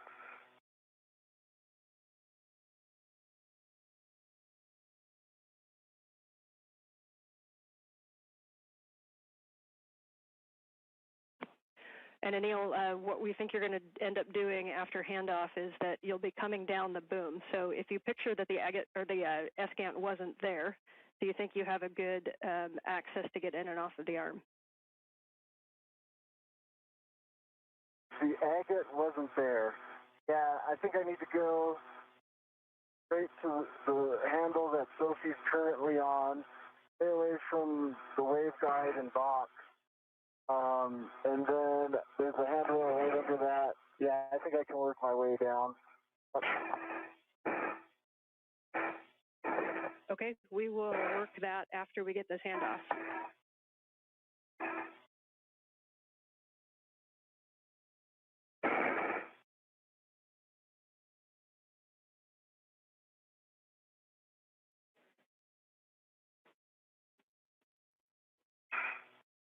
If you prefer to take off the scoop after the handoff down on Z1, you can. We think taking it off right now is going to make the handoff and the tie down easier, but we will take your suggestion if you think something different. Your call, Sophie. ESS.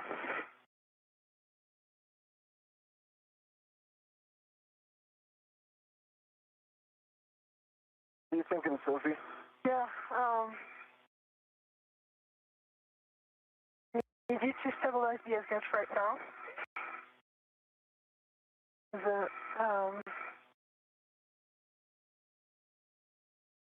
think it's going to be better to remove the scoop now. Okay. I need to stabilize the escant because I see it moving with only one bolt. It's stable. Okay. I see a gap here.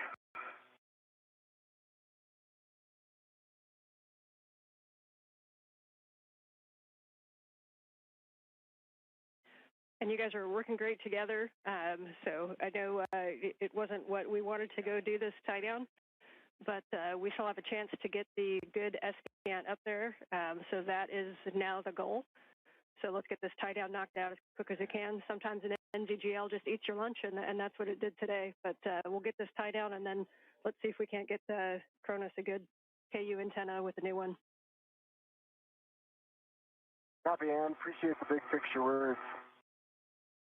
I'm going down the boom. This is Mission Control Houston, 3 hours, 13 minutes into today's spacewalk. Just to recap the conversations between spacecraft communicator Ann McClain and the two spacewalkers, Anil Menon and Sophie Adenot. The current plan is once this final bolt holding the failed space-to-ground antenna in place that you see in this view, once that final bolt is released, this antenna will be removed from its boom, and it, instead of being transported back to the external stowage platform number 3 for a permanent installation, we now plan to do a long-duration tie-down, as it is called, using a series of tethers to tie the dish down and conserve time, since we're running behind the timeline at this point. The crew had been working right on the timeline until it ran into a series of slight delays with both the removal of electrical connectors from the failed dish, as well as the usual stubbornness of some of the bolts that are prone to being a bit bulky in thermal expansion and contraction conditions in the void of space. So we plan to remove this failed dish. That's the one on the left. The one on the right is escant number 1. That's the space-to-ground antenna that is functional and serving as the prime focus of communications capability, high data rate communications for the International Space Station. We're going to continue to press ahead in the hope of getting the replacement or spare space-to-ground antenna off of its location on ESP3, the external stowage platform number 3, on the Port 3 truss of the International Space Station, and getting it installed, as Ann McClain pointed out to the crew just a moment ago, so that we have full redundancy on high data rate communications capability from the International Space Station. So you can head up and get in position for the port bolt number 1. Okay, getting back up for bolt number 1.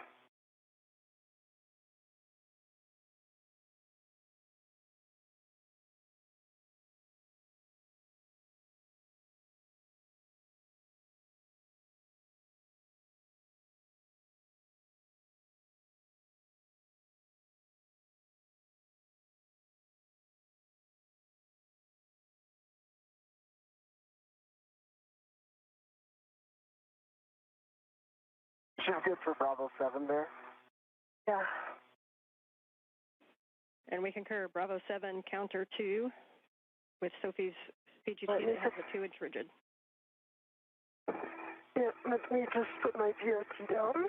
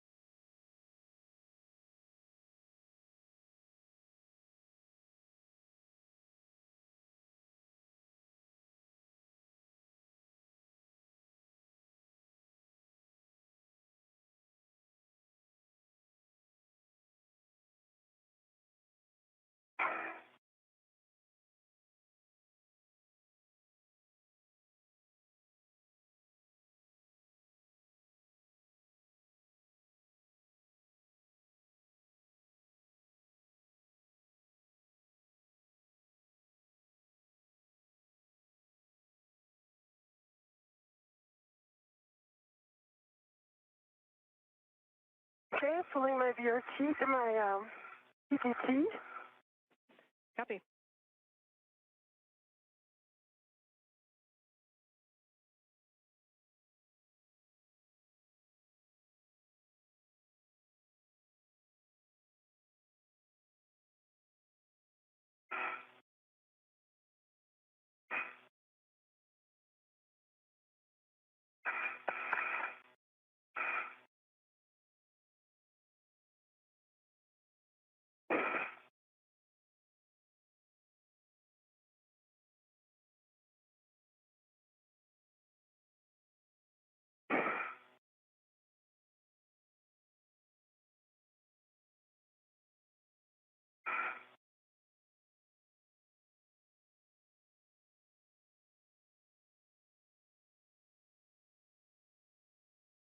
Checking the settings.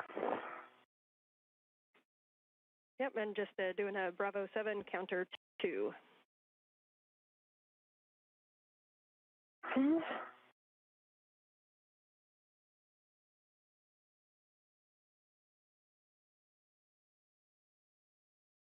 Bravo 7 counter 2.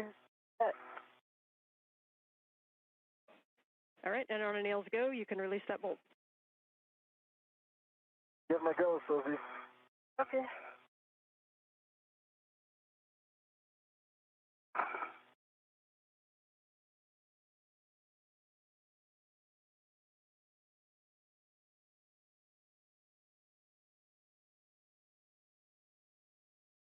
Need to change body position. See if you can move up. More my way. Yeah. There you go. Have better leverage.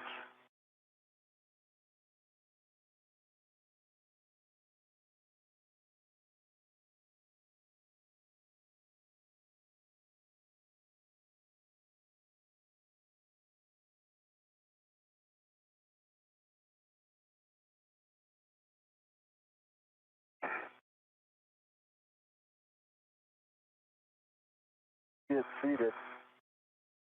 Seated as well. Okay, now from Face nice and forward. I saw it turn. Yep. One turn. I need to revise my VRT again. Take your shoulders going through just to be sure.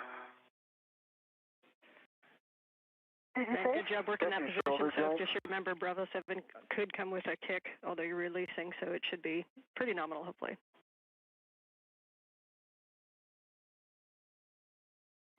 So like a quarter turn, like quarter turn. And you may be able to wiggle a little bit, Anil, if there's some side loading. Okay.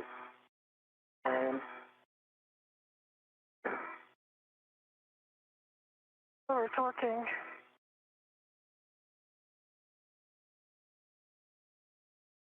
Okay. I do like tenths of a turn at a time. So it's not working. Yeah, so I think I need to take the ratchet wrench. Let's see if I can just flatten it again one more time, just so I can see if maybe this helps.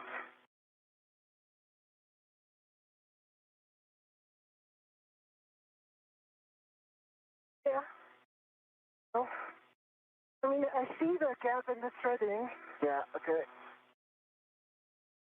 Is that turning at all? This is Mission Control Houston. Just to recap, the two spacewalkers, Anil Menon and Sophie Adenot, continue to complete the steps to release the failed ESCANT, the failed space-to-ground antenna, from its boom on the D1 truss of the International Space Station. The current plan is, once that boom is freed from the antenna itself, the antenna then will be tied down on the truss itself rather than moved to a permanent stowage location.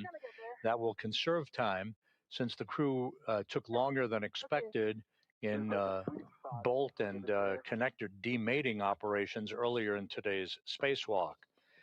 We are pressing ahead with every intention of removing the spare space-to-ground antenna from a stowage platform on the port 3 truss of the station and bringing it to that boom for its installation and the electrical and data connection hookup.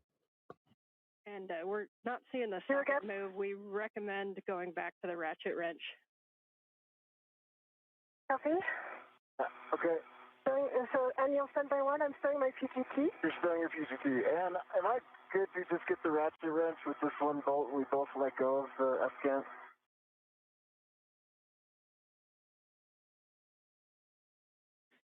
Yes, with the bolt partially installed and you have a RET attached, so you're go to grab the ratchet wrench. Thanks for asking.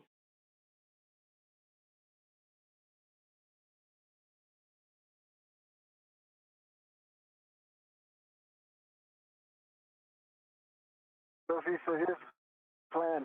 You're going to RET to this thing, then release my RET back to me, okay? My 1, copy.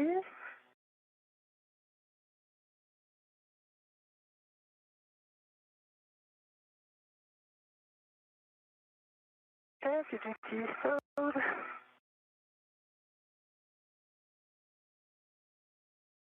Throw a RET on it. Uh-huh.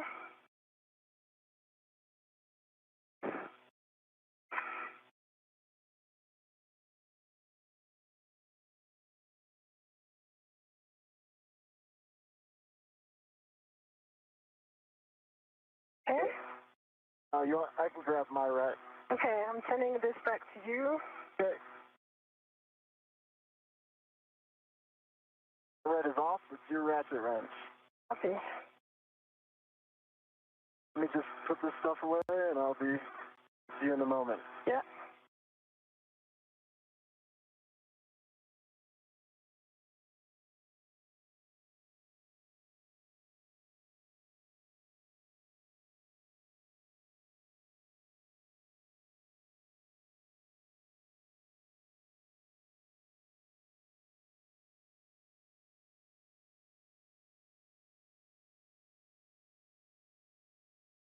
Okay.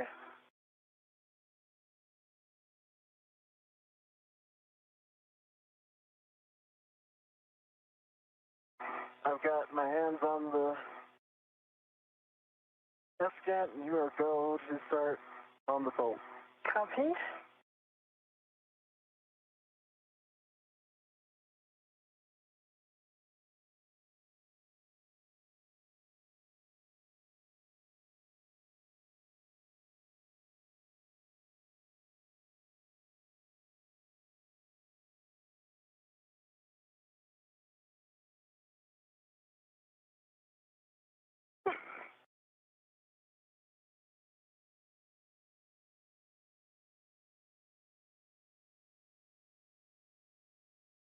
see it turning. 10 with quarter turn.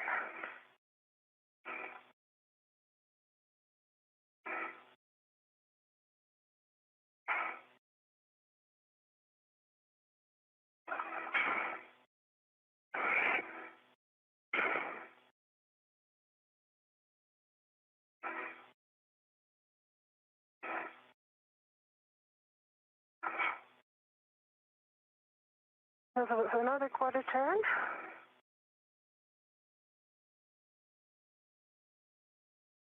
It's really overcoming the BRT, so I'm doing my best here, but... Doing great, Sophie. See it turning, that's the goal. Okay, we got it. Nicely done, Sophie. We like that bolt moving. Here comes an S-scan. Okay, Anil, you got it. I've got it. I've got a good hold on it. Okay, and I have no red attached to it, so I'm good. I've got a red attached to the T-handle by me. Okay, I'm going to finish with the hand, if you don't mind. Be quicker. By all means. I think you can get the PGT quickly as well. You could consider that. Yeah, I would. You're right. I put the ratchet on my MWS. It's a quick stow location if you need. Yeah.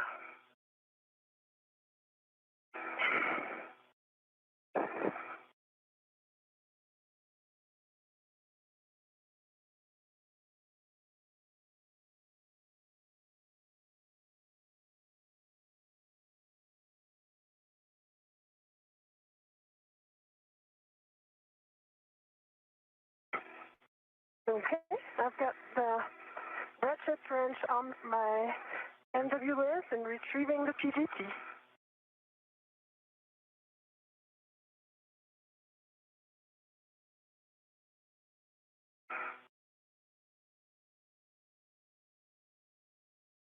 Okay, you still have good control? Good control. Copy.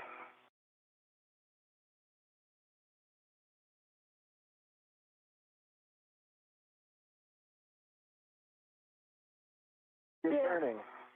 Turning. Okay, false release. See it release. Okay, you ready? I'm ready. Removing the PGT.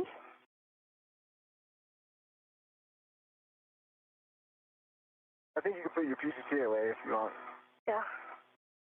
Yep, and so for Sophie, we're going to have you put your PGT away, and then we're going to get a glove and hap check. I'm going to give you some steps to work while Anil takes the comm to remove the S-scan and get down to the handoff position. So you're going to be translating down to the Z1 S-scan temp stow location, stopping at the medium ORU bag on your way and retrieving a long-duration tie-down tether. If you want to take the first tie-down tether, it's going to go to the port side of handrail 6050, and then you can get the other tie-down tether and get in the starboard handoff position. Copy. This is Mission Control Houston. We're at the 3.5-hour mark in today's spacewalk.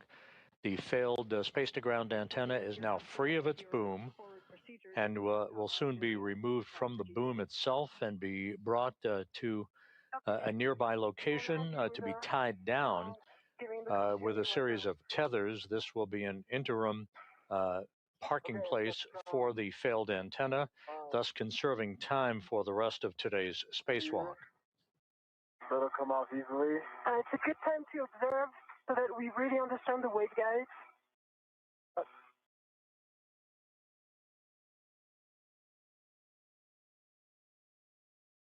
Was there more, Sophie? Right? Want me to release? No, I got it. I got it. You got it, yeah. Jessica, how copy? We've got you loud and clear. We're in sync with you. Anil, are you ready for the GCA to the published handoff position? I'm ready for the GCA to the published. Almost. I'm going to get it off of these pins first. Yeah, I see the pins here. It's, okay. So rotate towards, forward. You're towards your feet. Yeah, that's it. Okay, I've got it. You get it? Free, and Jessica, I'm ready for that GCA. Copy, we're getting set up for that. Brakes are coming off. Copy off.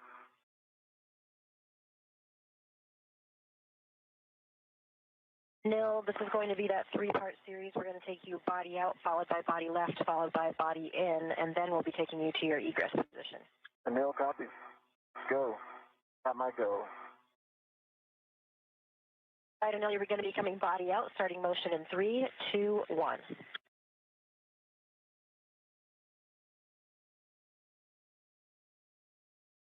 Okay, I've got it clear of the boom and very stable. Feel very comfortable with it now. Sophie, go to translate to the medium ORU bag and retrieve 2 long-duration tie-down tethers. Mark.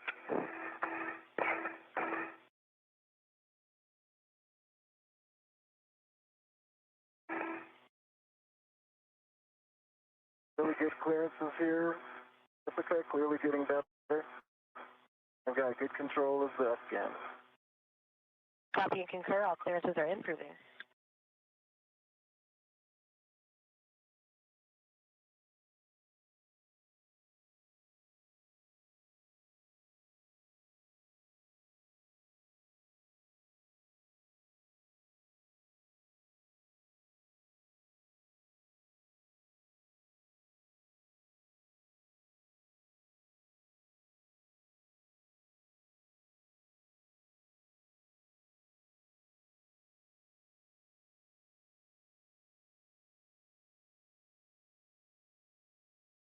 Nil, starting motion, body left, 3, 2, 1.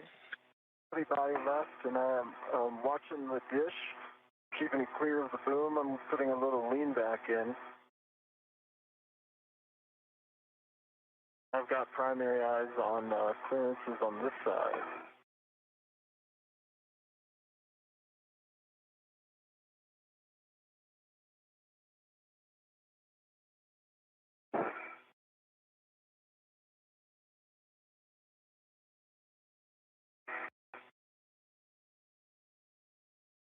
I've got a good meter dish to boom.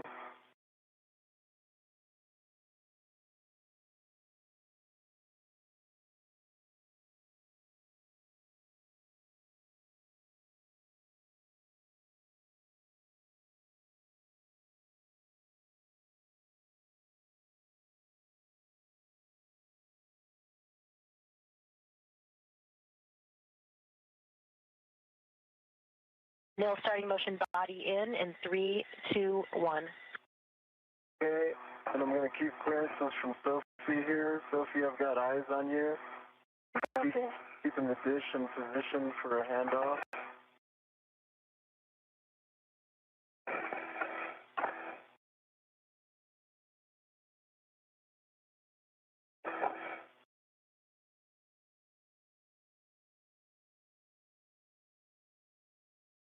I'm right off your right shoulder, Sophie.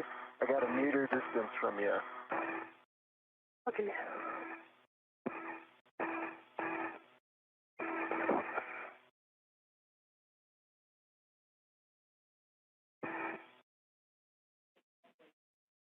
And for Sophie, if you're able to move to the nadir side of that handrail, that'll allow Anil to get in a little bit more. If you can slide down to the bottom of handrail 2. North. And I'm deconflicting with my body movement, and I think I've got good clearance of about a meter. Copy, and good work. No, this is the published handoff position. Published, okay. Let's hold here for a second and see where Sophie lines up. I'm not, essentially not done yet. So let's stop GTA. Give comm back to people, and then I might rehack this when she gets set up. Okay, reminder, this is the one that we are not putting the brakes on, so we will stop GCA for now, but we do have additional clearance we can give you if you need it. Copy.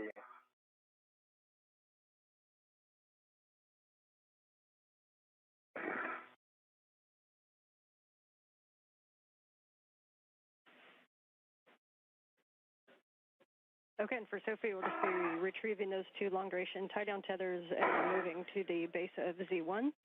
And between the two of you, just please maintain RET awareness on the S-scan as we hand it off. The final tie-down is with long-duration tie-down tethers, but in order to get it from Anil to Sophie, we probably would need to do a RET swap. Copy RET swap. I also need to do a RET swap from the...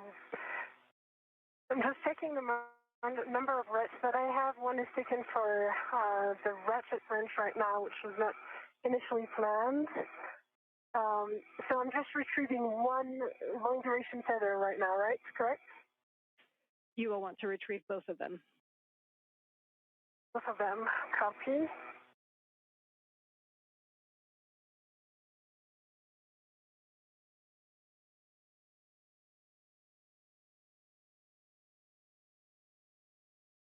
If you need an additional wrench, you could always move the ratchet wrench onto an AET. I think I'm good because I'm going to put because we have two hooks on the LDTV, I'm going to put one hook on my mini workstation. Okay, copy.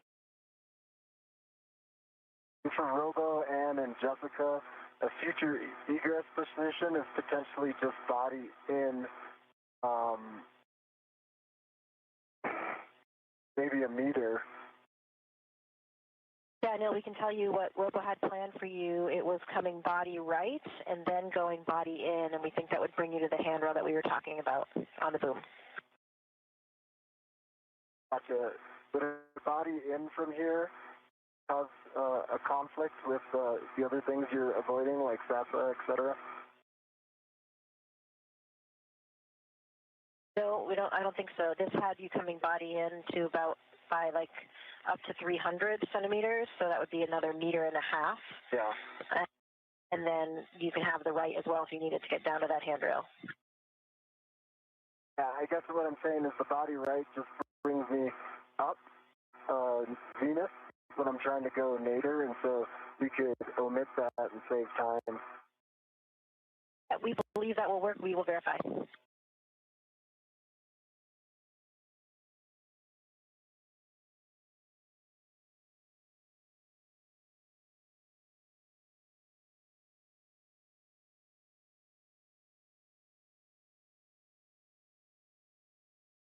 Okay, one is retrieved and is on my mini workstation, working on the second one. Copy.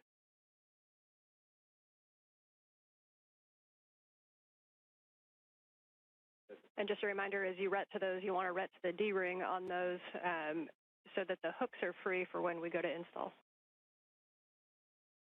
Yeah. I'll do the RETs after. For now, I just put them on my mini workstation if it's okay for you, because I'm afraid I don't have enough RETs.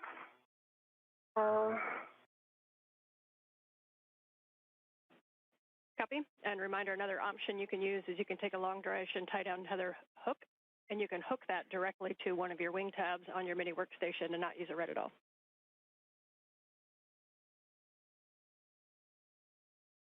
Yeah, that's what I'm doing right now with the first one.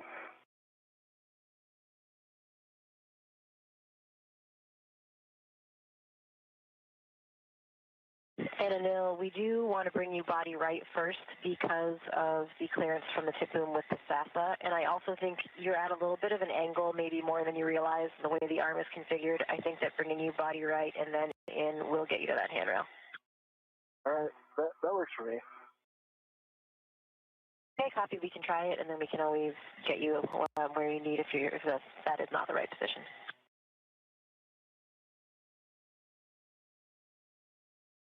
I am guessing for this handoff, I would benefit from some body in 30 to 50 centimeters. Can you do a little quick analysis of that while we're waiting?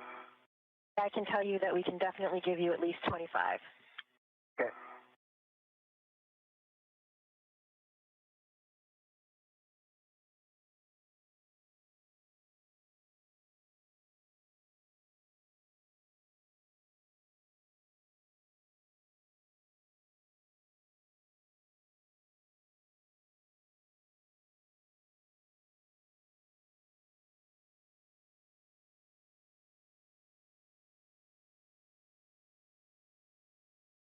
And Ann, if there is calm bandwidth and it doesn't distract down there on the ground, can you give like a little verbal layout of how these long duration tie down tethers go?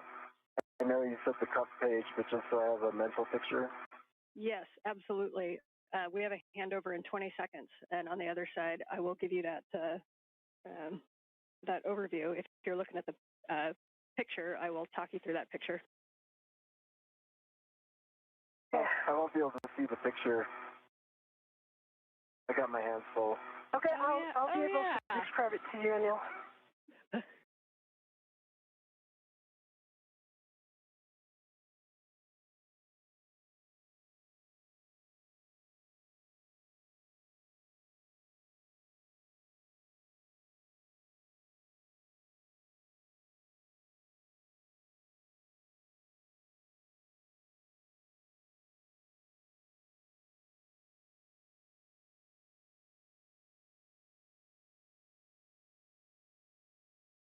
Handle and see if I can get this all the way to you without GCA.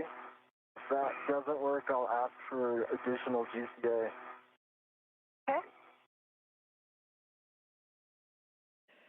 Okay, we are back with you on comm, not on video yet, so we can't see where you're at. So, Sophie, if you're ready for your net 6, just call them out. Otherwise, I'll talk you through what this tie down is going to look like.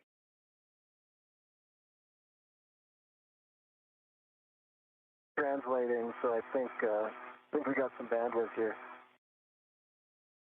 Okay, awesome. Sophie, as you go to translate down, we want you to be on the starboard side. This is where you're going to position yourself on your left shoulder as if you're laying on the trunnion pin. And then your right arm is going to be the one that's going to come up and grab the S-scant from Anil. The dish is going to be facing aft. So you want to get yourself in a good position. And Anil, when you get off, we're going to have you on the port side of that. So Sophie, I'm going to have you set up on the starboard side. So keep both long duration tie down tethers with you. Get on the starboard side on your left shoulder on the trunnion pin.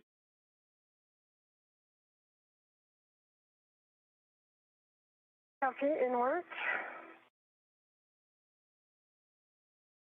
So try to have a clever plan for tethering yourself.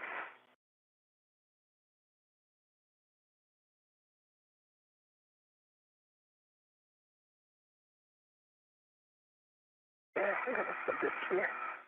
The sun's going down when you're set for your visor. Yeah.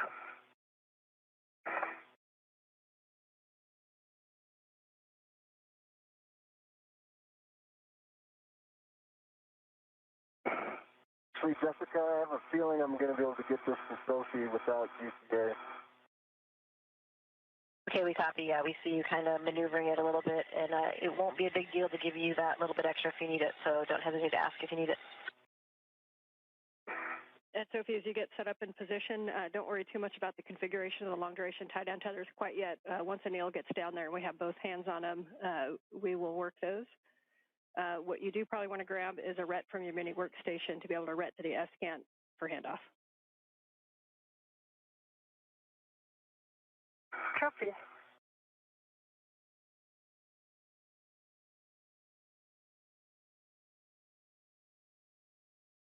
Hey, local done. This is Mission Control Houston, 3 hours, 45 minutes into our spacewalk today. Just to recap where we're at, the spacewalk began at 7:29 a.m. Central Time, 8:29 a.m. Eastern Time.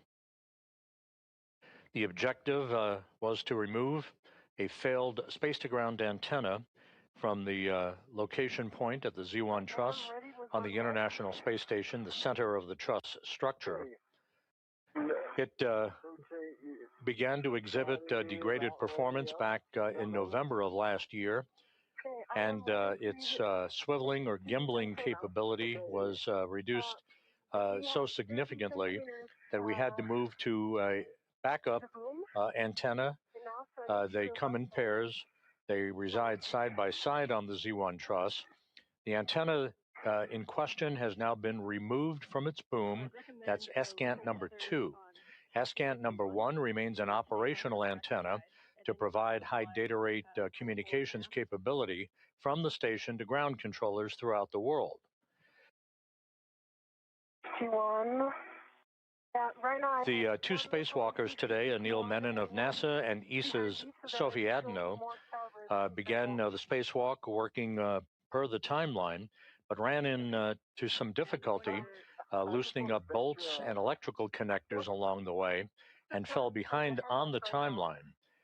So to try to create time efficiencies, the flight control team here, under the direction of Flight Director Chris Dobbins, elected to tie down, they call it a long duration tie down procedure, using a series of tethers to tie down the failed space to ground antenna to the truss on the International Space Station rather than spend the time to transport it all the way back to a flight support equipment stowage platform on the Port 3 truss of the complex. You the one by your left hand there.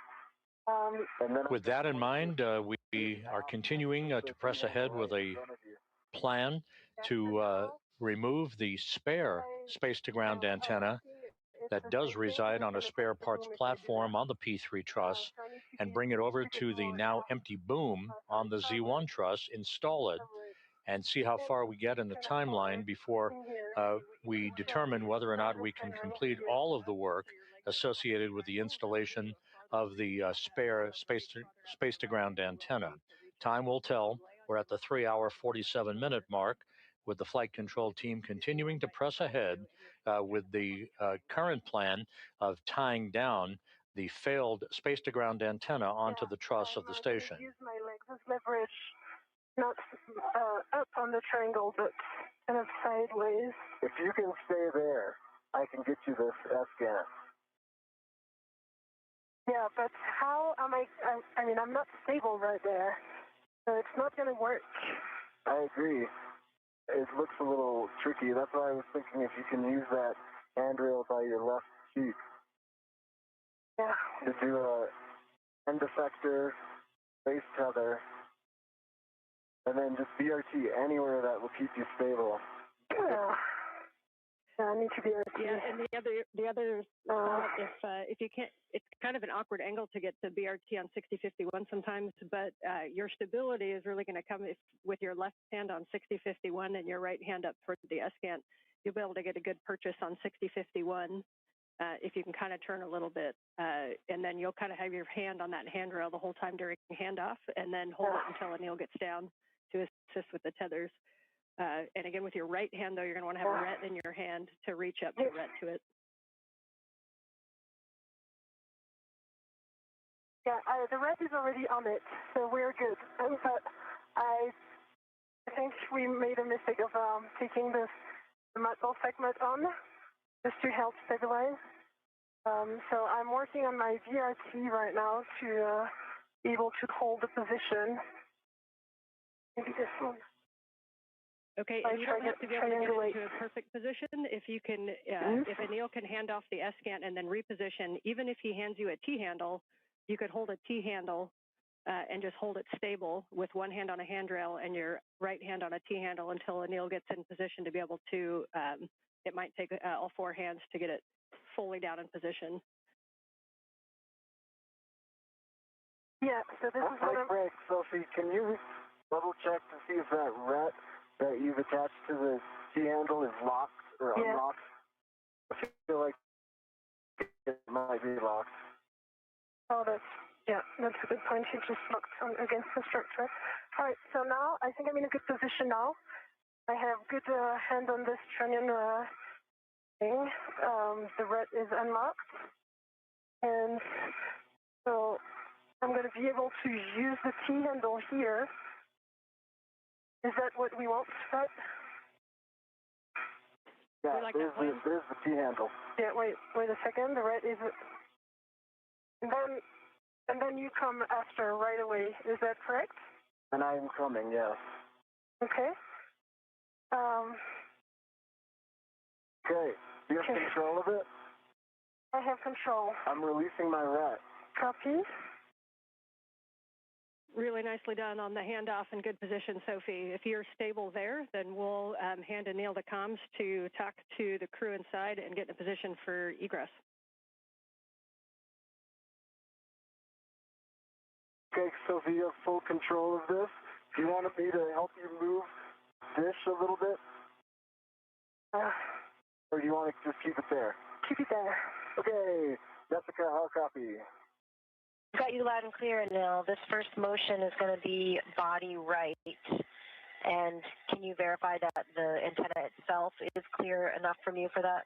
I'm clear for body right, and I can gently touch the antenna to ensure it's clear. Okay, copy.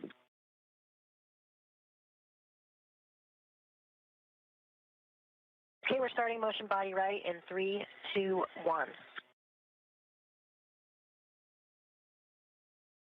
See motion, and it's good motion, and I've got clearance from the antenna. Sophie, good job keeping it stable. Yeah.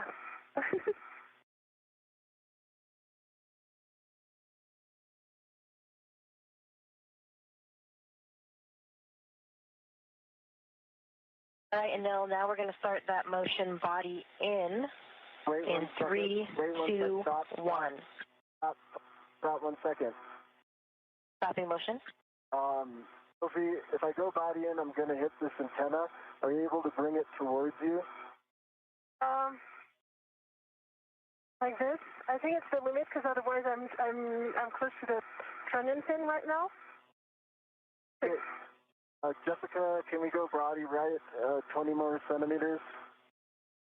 Stand by.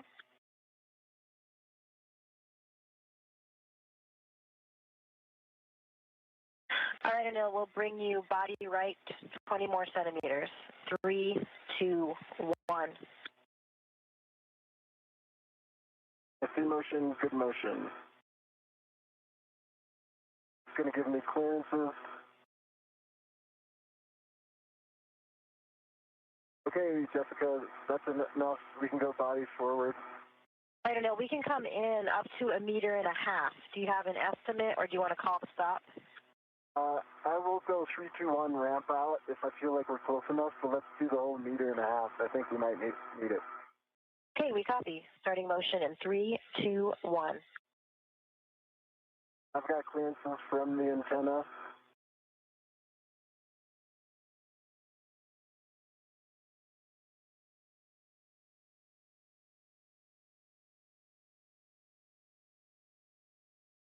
I got good clearances from the antenna, and I'm watching my crew lock bag as well.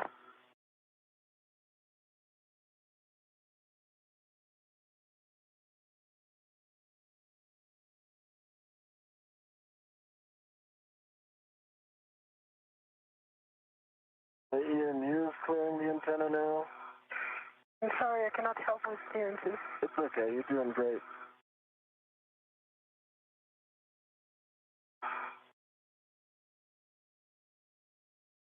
Half a meter remaining. See, my crew lock bag is clear of the antenna. Ramp out in 3, 2, 1, ramp out. Okay, we've stopped motion. Stop GCA. GCA complete. All right, copy. GCA complete. So you ready for us to put brakes on so you can egress? Ready for brakes on and egress. Brakes are on. You go for egress. Go for egress. Okay, nice job. Sophie, nice job keeping the S-cant still. For Anil, you're going to be egressing and coming down the boom. As you come down the boom, a good position might be to go heads nadir and then go down handrail 2, which is the aft handrail, the long handrail. And then I'll talk you on to a good position when you get down there. But generally, you're going to stay port of the S-cant. Said head nadir. You want me to go head nadir? Yeah, I think as you move in position. Did I copy that? Yeah, I think as you move into position, obviously you decide, but as you move into position, if you go head nadir and come straight down the boom, the short handrails 3 and 4 where you're egressing, then you're going to go down handrail 2, which is on the aft side, and then we're going to walk you all the way down to Z1 into a position on the port side of the S-cant. Stand by, stand by, stand by. Break, break. The antenna is moving. Anil, are you still ready? I am not ready. I think it's possible. Go ahead and later I put my crew lock bag into it. Okay, but now it's just becoming like tougher to control. So just try to be as close as you can to the boom. Yep, and Anil, if you cannot need see to where you are. reposition back and check what's coming in contact, you can also move over to the port side of the boom and try coming down on that side.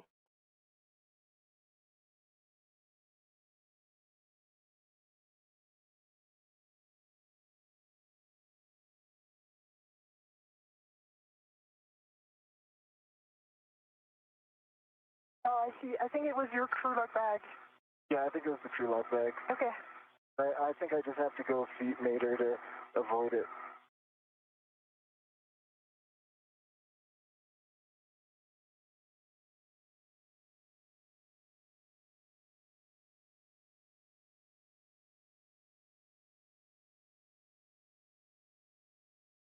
And I'm repositioning a little more aft.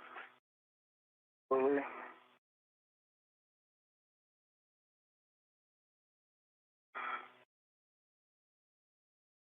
All right, nice job on getting off the arm there, I've Neil. got good eyes on everything. And I see your feet coming down. If you put your feet just forward, you're going to be staring at handrail 6058. That's a good one to hold on to. 6051 to orient you, or sorry, 6050 is the one that's pointing direct aft. That's where one of the long duration tie down tethers are going to go. We're going to do this tie down very deliberately. As you know, when we do these tie downs, we don't know if it's going to be weeks, months, or years. And so the biggest thing is we need to make sure that this is in a safe config. So if you can both be very deliberate on where things are going and calling out any issues that you see. Also be aware that Anil's tether is in a very non-standard config, so not something that we're used to. Make sure that we're not tacking him down alongside the S-can. Right now I see your reel, Anil, going on your right shoulder. That's it, Sophie. Okay. And Anil, if you need to do a rich man's fair lead onto the boom, that might keep it clear of the S-can, but your call.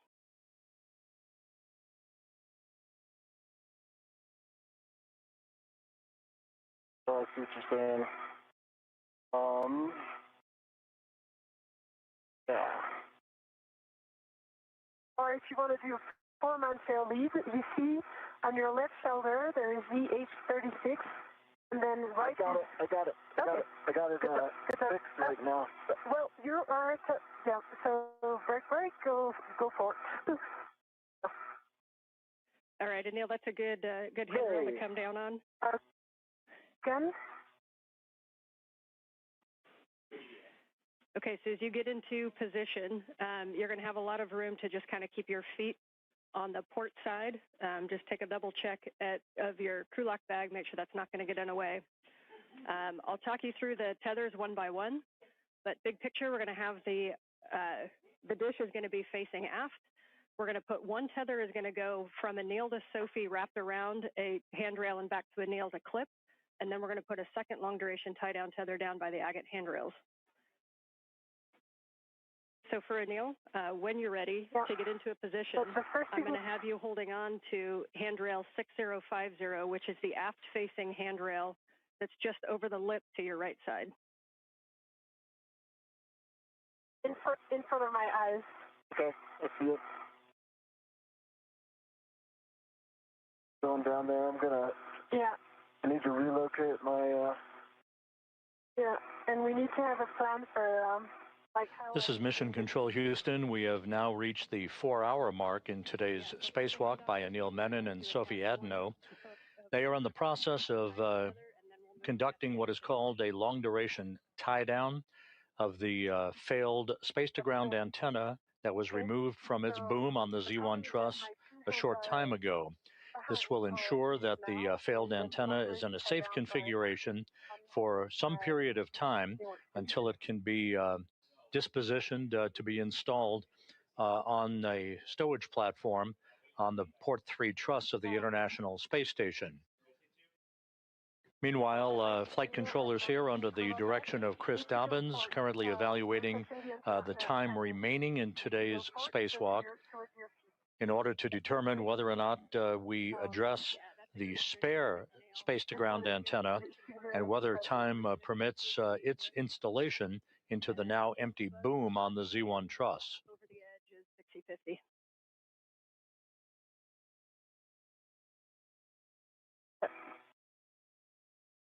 Yeah, I got 6050.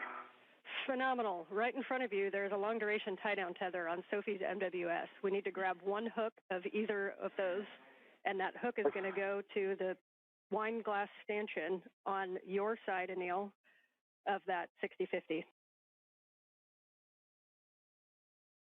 Right.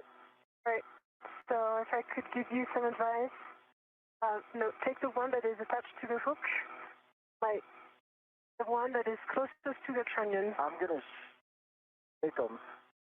You want me to take this one? Yeah. Right here. Yeah, this one. Okay.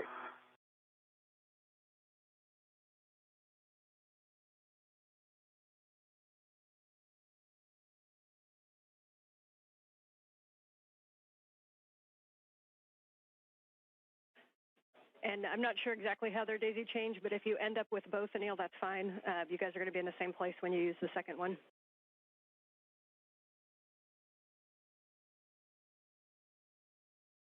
So he has one hook.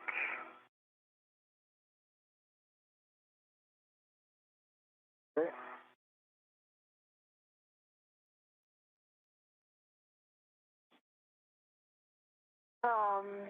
Yeah, so you need to put it on your right. I'm going for that right now. Yep. Or the other thing you can do is release. We're going to end up using probably a VMAX pole of this long duration tie down tether. So if you want to just right now undo that wire tie and release all the slack on that long duration tie down tether, and then put the other hook on the port stanchion, that works too. I'd rather give some leeway between Anil and I, just because with the antenna it's kind of tricky. Okay. Yep. However you guys like to do it.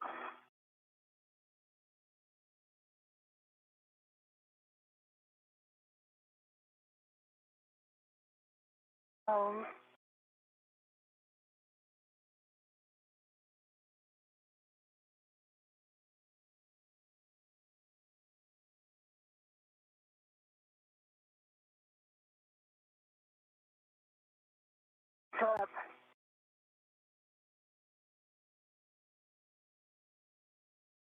Right, and I'm about 5 seconds away from having that long duration tie down tether. That wine glass extension on 6050 is on now.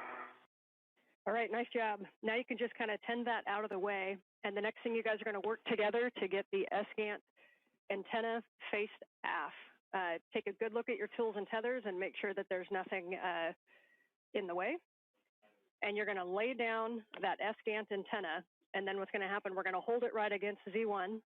And Anil, the tether, the long duration tie down tether on your side, we're going to pass it over to Sophie. She's going to wrap it around 6051, and she's going to pass it back to you, and you're going to hook it back to that same stanchion or to itself. I should start loosening it now so I could pass it to her then. Do you agree? Yeah, that's a good plan, because then once I give you the antenna, then you're going to stabilize the antenna. Okay, you should be able to pull that and it'll just come loose. Yes, I agree. Okay. All right. So, but you need to put your resetter and effector kind of more port of this stanchion. That, like, you're sure you're always saying port. I've got an idea. Yeah. Yeah, and Anil, you may lose access to 6050 once we move the antenna. Now, we can always move the antenna and grab it if you need to, but there is a handrail that should be by your right quad, which is handrail 6058 that you might be able to use. Okay, I think I'll relocate some air. That gives me a port movement plane. I'll be there in 1 sec, Sophie. Yeah, no worries. Once I give you the antenna, I'm going to take a second to adjust my TCV.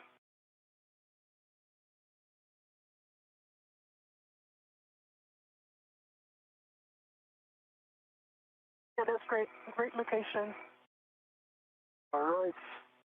Maybe the other one to the VH36, the end effector, which is the small one on your left hand.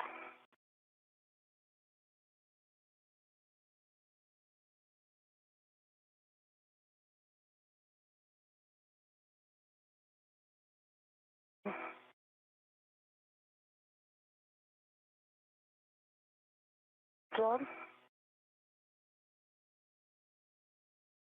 I'm going to put it, see, the antenna's going exactly my way, so I'm going to move right here. I think I'm going no end effector, and we'll just, you can pass it to the some point. Maybe I'll put it right here. Yeah, I think that's a great idea. Okay.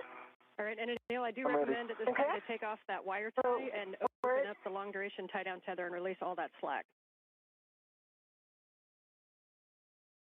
Wire tie is off, and slack is now released. I see it. Nice job. And at this point, you guys can talk to each other to get the S-scan into the tie-down position. Cuff gauge 10 is basically it, but we're going to lay it as flat to Z1 as we can. And the one thing is that rears, that box right below the T-handles, the rears is also going to be just aft of Z1, and that'll enable the gimbals to be kind of flat on Z1 for the long-duration tie-down tethers. Copy that. That all makes sense to me. I got to get a hold of it, Sophie, and we've got to rotate it this way.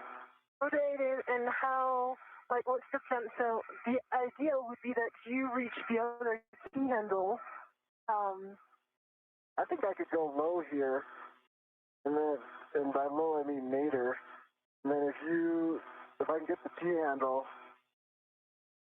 I can stabilize and you can guide so we don't hit anything. I have control. You have control. Okay. And now I'm going to help rotate this. I think this is working. Yes. Okay. Okay. All you have to do is push that agate handle towards the boom. Yeah. I wonder if I should be wedded to this right now. You're tugging on it. Yeah. But it's going to be better because we will rotate this thing. So. You don't necessarily have to rotate it, do you? We will, because it has to go dish facing you, basically, right now. Let me remove my DRT. Give me a sec.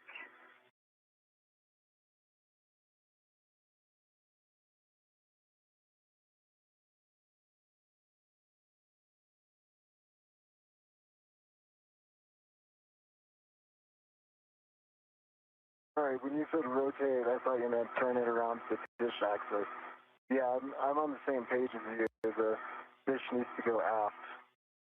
Yeah. So I'm going to take care of the agate handle. You might want to...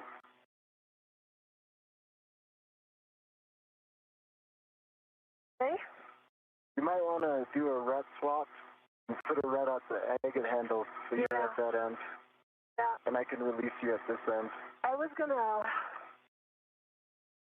use the AET from the agate handle, if I can, I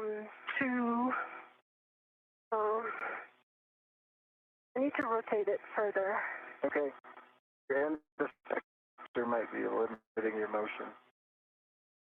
Yep. Let me just...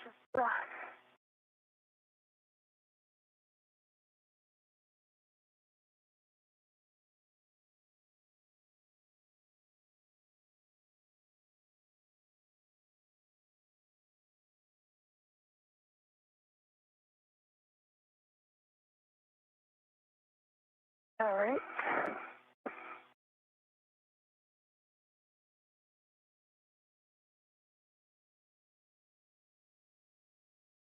A nice job working together on this one. Once it moves a little bit aft, as soon as the rears pokes over the aft side of Z1, then it's going to be in a good position. I need to have it towards you because right now I cannot even touch This is Mission Control Houston, 4 hours, 11 minutes into today's spacewalk. Anil Menon and Sophie Adenot continue to work with each other to complete the long-duration tie-down of the failed space-to-ground antenna that was removed from its boom on the Z1 truss a short time ago.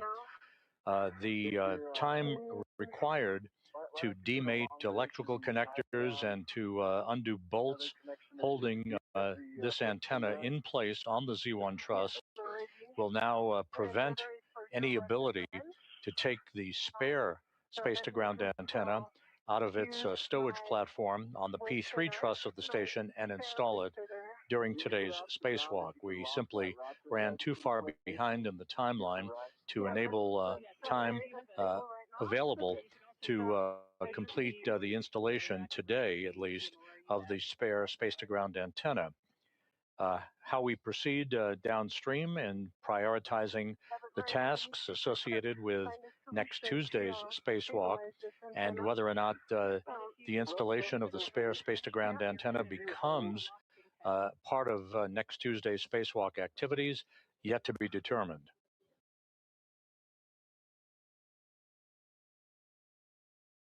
Yeah, it has a ratchet. It has a working tab right now.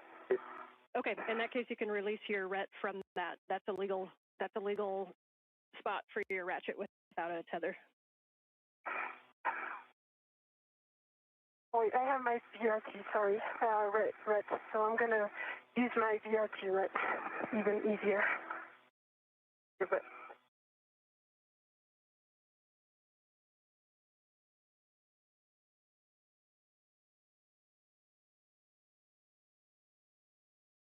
okay. I have a local, but I am very unstable where I am, so.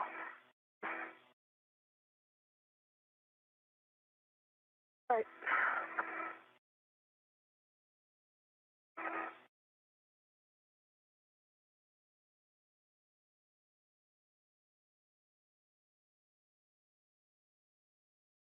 Doing great, Soph. Yeah.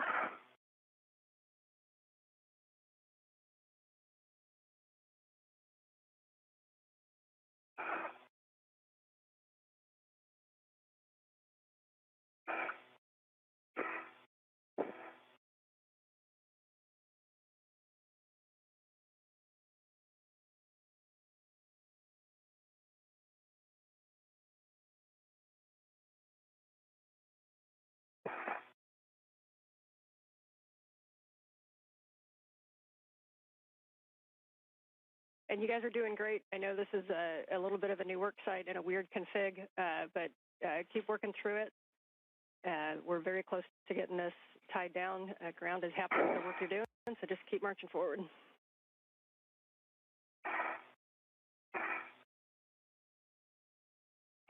And well, Sophie's working that. I'll just give you what I think my plan is to get this dish facing aft. It's to rotate the agate handle towards the boom, and then I think I can go body nadir to get this dish in the rear part of it past the aft part of G1, and I think I can do that all from this particular position.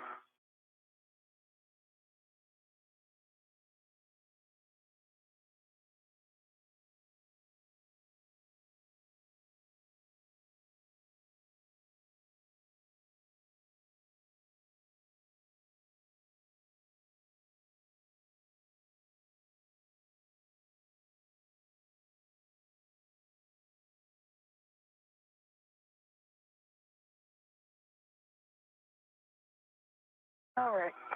Got it? I've got a RET, which is on the AET of the agate handle. Is that good enough? I think it is to further end.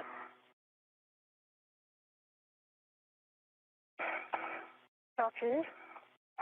Good problem solving on that one. So now I'm gonna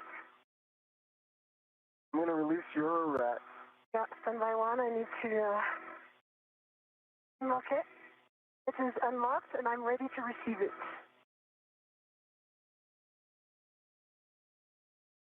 Coming. Got it.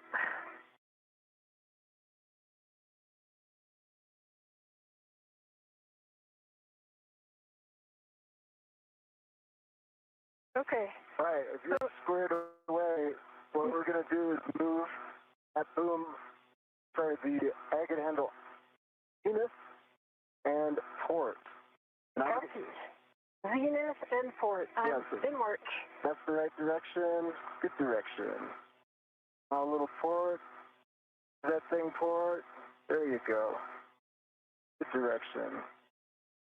Now we just need to lay it flat.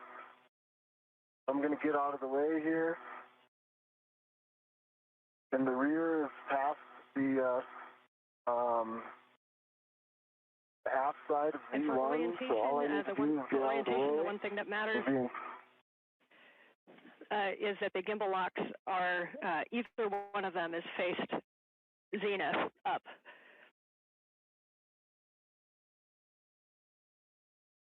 Okay, I'm holding the agate handle, and that you're moving Anil. I see you're clear of the T handle. So with your, yeah, that's good. Okay. Great job, Anil. Awesome. Now I can hold it in place stably while you put those long duration tie down tethers on, okay? Yes. All right. So I have one tether, we end like that position. Nicely done. If Anil, if you can take the tether that's on your side of 6050 and pass it over the S-Scant to Sophie. The one thing is that we need to make sure that the long duration tie down tether is routed in between the gimbal lock bolts.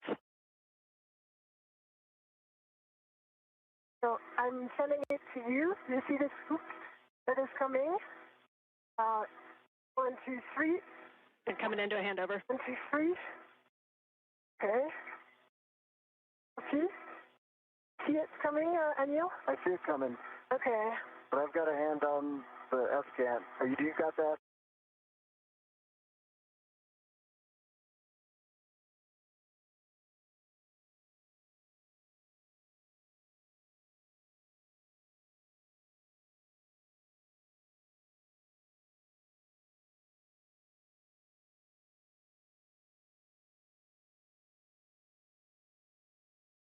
I'm going to relocate my end effector, okay? Copy. This one is a good spot. And we're back with you after handover. See? And can you guys give us some words on where the long duration tie down tether is router, what you guys are working right now? Give her those words and I'll get my end effector. Yeah, sure. So right now, Anil is just repositioning that he can give me this long duration tie down. And for now, there's no long duration tie down. It is only stabilized by my hands and the red that is on my mini workstation. That's all we got for now. Okay, and I'm seeing bolts, Fox and Golf. They look like they're facing you.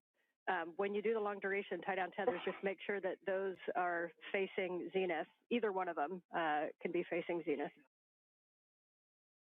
Copy. Fox and Golf facing zenith. That's the plan because it's the only one. It would be like click on the. Yeah, and it doesn't have to be that one. It could be the one on the other side. We just need a gimbal lock facing zenith. Yep, that's going to be the case. Okay, I've got the long duration tie down tether. I'm in a good position. Yeah. Sophie, I was working, so I didn't track all that, but just tell me what to do next. So now I need you to hold the T handle, the T bar, or the rear plate. Okay, I've got the T handle. Yeah.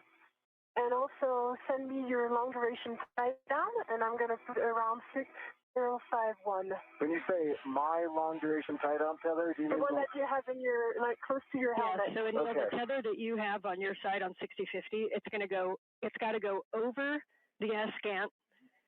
The strap needs to go in between gimbal lock bolts. Then Sophie's just going to loop it around 6051 and hand it back to you. And then you'll need to clip it either to the wine glass stanchion on 6050, or you can clip it to the D-ring on itself. Okay. Sophie, that. It's in work. Okay.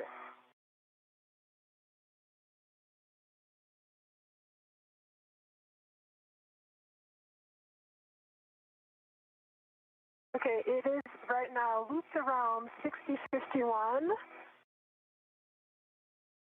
Or some twists on the cape on the long duration tie down, but does it reach? Yes, it will reach. Yep, it should reach all the way back as long as it's all the way released. It'll reach back, and you may need to kind of move the askant so that it can fully reach. Twists are okay. The one thing you want to think about is if you're twisting next to where we're going to tighten it, you don't want to get a twist into the actual mechanism of the long duration tie-down tether. Yeah, sure. Okay, so now we are, we need to put those straps above Fox and Elf. Yeah, I'm supposed to put this on the handrail though, right? Yeah, it can go back to the handrail or it can go back to itself. Itself. The hook, but there is not enough. Okay. Oh, okay, I see why. Because it was looped around once. See that? Okay, maybe take a look under the askant to see if it's caught on something, and make sure that the full rears is aft of the Z1 platform. Full rears is aft.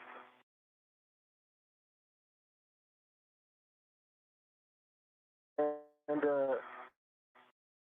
long duration tie down tether is fully loose.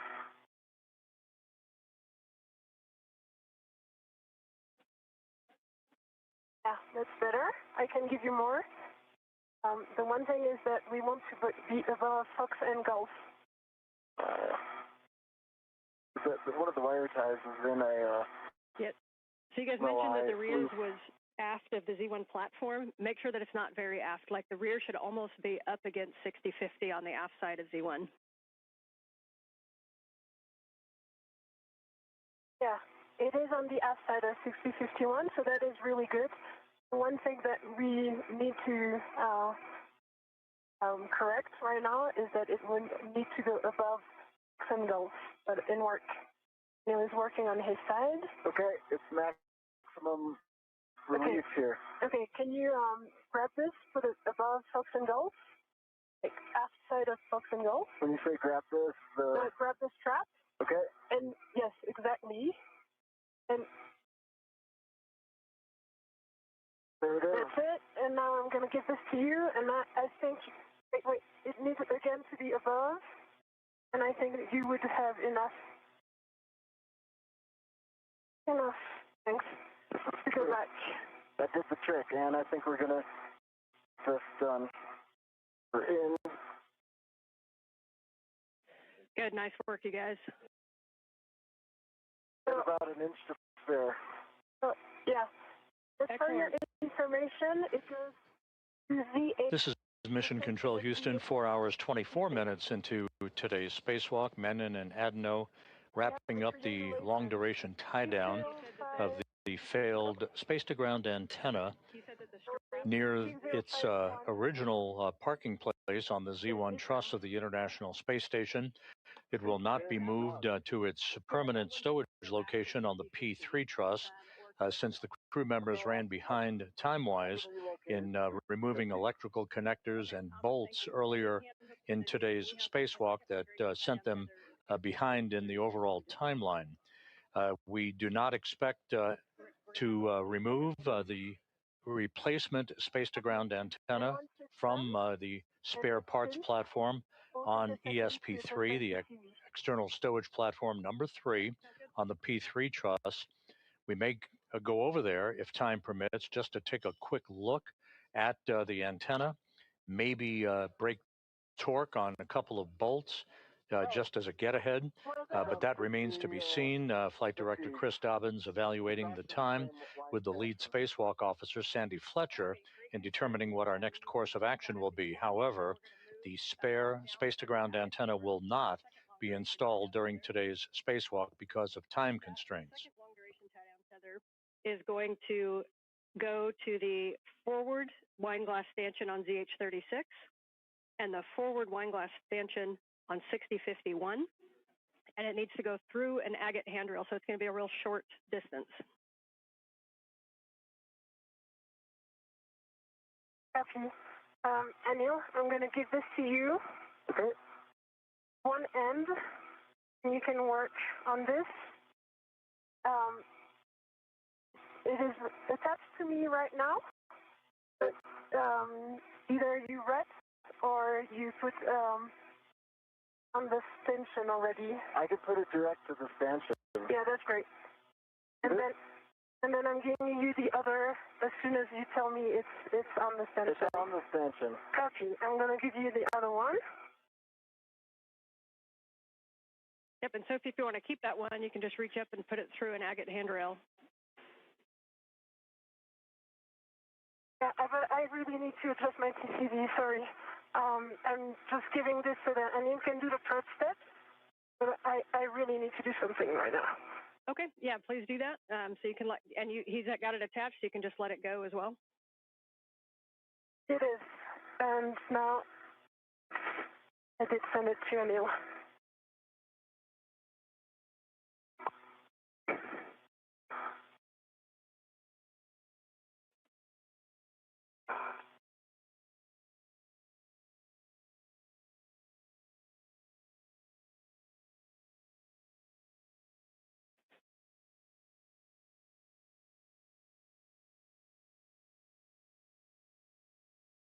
Okay, and I'm going to talk me through this. Sophie's getting set up. Yeah, definitely. Just a couple words for Sophie. Reminder that if you're trying to go warmer, go to lower numbers. If you're trying to go colder, go to higher numbers. If you're cold, reminder that you've got glove heaters as well. Yes, I am cold, so I'm going to go to, right now I'm 7, I'm going to go to 5. Okay, that's a good plan. And if you'd like your glove heaters, you have those available to you too.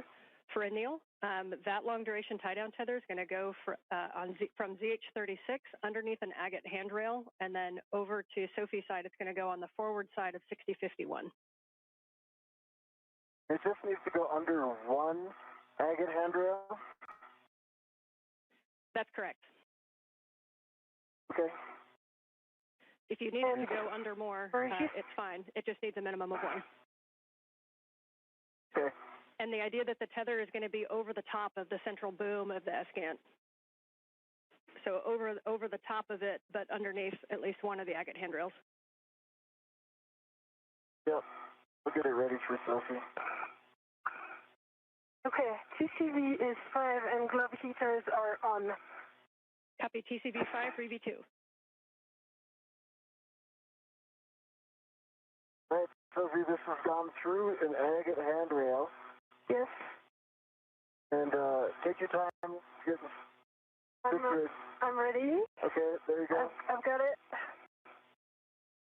All right, that's going on the aft side of 6051.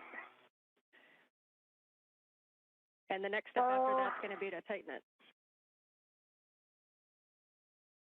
Oh, you mean the hook is attached to? Yes, that's correct. So this is going hook to hook. So one side's on Anil's, and yours is the hook is going to be the Z1 6051 forward stanchion.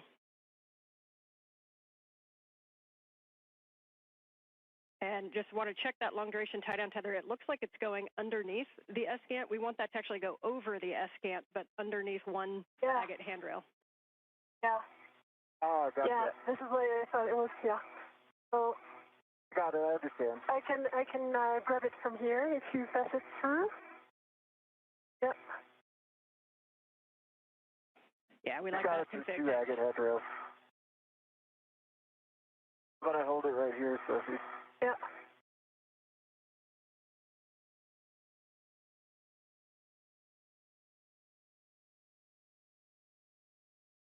You go.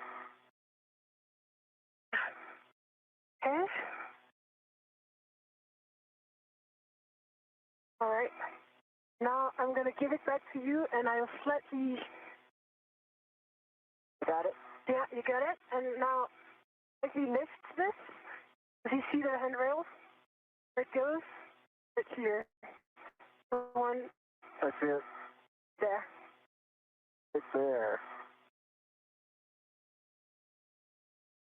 The one right in front of the gimbal.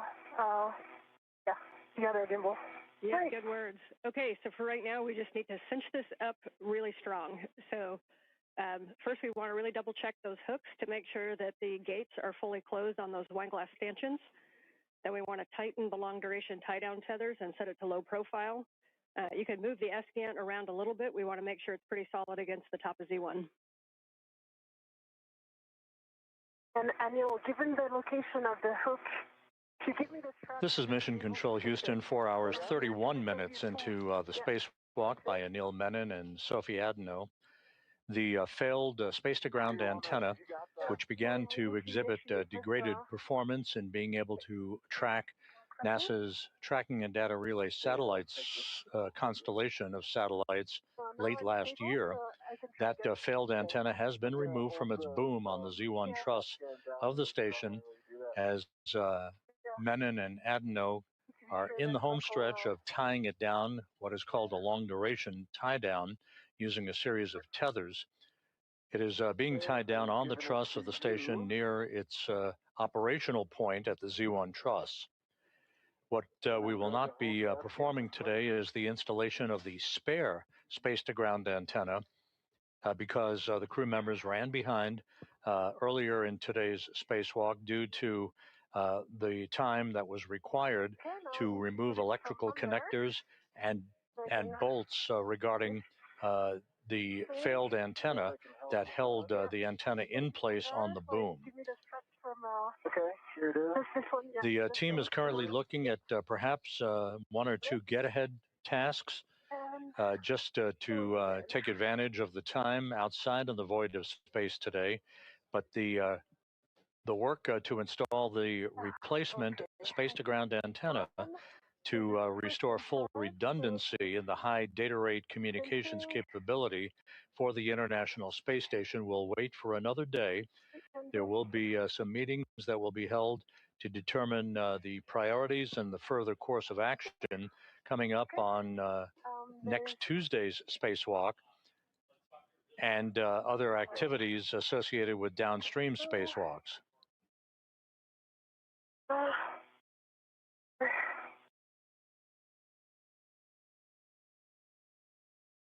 Make sure this twist doesn't go through.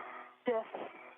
So I'm going to turn it before and actually pass this excess of strap under.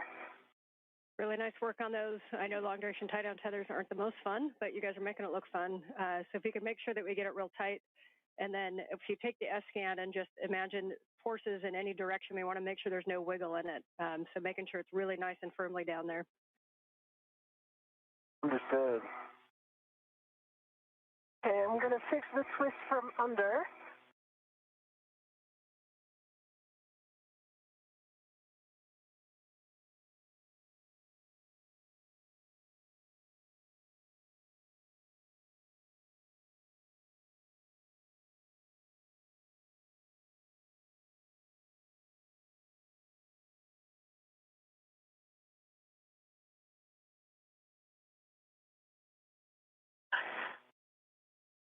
Okay, pulling again. Okay, it's booked. Go back.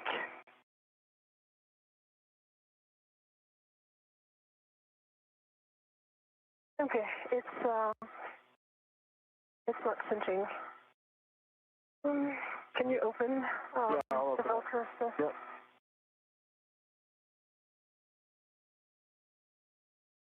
And based on that angle, it may actually be more of a zenith pull to tighten it instead of over towards Sophie. I don't know if that would make any difference. Let's see. Let me try. I think Anne's right. Yeah. Pull it towards the, there you go. Okay. Right words.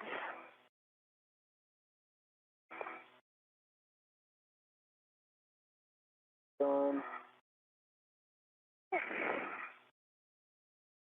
Okay. Got a little bit of a turn in it.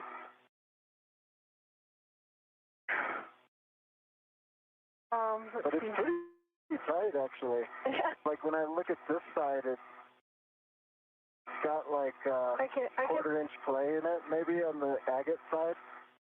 Do you want this and like immovable or? I think if we tighten this one, it's going to be enough.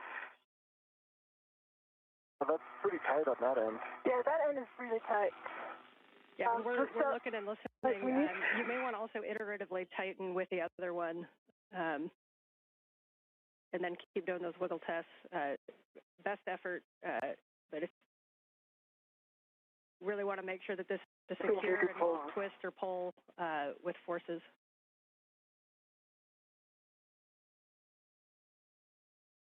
Okay, I can help by just pinching like this, and you... We need to untwist it first. I think that's lesson learned. This one right here? Yes. See if you can rotate it.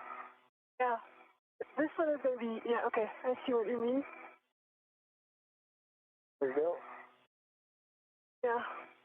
You're going to start pulling right there, or do you want me to pull my direction? Let me see. I'll pull as much as I can.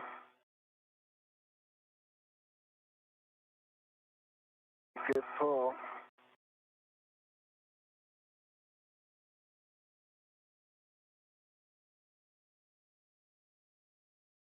Good pull. Yeah. Maybe I can cinch this one again. Or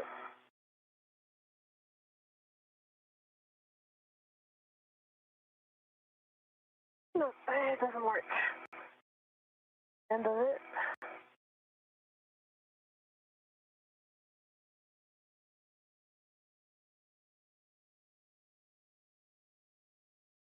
Okay. 10 seconds to a handover. What you guys are doing is great. It's pretty secure, Sophie. What do you think? Yeah, I think.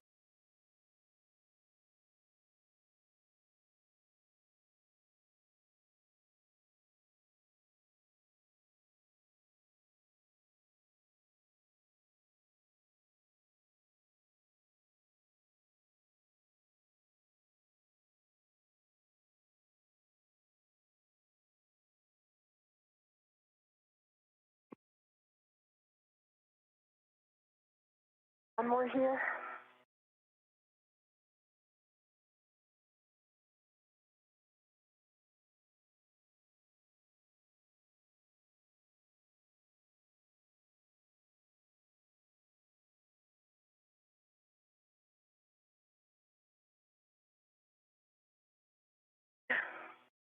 What do you think? Pretty good. And are you with us? I am back with you.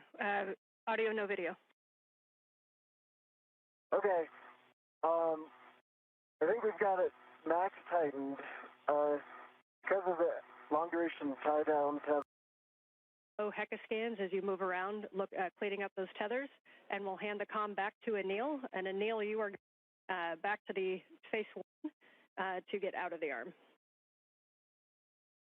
Okay. Picking up comm. Jessica, how copy?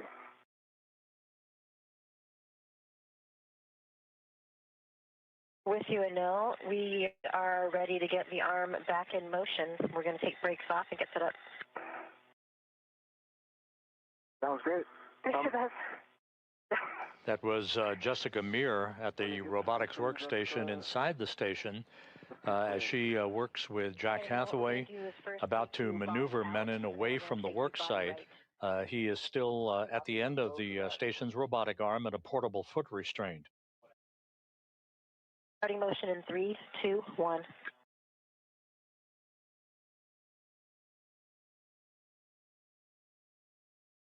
Good motion, good motion.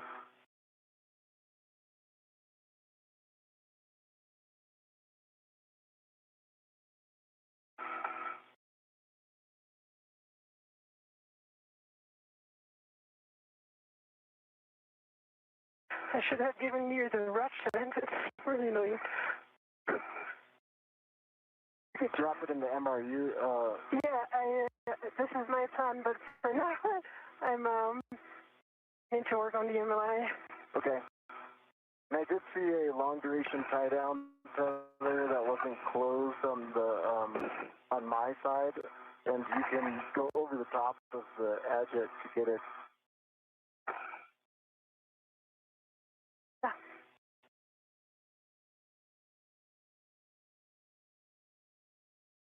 This was indeed my plan.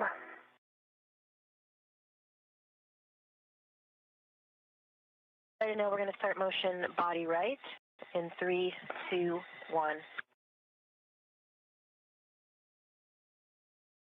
Motion, good motion, Jessica.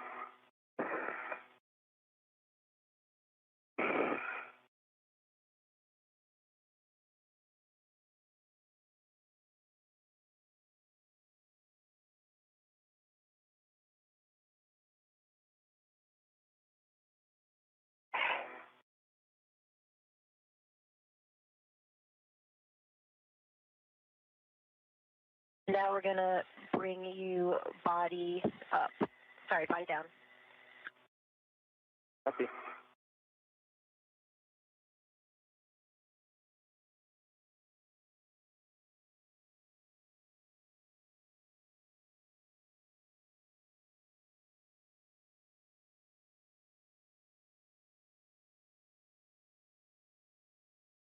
Now this is the Z1 back off position. We're going to get set up for your JoeCast ESP3. And for all crew, we are going back to phase 1, so we're going to the APFR egress position. Copy egress.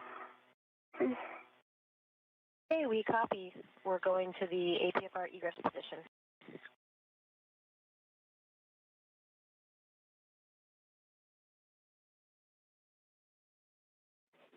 So for big picture, to sync folks up, Sophie, we've got you cleaning up that work site. We want to make sure that it is in a really good configuration to be out there for a while.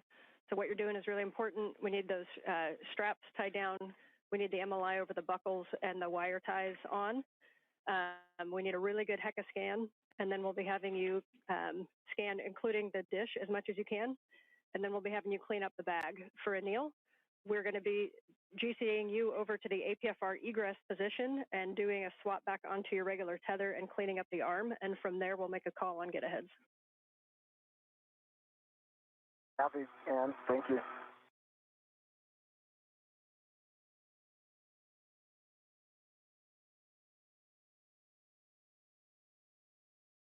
I've got a good photo range of all of this. I'm just kind of blanketing the area. Let me know if there's anything in particular you want me to target.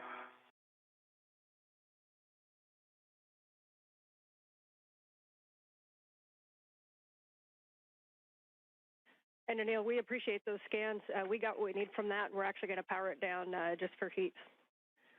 And one go back for you, Sophie. We are going to take a look at that NZGL that you noticed the back shell's back. We're basically going to have you demate it and remate it and see if we can't get that over center. And then we may need to do a wire tie.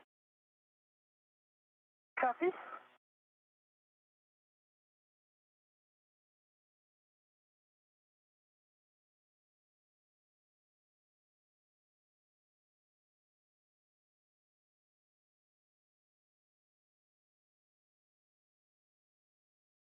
Anil, on your go, we will start the JoeCast to the intermediate position and then another one to APFR back off. Here we go for me. Be starting motion in 3, 2, 1.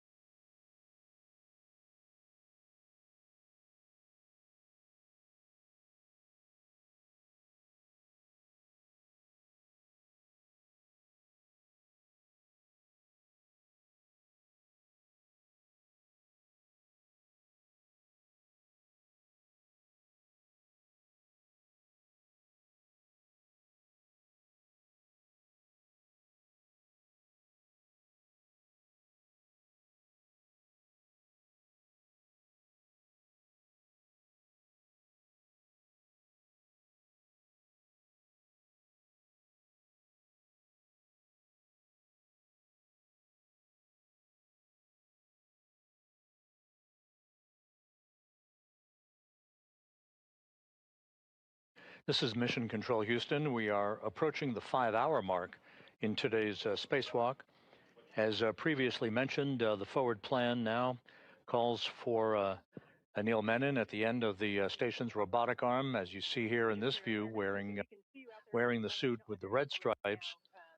Menon is being maneuvered back to a position in which he will get out of the portable foot restraint, stow that portable foot restraint, and the arm will be parked in its overnight park position where it began the day. There is some additional cleanup work, gathering tools and tethers, and we'll see whether or not time permits a couple of get-aheads, perhaps a swab of microorganisms from one of the modules near the Quest airlock, and possibly a swap of portable foot restraints along the Z1 truss of the International Space Station. The failed space-to-ground antenna was removed and tied down in a safe configuration near its parking place, normally, on the Z1 truss. However, time will not permit the retrieval and installation of the replacement space-to-ground antenna, which will remain in a safe configuration, a safe slot in external stowage platform number 3 on the port truss of the International Space Station. It will be installed on a future spacewalk. Just when that will happen will be a matter of discussion by NASA managers and flight controllers. Okay, so for that wire tie, basically what we want to do is we want to prevent thermal loading to the inside of that cable, since we will be coming out at some point and touching this again.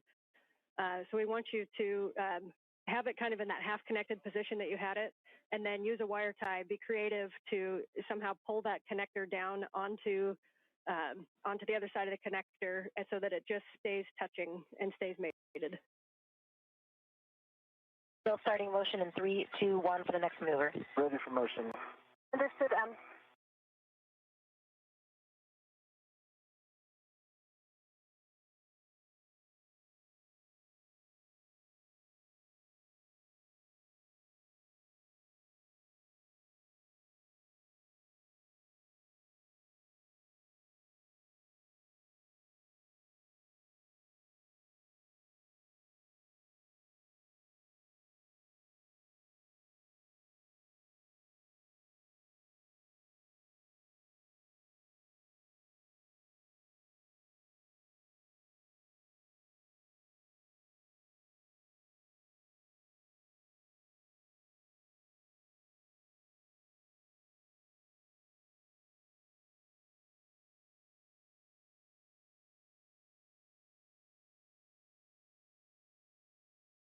retrieving the wire tie from my BRT to start wire tie ups on the NVGL. Okay, copy, and you can put that through the bail if that's easiest. Okay.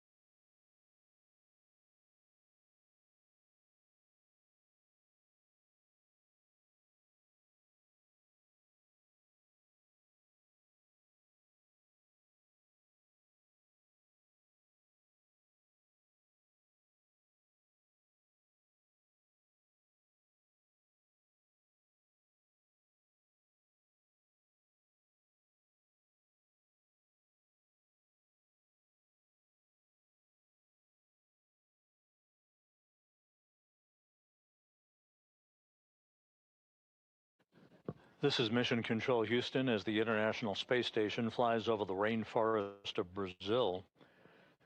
A good view of Anil Menon riding at the end of the Canadarm2 robotic arm with Sophie Adenot not far behind as they make their way back toward the final work site of today's spacewalk. Time will determine whether or not we do have, in fact, the time to take a swab sample of microorganisms from one of the modules near the Quest airlock.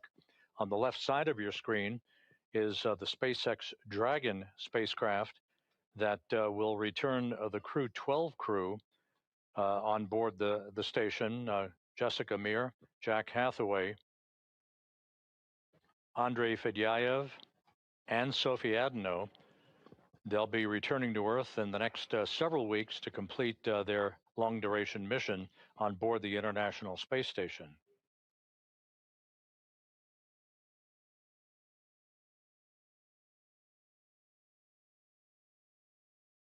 And so if we still don't have Hecka, once you do have that wire tie on, if you have a camera with you, if you wouldn't mind snapping a bunch of photos of that whole area, it'd be great. Copy, will do. I'm just adjusting my body position right now. Working on the wire tie. So.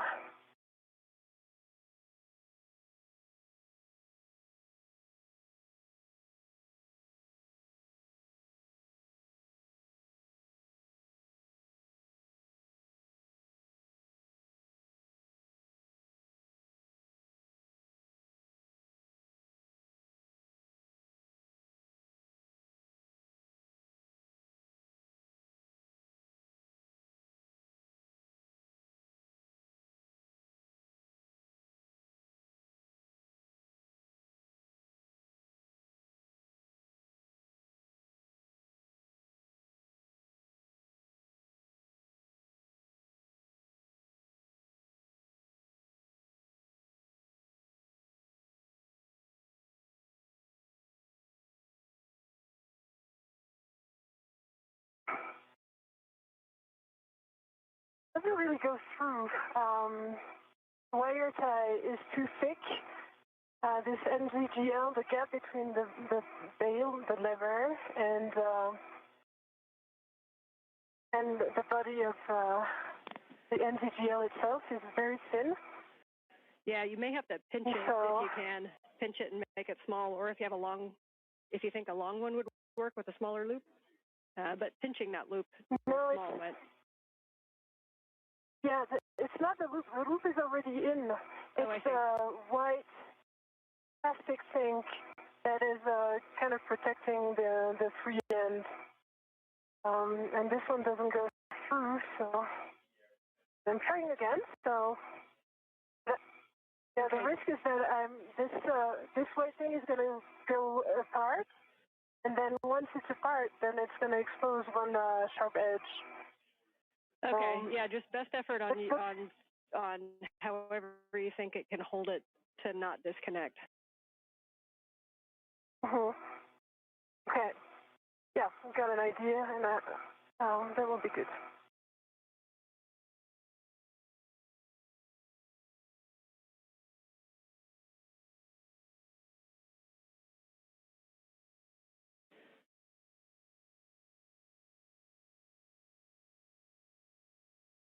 Anil, we're getting set up to bring you to the APFR egress position. Stand by.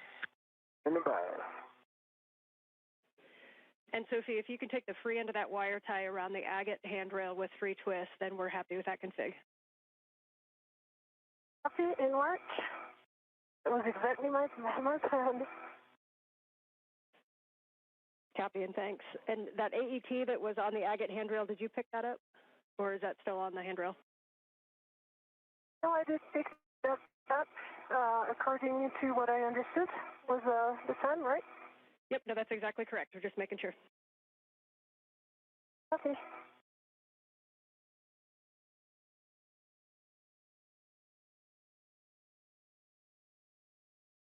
And I've reduced my TCV to 5. Copy, TCV to 5 for EV1. Anil, are you ready for the GCA to the published egress position? That'll just be coming station aft. So where are you ingress? Go to publish. Okay, copy. We're starting motion in 3, 2, 1.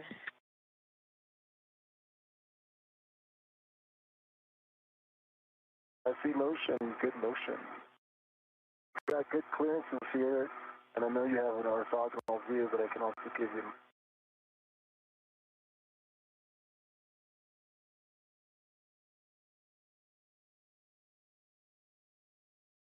space. Okay, treehouse twist done. And I'm removing my ret. Say it's not going to move.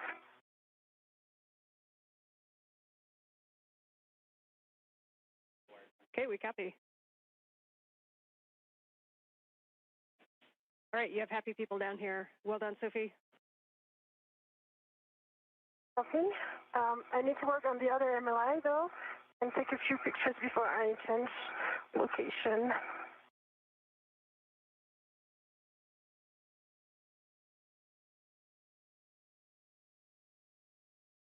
Glove heaters are off OSS for Sophie.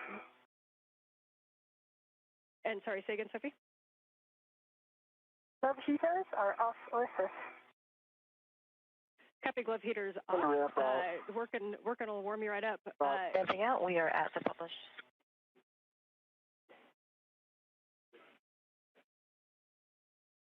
Good, Ann. I believe the NG stop GCA. GCA complete.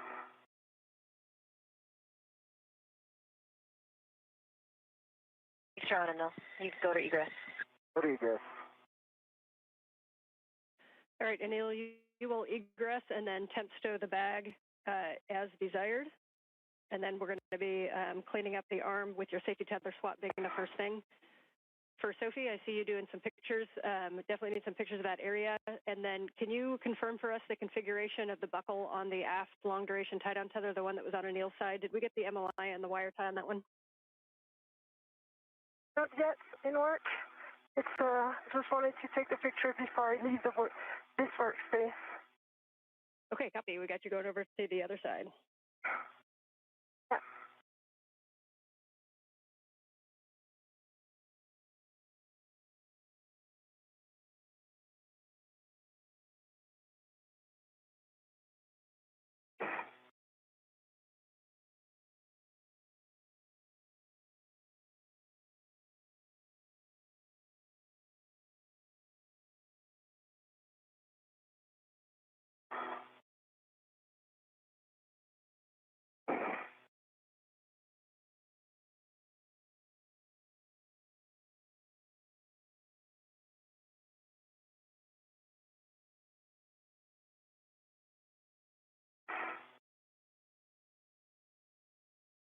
And Anil, once you're in a good position and ready to work the tether steps, we'll take the comm over and I'll walk you through that, including when you have your waist tether down. Good night, Ann. Copy, and for both of you, the plan after we get the Z1 work site cleaned up and Anil's arm cleaned up and reconfigured is to work the APFR relocate task together. So we'll be grabbing the ESP2 with, or APFR rather, and coming up to Z1 to do the swap.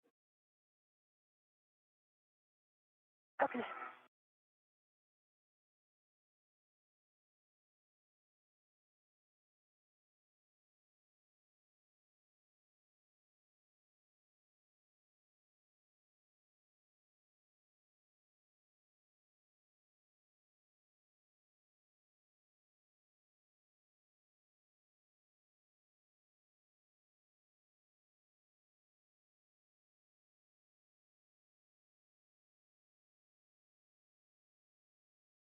And you said to put the bag down. Did you want me to leave the crew lock bag on the truck? Or am I bundling it with the APFR?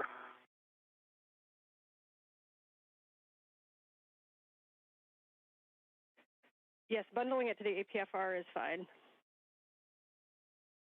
Where is it going next? Because if it's going close by, I'll do the quick bundle that we discussed. If it's going far, I'll do a really solid bundle. Yeah, so you're going to be taking that APFR to the port CETA cart. So you can look over to your left and see it right there. So it's up to you if you want to do the bundle on the APFR and take it with you and then bring it back, or if you want to just temp stow it on the truss.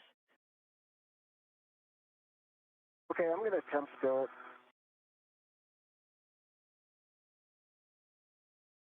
Copy.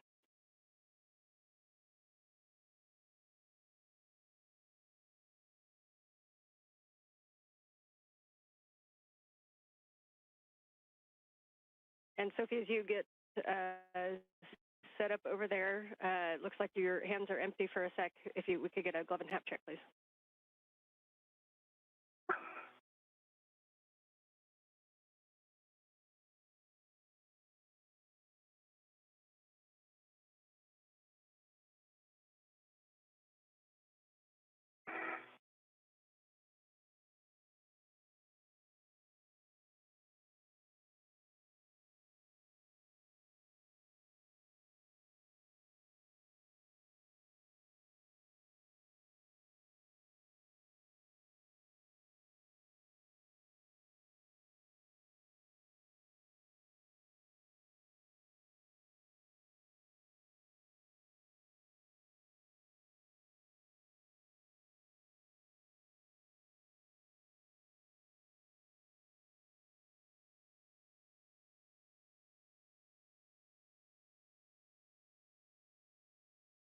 Okay, and rock bags on the truck.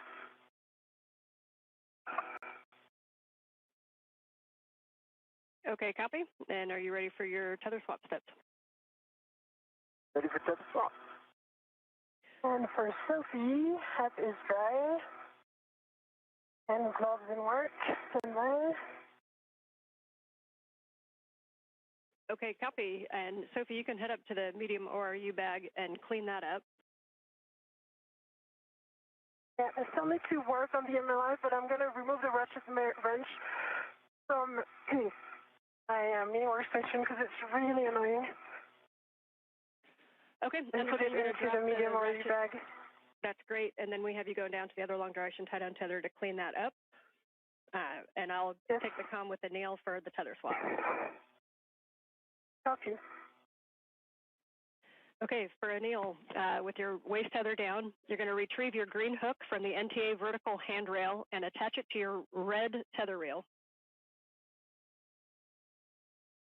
Work. Locking the green reel.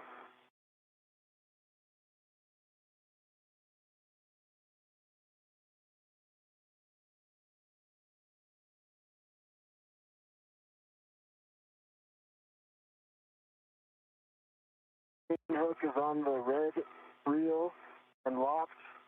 I'm unlocking the green reel. Copy. The green hook is on the red reel, and the green reel is unlocked. You can then release your yellow hook. You can release your yellow hook from the SSRMS and attach it to the green tether reel, also checking gate and hook.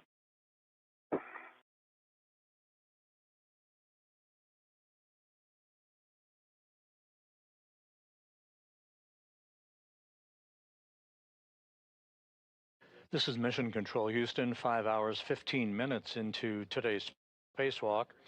Anil Menon and Sophie Adenot are in the home stretch of today's excursion, the 282nd spacewalk in support of ISS assembly, maintenance, and upgrades.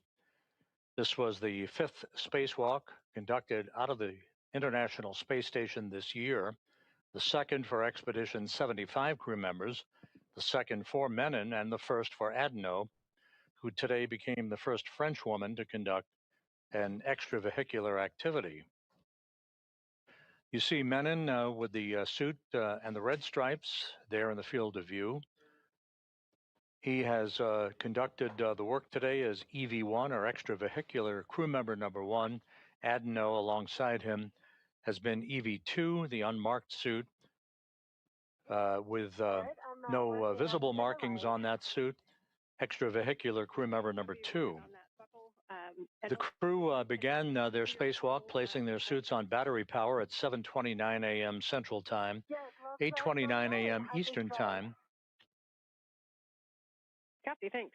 And if that long duration tie down, the major activity for today was the removal of a failed space-to-ground antenna on the Z1 truss of the station. There are 2 such antennas that sit side by side to provide redundancy for high data rate communications through NASA's Tracking and Data Relay Satellite System.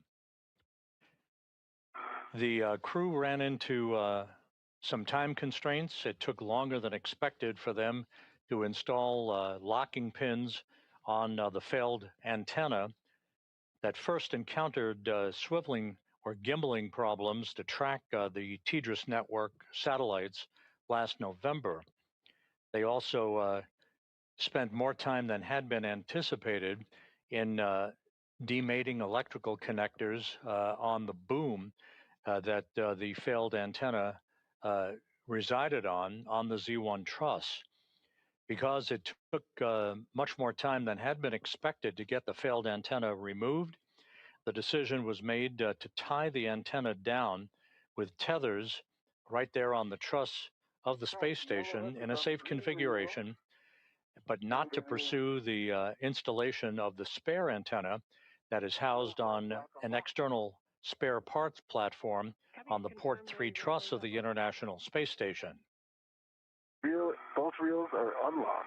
So with the failed antenna tied down, future meetings are to be conducted to determine the next set of priorities for the upcoming spacewalk that is planned for next Tuesday. Gonna rest to the APSR, then remove it. That'll be the third spacewalk of the month of August, the third to be conducted in a 19-day period. We are expecting a couple of get-aheads for the crew as they make their way back to the Quest airlock, the swabbing of surfaces on the outside of the station to collect microorganism data, and an exchange of portable foot restraints out near the Quest airlock.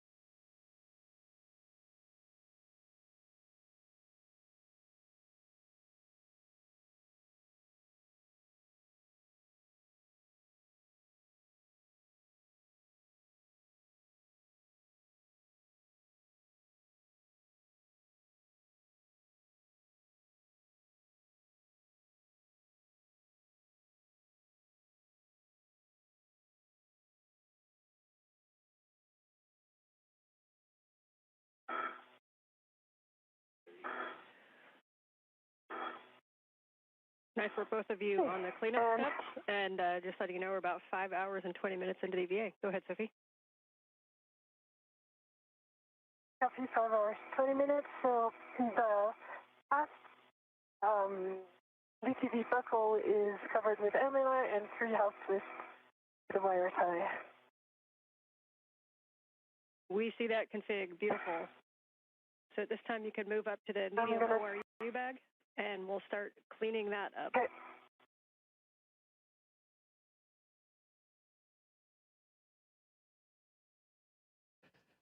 So the bottom line of today's spacewalk is that Menon and Adenot were able to remove the failed space-to-ground antenna. It is in a safe configuration in what is called the long-duration tie-down configuration with tethers on the truss of the station. However, as occurs from time to time during these spacewalks, there were bolts and electrical connectors that proved to be more bulky than had been planned. So it took longer than expected to undo those bolts and remove the electrical connectors to demate them so that the failed antenna could be removed from its boom on the Z1 truss. The net effect, we ran out of time, and so the spare antenna will remain on its stowage platform on the P3 or port 3 truss. It will be addressed on a future spacewalk. There will be some meetings by program officials to determine a set of priorities for the next spacewalk that is targeted for next Tuesday. And yes, we will take pictures of that that angle of the stow. Thanks. Copy.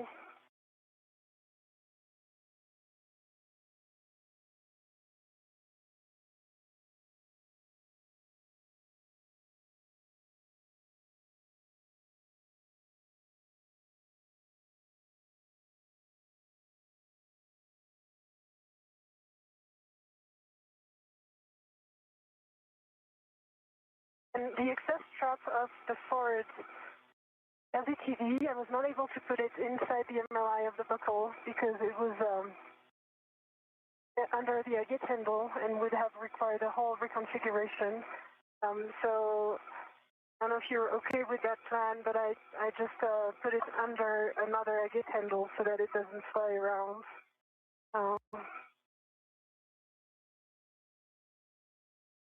Okay, that is a good config. We're happy with that. Thanks.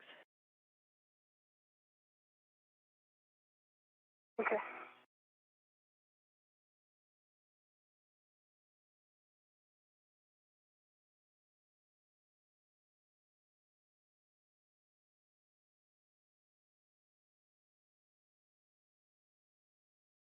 Okay, APFR cleanup complete on the BRT. Jessica would be go for the back off. Okay, we agree. If you just give one We more copy. scan We'll get to set make up for sure, that. and I'll pass you off to Jessica.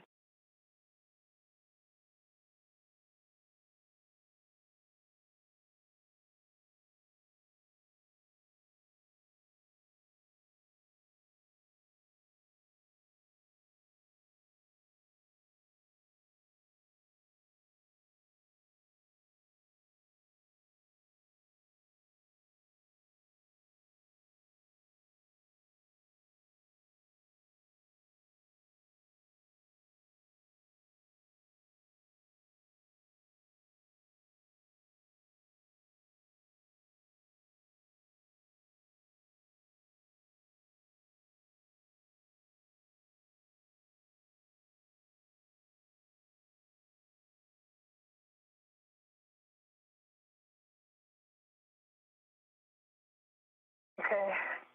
Nighttime is not the best time to do the pictures, but I did my best. Now starting motion in 3, 2, 1 with the arm coming station forward away from you. Copy, starting motion.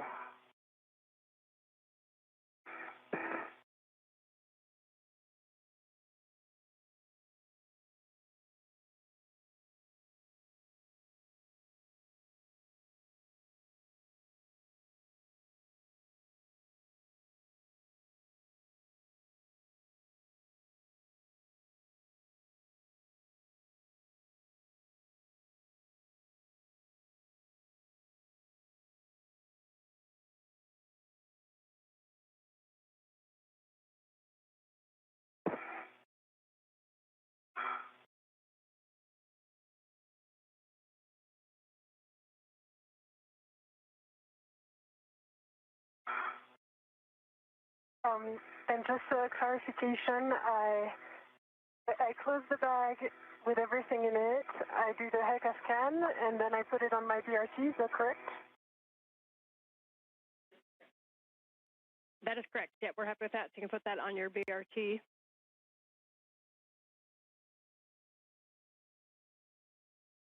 Okay. Before and we can see your scan. So yes. So if you just want to go through everything that's in the bag and show it to us, we will. Okay. Right now. Okay. Inventory metal segment with a scoop on it. The ratchet wrench. Squeeze out the palm wheel. And coming soon, the heat shields, which I need to protect as well.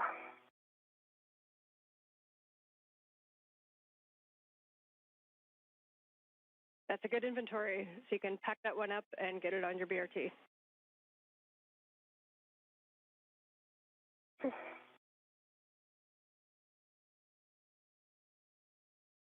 And I'm at the Fort Cedar. Copy. You'll be stowing that in with 3 and setting it to low profile, and I have recommended settings. Okay. Go for settings. Copy. It is 6 Papa Papa Fox 6. 6 Papa Papa Fox 6. And that's that top left with. 6 Papa Papa Fox 6. I'm at the top left with. Copy. And big thing too is we want to make sure that the ingress aid is low profile and won't move, so it's tightened up there. And then we'll just get your words on making sure that it's clear of the MT and the POA. Copy all. And for Sophie, once you have that packed up, we're going to have you put that on your BRT, and we'll have you start heading toward the airlock. Copy airlock.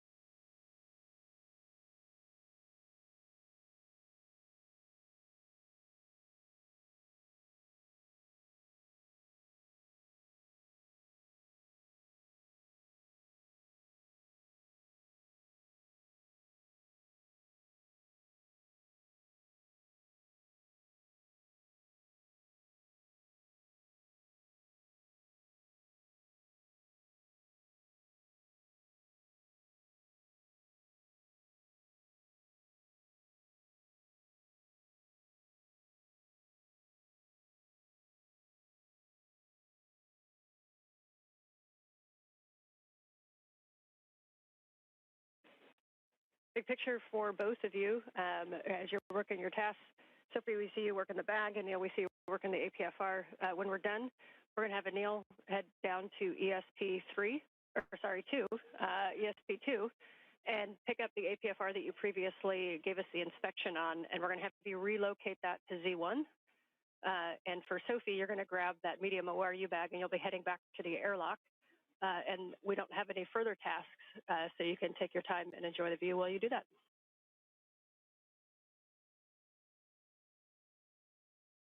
Copy, working on the bag and airlock. And can you repeat those APFR settings again?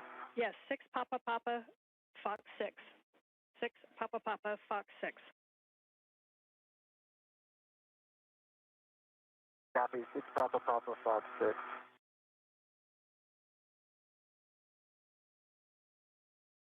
And for a picture in your mind, the boot plate should be kind of facing toward the MT.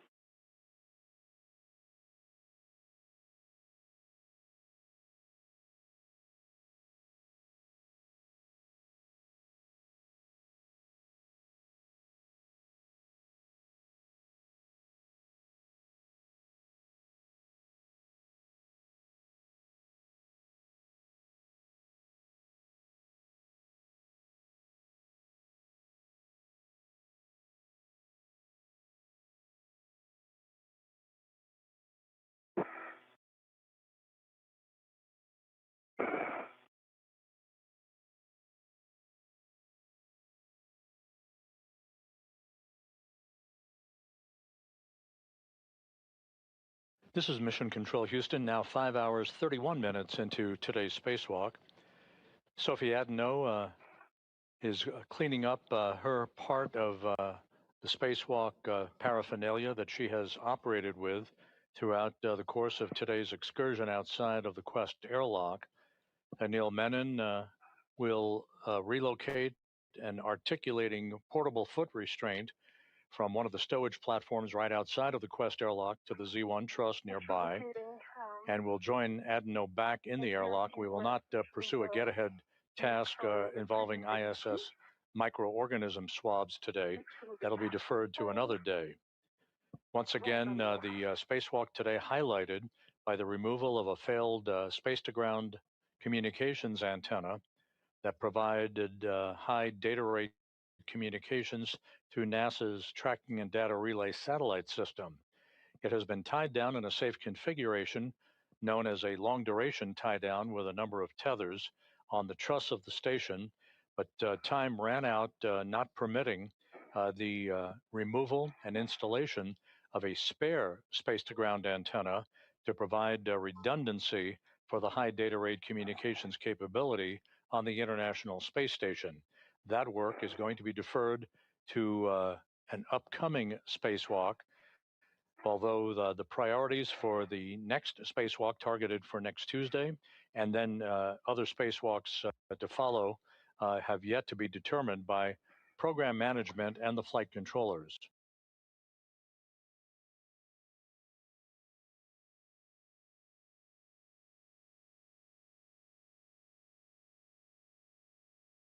Okay, 6, Papa, Foxtrot 6, set, and whisk 3, locking collar, black on black, good pull and twist test, and it does look low profile. I'm sure you can see it in the HECA. Copy, that's a good config. So this time you can move back to retrieve your crew lock bag, and you'll go down toward the airlock. You can drop your crew lock bag off and then pick up the APFR.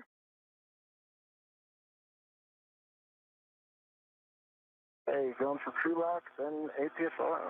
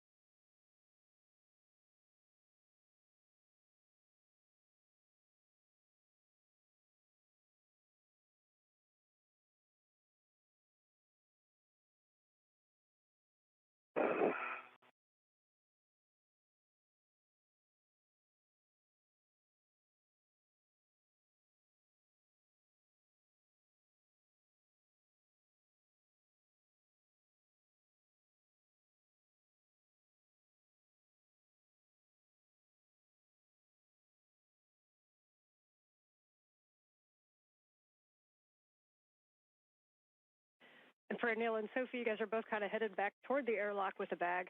You guys can work out the choreography yourself, but so Anil, when you get down there, if you want to attempt to stow the bag, and Sophie can put both bags into the airlock while you relocate the APFR, that may work.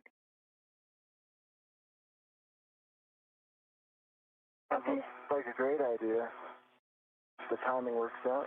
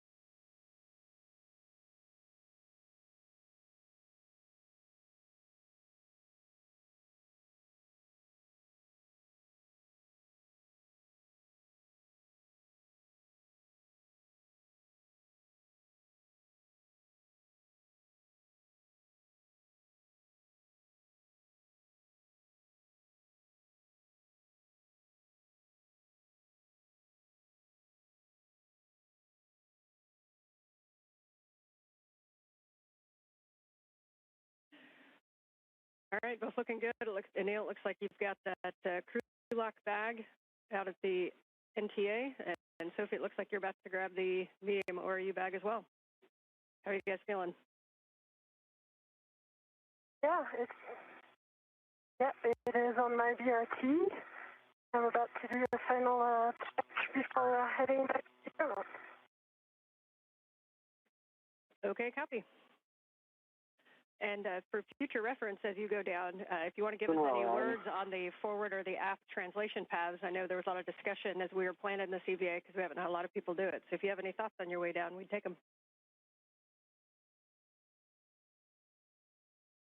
All right, let me wait before, and I'll give you the information.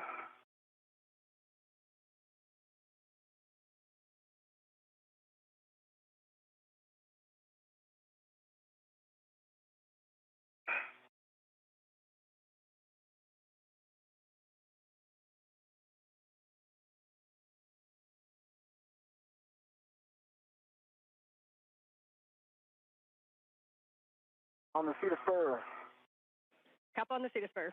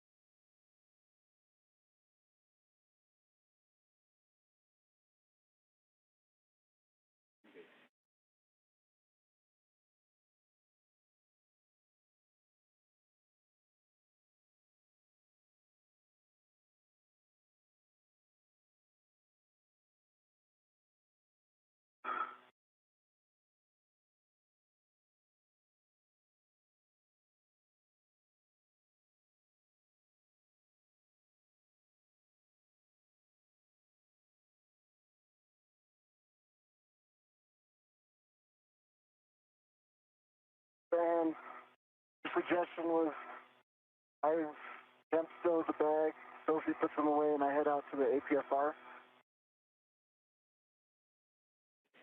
And Anil, can you tell us where you temp stowed that?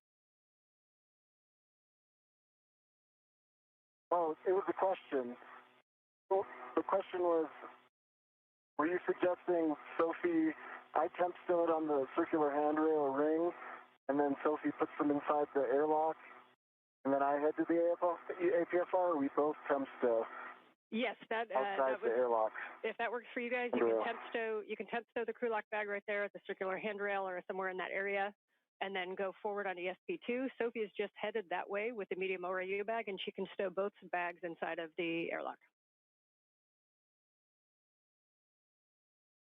Sophie, are you good with that plan? Yeah. I have a little done sleep right now because I'm working on my translation.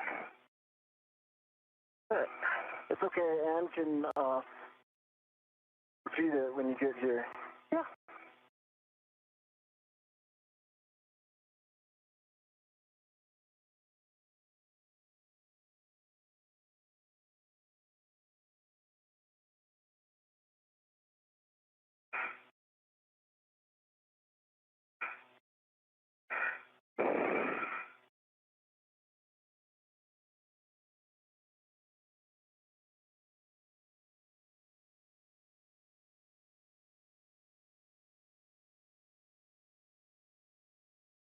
And Sophie, you came down the forward side of Z1, is that correct? Yes, because the antenna was on the aft side, and so now I'm still working on it. Okay. Yeah, so you'll come down, as you get down to the bottom there, you'll see 6024 and then WIF 9. And at that point, you can either kind of reach over to the high-pressure gas tanks, or you can go more zenith, and you'll see handrail 6005, and you can get the high-pressure gas tanks from there. Yeah, I have 6024 in hand. Just Okay. as ORU bag is a giant thing. Yeah, so 6042, getting down to 6052, you can either go, or sorry, you said 6024. So from there, you can kind of go starboard to the gas tank, or if you go down later to 6005, then it's a little bit of a shorter reach over to the gas tanks. Yeah, I'm trying that.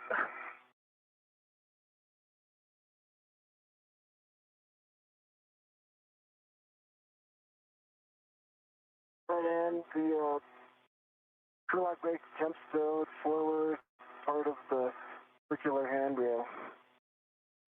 Copy temp stow. So you are going to translate to ESP2F4, which is the one that you passed before, that's on the most starboard side of the forward side of ESP2.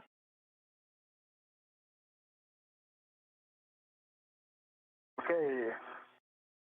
And Sophie, that part you're in right now is I'm one of gonna the go back trickier parts. out. Okay. Yeah, I'm gonna go back out. Okay. If you want to go back up to the side. Okay. Yeah, if you want to go right back up, you'll go up. You'll hit 6039, and then on the triangle on the forward side is handrail 6041, and then from there it's where you were before.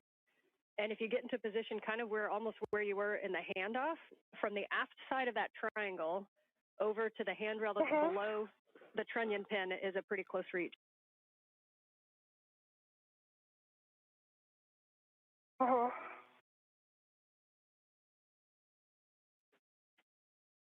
Yep, nicely done. So from the... I'm over the triangle, just Yeah, so that in your left hand is 6040. If you reach from that down below the trunnion pin, you'll see handrail 6003, and that'll take you right down the aft path.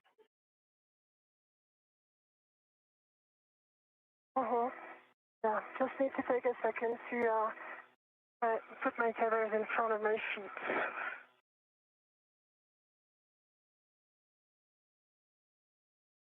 Good call, slow and careful. Oh,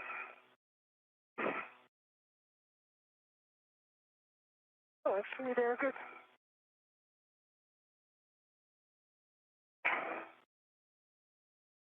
Okay, my also the antenna. Yep, nicely done. You'll go 603, 6003, 2, 1, and then you'll be able to reach across. Yep. This antenna, it's between the antenna and the satellite, it's kind of tight here, but yeah, it didn't work. That's super helpful information to see that forward path. We'll take your words on that tomorrow. Yeah.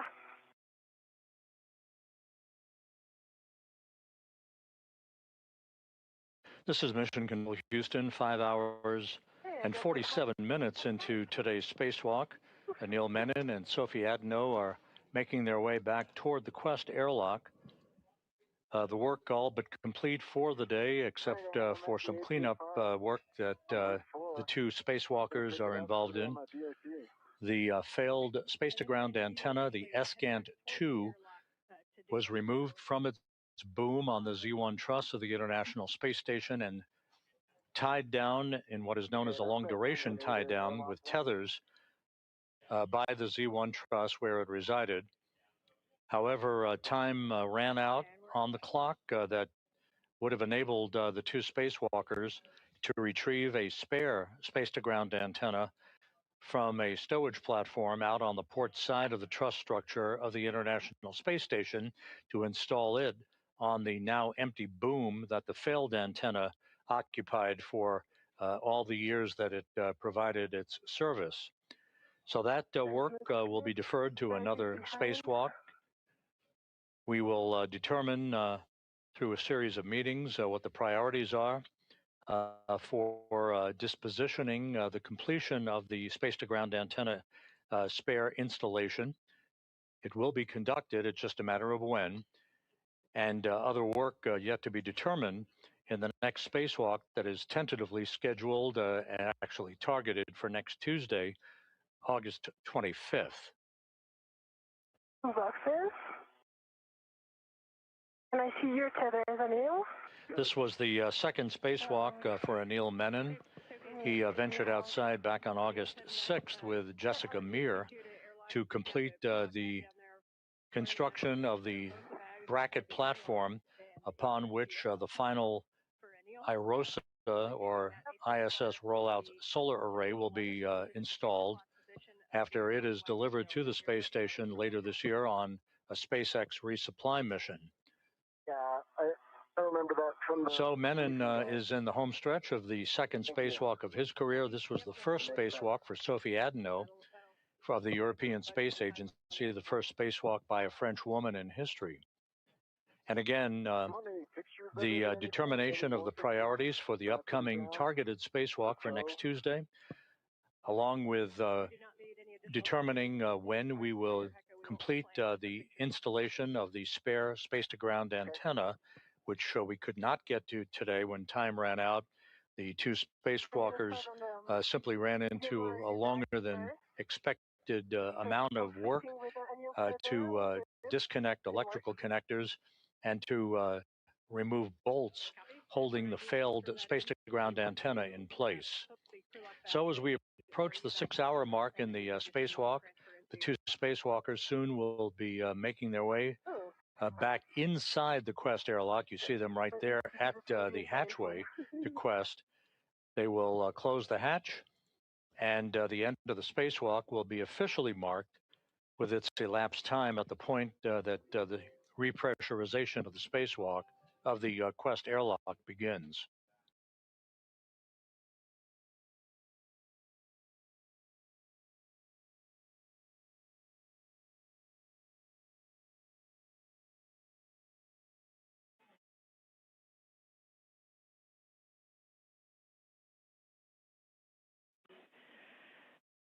Anil, question for you when you came off the port seater cart. Did you happen to tap the brake pedals?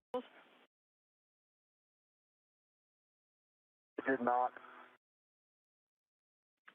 Copy. I'm sorry, I thought about it, but I thought... That's okay, that's on us. That's on us.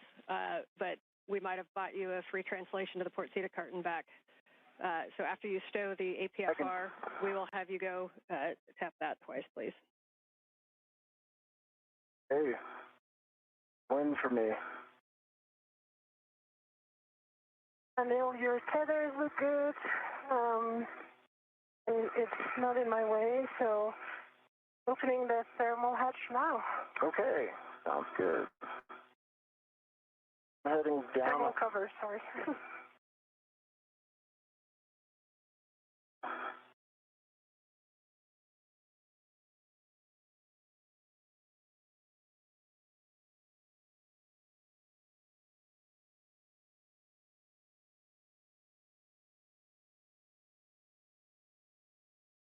So once again, to recap, the failed space-to-ground antenna was removed, albeit with a longer period of time to disconnect electrical connectors and remove bolts holding the failed antenna in place on the Z1 truss.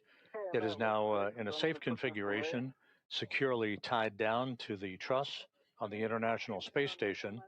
Ultimately, it will be moved to the external stowage platform number 3 on the port truss of the International Space Station. That slot is currently occupied by the spare space-to-ground antenna that was first delivered to the International Space Station on the STS-127 mission in the summer of 2009. Time ran out for the two spacewalkers to be able to accomplish that task today. It will be deferred to a future spacewalk The next spacewalk is scheduled for next Tuesday, August 25th. Whether or not the space-to-ground antenna installation of the spare makes it to that spacewalk next Tuesday or not is going to be the subject of some discussions over the next several hours.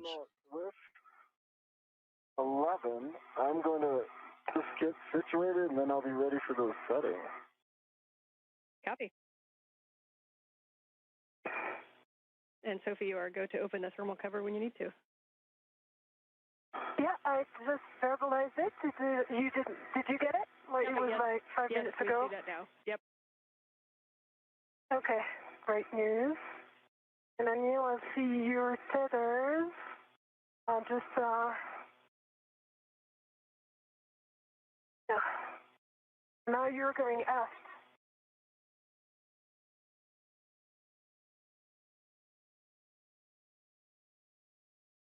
Okay, ready for those settings, Ann? Your settings are 12, Papa Papa, Fox 9. 12, Papa Papa, Fox 9. Oh, Papa Papa Fox 9, got it.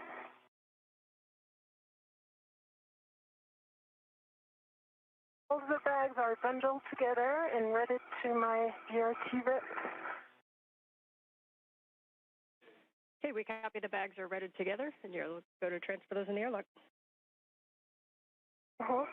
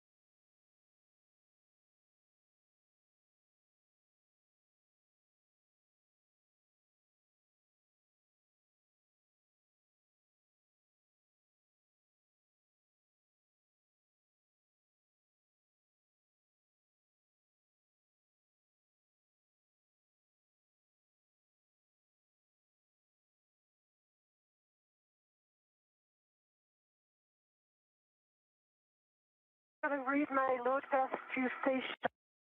Right. Base tether is small hook gate close lock back on black. Large hook gate close lock back on black. On the airlock waist tether, gate close lock black on black for the big hook, and small hook gate close lock black and black as well. So I have a good load pass to station, and I'm retrieving my local from the and going back in. Okay, we concur that that is a good load pass. Hey, 12 Papa Fox truck. Copy, 12 Papa Papa, Fox 9. Twist. Up suppressible, black and color, black on black. Copy, good calls. You are go to translate to the port seat occurred. And Sophie, we see you about to get in the airlock. You might want to pause there and take a view. It's going to be a little bit before you're back. But nicely done.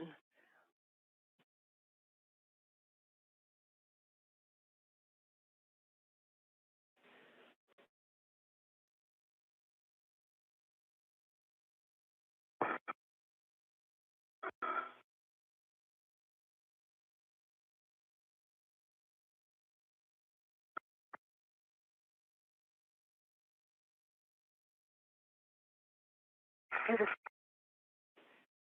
and Anil, before you start your translation, we'll take a glove and a hap check, and then we'll send you back out there. Okay. Anything I can help with, Anil? Oh, I'm in a good spot. Right glove, right index finger has a two small marks, and looks nominal. High. And copy for Anil, thanks. And for some pretty small, some small dark spots in not bigger than a fingernail. And there's also another on the left thumb.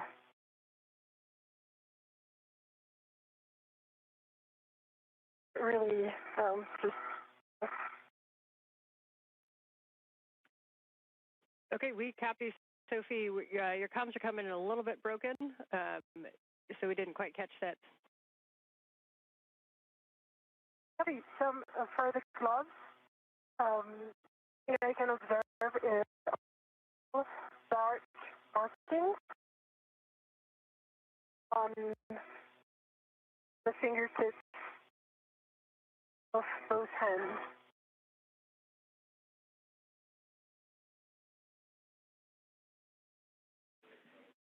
Okay, we copy, thank you. You're welcome.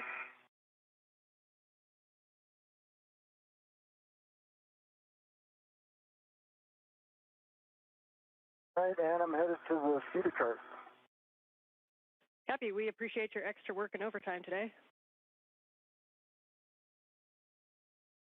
Oh, any day.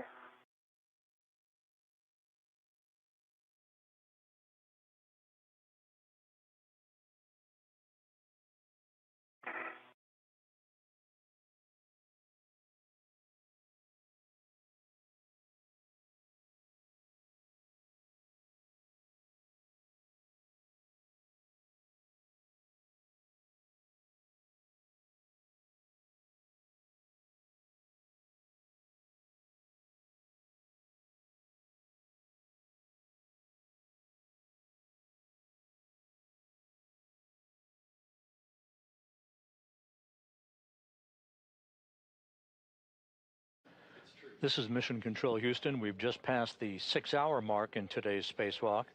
Anil Menon and Sophie Adenot soon will be back inside the crew lock section of the two-compartment Quest airlock. They will close the hatch behind them and begin the repressurization of the airlock to mark the end of today's spacewalk, highlighted by the removal of a failed space-to-ground communications antenna, although time did not permit the installation of a spare that continues to reside on a spare parts platform on the port truss of the International Space Station that work to be deferred to a future spacewalk.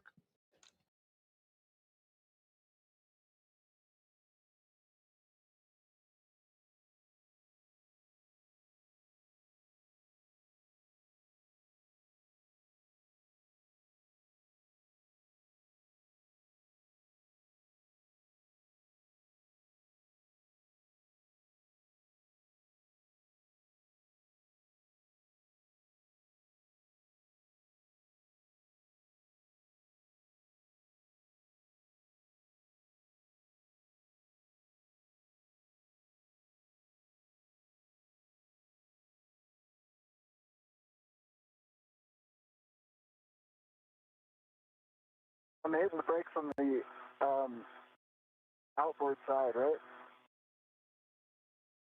Inboard. Yes, that pedal that's right in front of you, that's correct. 2 pumps a day keeps the MER away.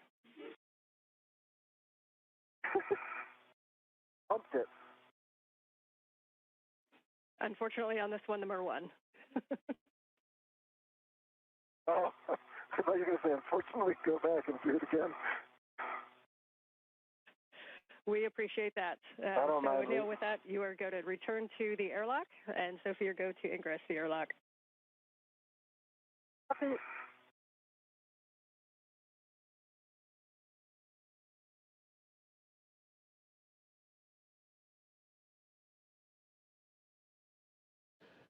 Once the airlock repressurization begins and we stop the clock, we'll give you the official time for the elapsed time of today's excursion and other statistics associated with today's spacewalk.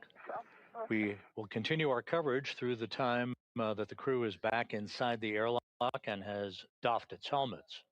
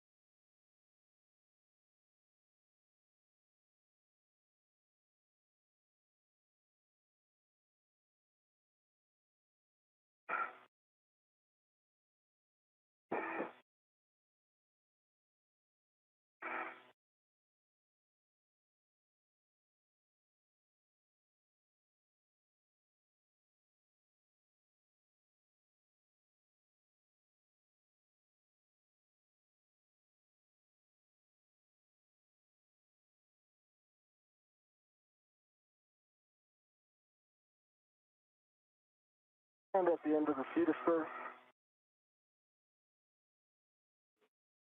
Copy. And Sophie has her good load pass into the airlock and bags in the airlock. So as you get down, once you get her go, you retrieve anchor hook. Sure, bag 1 and 2 are in the airlock.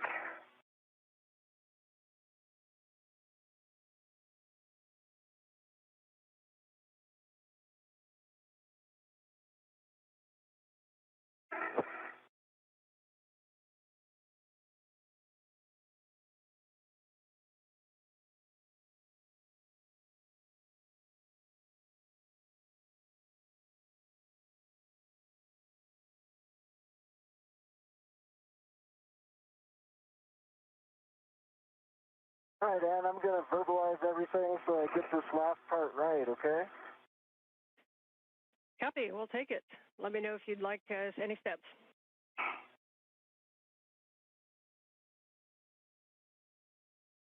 All right. My load pass is through forward anchor hook, so I believe Sophie's got a load pass to station, so I believe I'm go to take off the aft airlock D-ring, which is her anchor hook, EV2, and put that on my red reel. Anil, we concur with that plan. Hey, Sophie. Yes, I concur. And I prepared all the bags really aft so that you can ingress.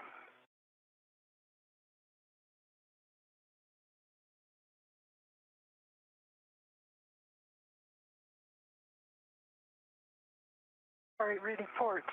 All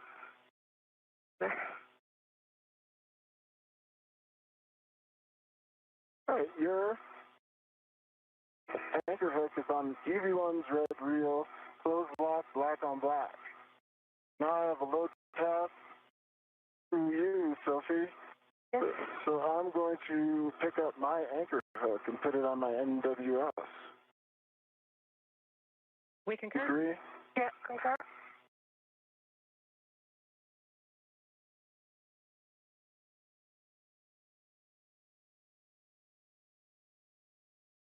All right, I'm going to go ahead and ingress now.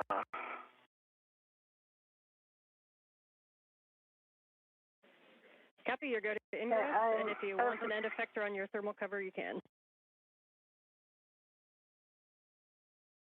I'm going to do the feet first ingress, and then come back for the thermal cover. Okay, and I'm ready to guide your feet.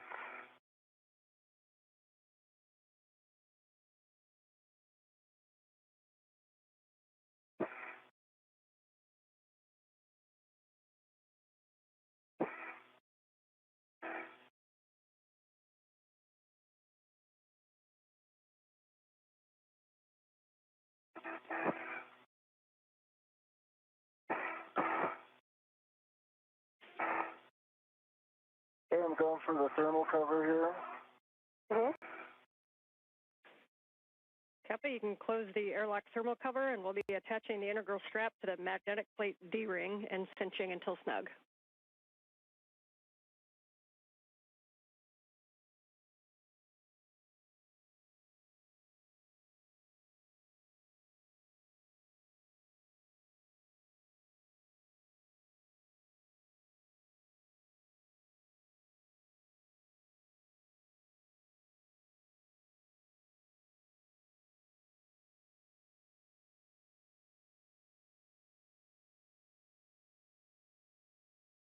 So the crew back inside the Quest airlock, closing the outer thermal cover. That'll be followed by closing the hatch itself to the crew lock section of Quest.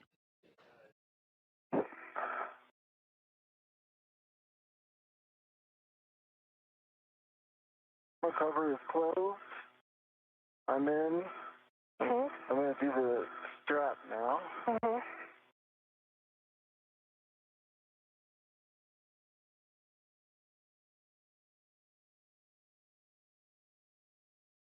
Okay, and once you have the strap cinched, we'll take the number of Sharpie lines visible, expecting 6.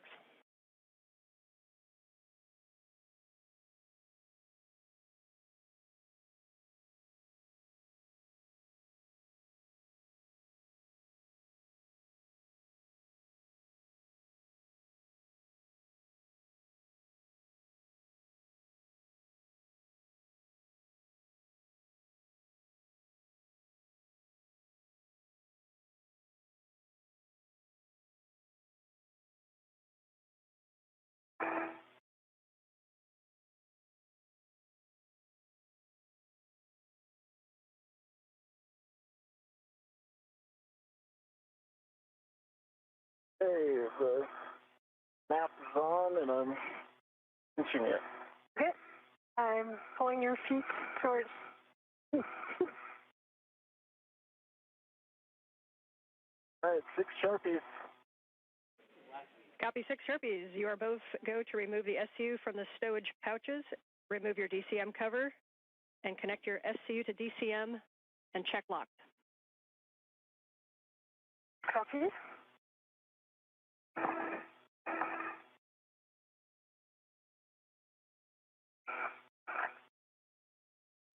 And Anil, if you could turn your HECA off, please.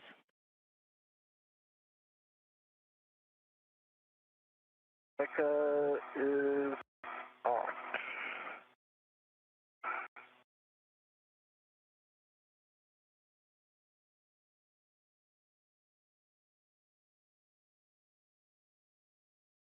As you work your SCUs, just a note on the water that comes out of the SCUs, reminder that the station water is a little bit warmer than what your PLIS gives you, and so you may want to turn down your cooling to a higher number if you need it.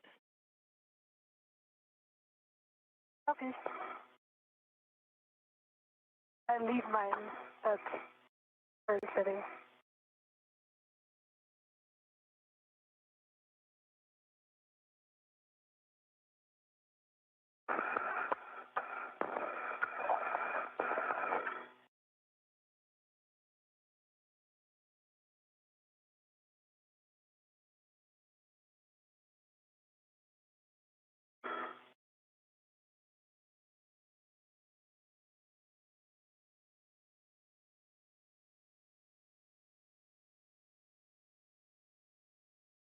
Hey, EV1's SCU on. EV2 SCU on. Connected. Copy. SCU for EV1 and 2 are connected. We are in the pre-repress cue card. You can now switch your water to off OFF.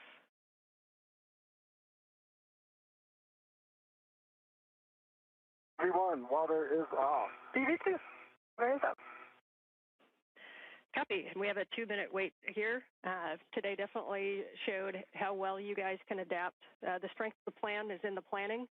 And while we did a lot of things that were not on the nominal timeline, we did nothing today that we had not already planned for. Your ability to adapt and change to the plan is what made today successful. So thank you. And if it's, for the team, I had we went into this with a mindset of we wanted it all to go perfectly, and I think that's a great winning attitude. Things were a lot different than expected, but I would say that what I'm really impressed with is that all of those contingencies were well thought out, and I heard those plans by the ground team, Sandy Fletcher, Chris Dobbins, Lucas, the whole team had thought through all those scenarios. And it just, I think that the success of today really rests to you all there and MCC and everyone who put in some work planning this, because you really thought through everything, and I felt like we always had a clear pathway ahead, and I had even heard that pathway and studied it, so thank you all for that, and I'm just so grateful to work with you all today. And Sophie, if you'd like to add anything, please go ahead. Yeah, thank you. Yeah, what a day. I concur with everything you said.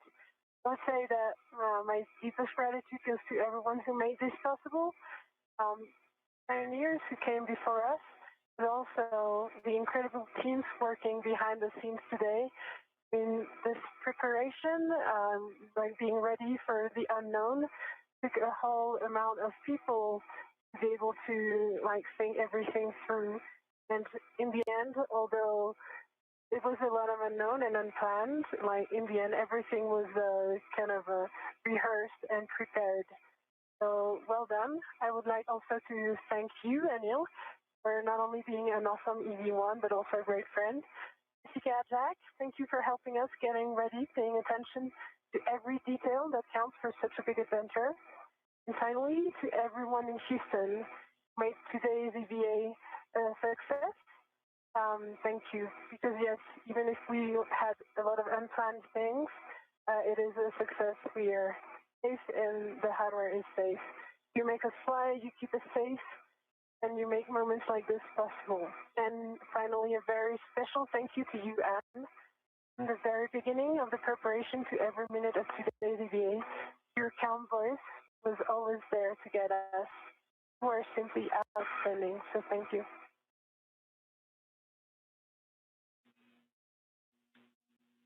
Anil, Sophie, Jack, and Jess, it's Dobbins. I just wanted to say really quick, great job today. I know that it wasn't necessarily the result we were hoping for in the morning, but I really appreciated your perseverance and resilience throughout the day. Thank you for being prepared for all of the next worst failures, since I feel like we dealt with all of them for the first half of this EVA, and appreciate you working as a team, both with each other, the four of you, and with us. Without that, Ascant would have been in a worse configuration than it is. We'll get back out there and finish this up sometime, hopefully before at least one of you comes home.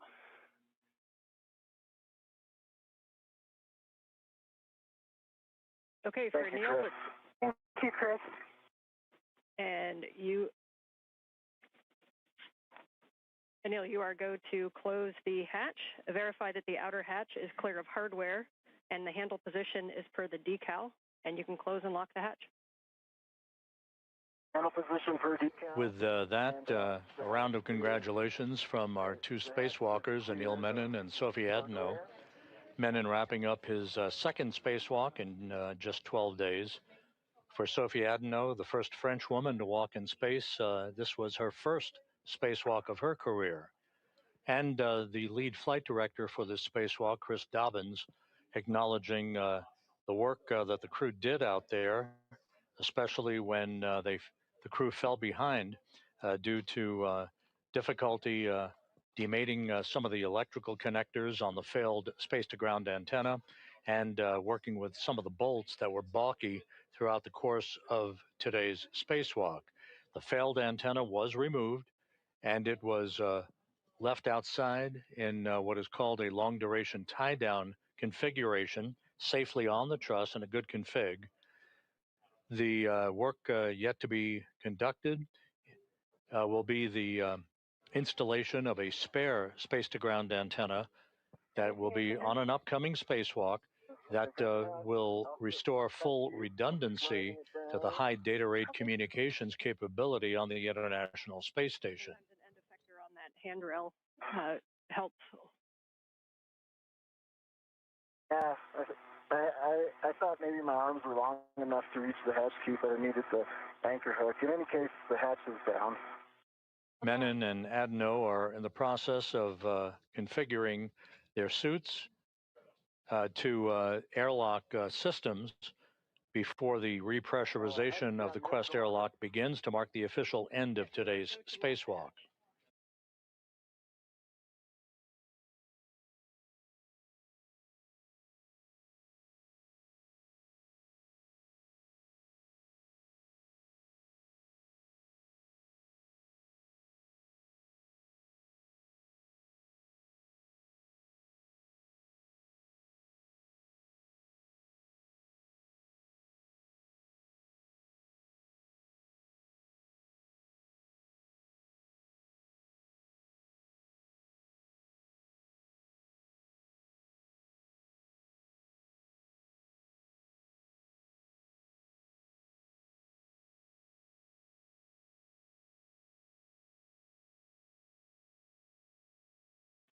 Ten seconds from a 20-second handover.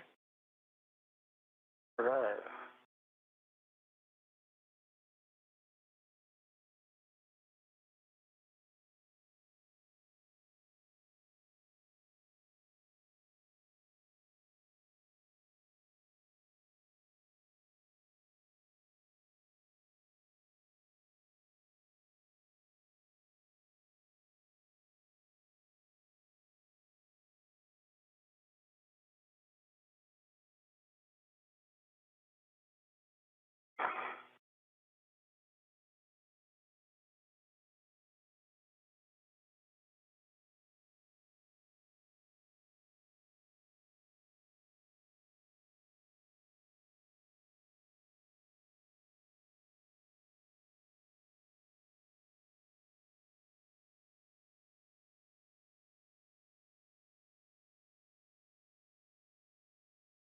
Looks like we got S-band again. You can repeat it now.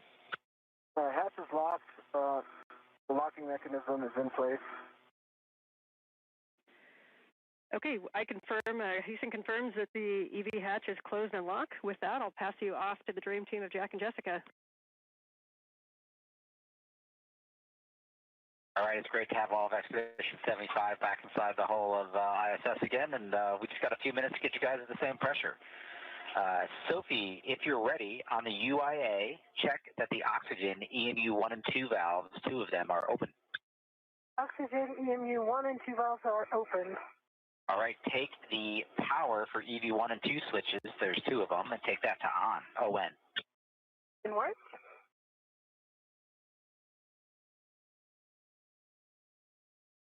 Power EV 1 and 2 on, ON. Good green LED. The ON and two LEDs, can you verify the voltmeters on 1 and 2 for me? 18.8 and 18.6. So that's great. EV1 and EV1 only, take your power switch to SCU. Expect a warning tone. EV1, issuing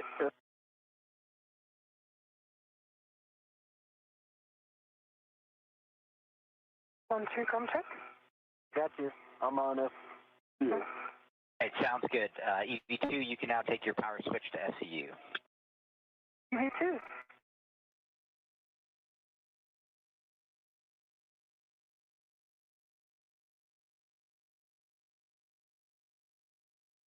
Power to SCU. Both EV1 and EV2 are on SCU power. All right, for both EV1 and EV2, take your O2 actuators to press. Okay. Please verify on the DCM that it does say O2 position to press.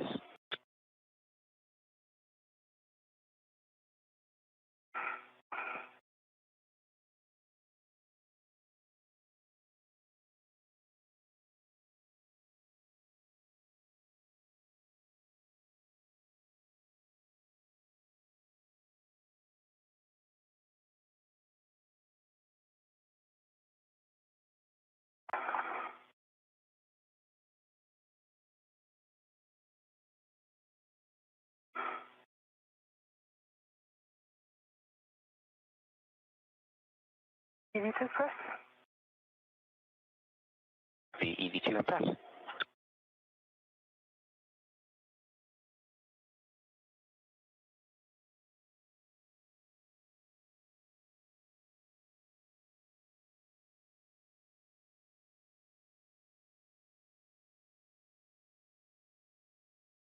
EV1 press. All right, EV1 press. We copy both EV1 and 2 in press. Awesome. Anil, would you check that the EV hatch MPEV is in the closed position? MPEV is closed. All right, we are going to take the IV hatch equalization valve to start the repress. You guys should get an alert tone as we start.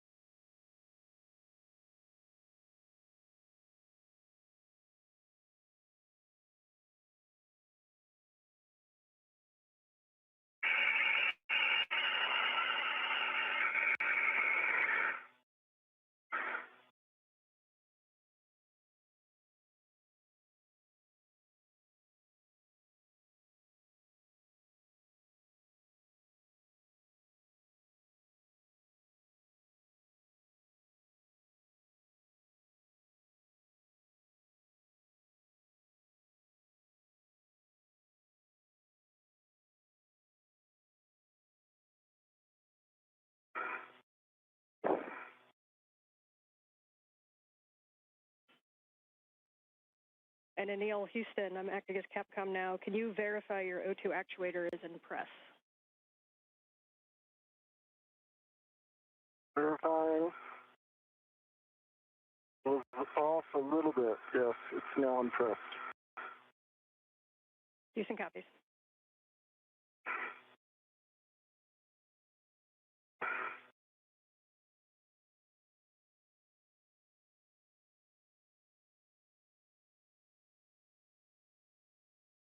Jack, can you go down the rate?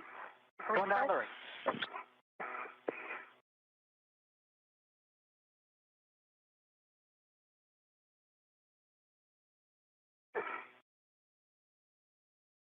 This is Mission Control Houston. The repressurization of the Quest airlock is now underway. The official end time for today's spacewalk, 1:52 p.m. Central Time, 2:52 p.m. Eastern Time, giving us an elapsed time of 6 hours and 23 minutes for today's spacewalk. Again, today's spacewalk ending at 1:52 p.m. Central Time, 2:52 p.m. Eastern Time, for an elapsed time of 6 hours and 23 minutes. With the repressurization of Quest underway, we will now gather some additional statistics and have those for you momentarily.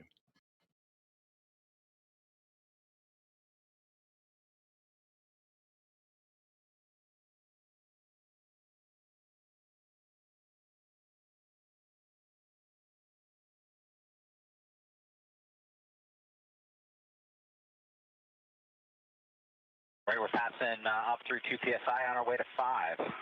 Copy.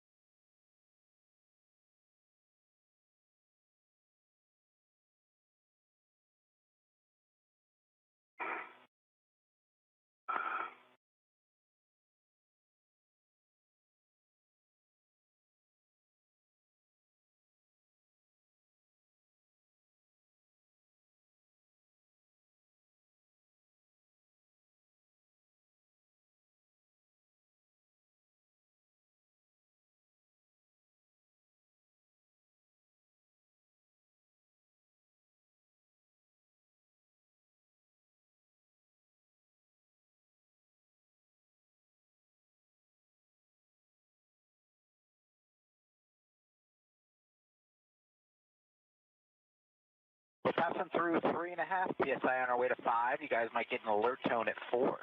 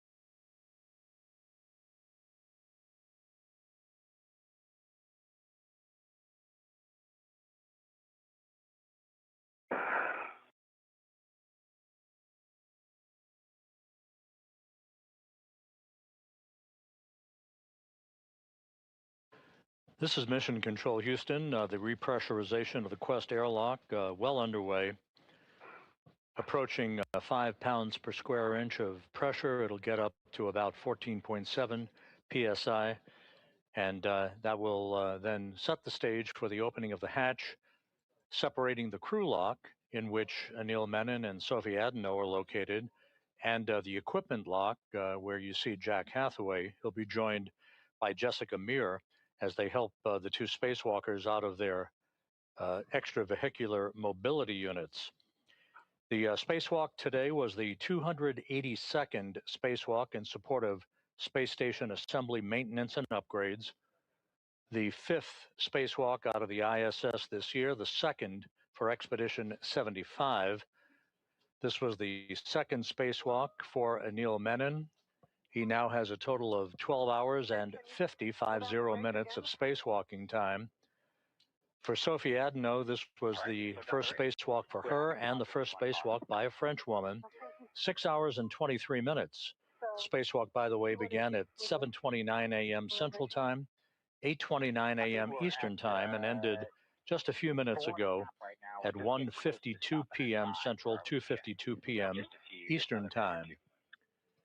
The 282 spacewalks in support of space station operations have now totaled 1,786 hours and 44 minutes. That is the equivalent of 74 days, 10 hours, and 44 minutes of spacewalking time. And we'll continue with our coverage through the time the crew is back inside the airlock and have doffed their helmets. The two spacewalkers removed a failed space-to-ground antenna from a boom on the Z1 truss of the International Space Station, but in doing so, ran behind the timeline because of some difficulty with electrical connectors and stubborn bolts. That resulted in the crew running out of time to be able to retrieve a spare space-to-ground antenna for its installation on the boom on the Z1 truss. So that other portion of today's major objective will be deferred to a future spacewalk.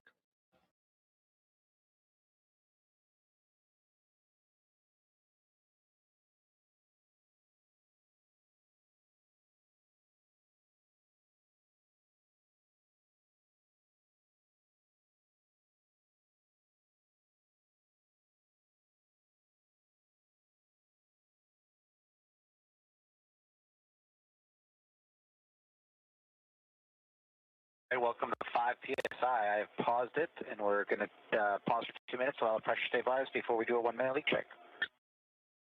Okay. Copy.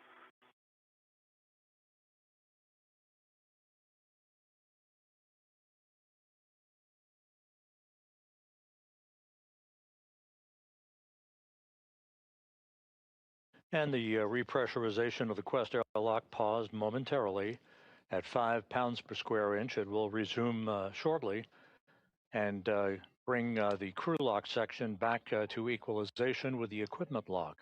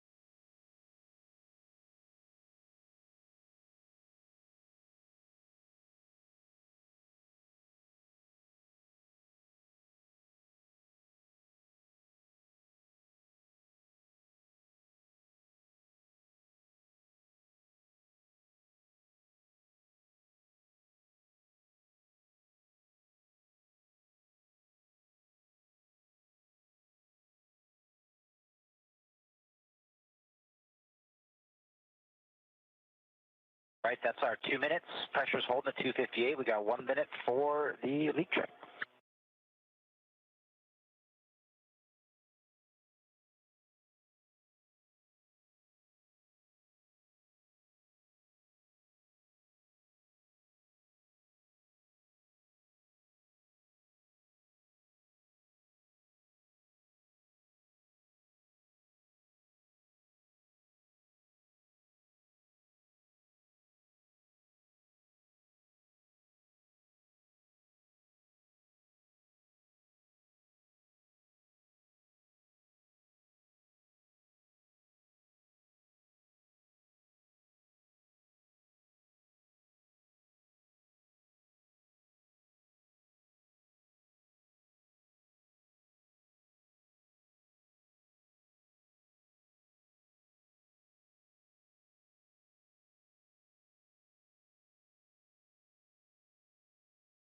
Right, that is our minute wait, and the pressure is held steady, so that's a good leak check.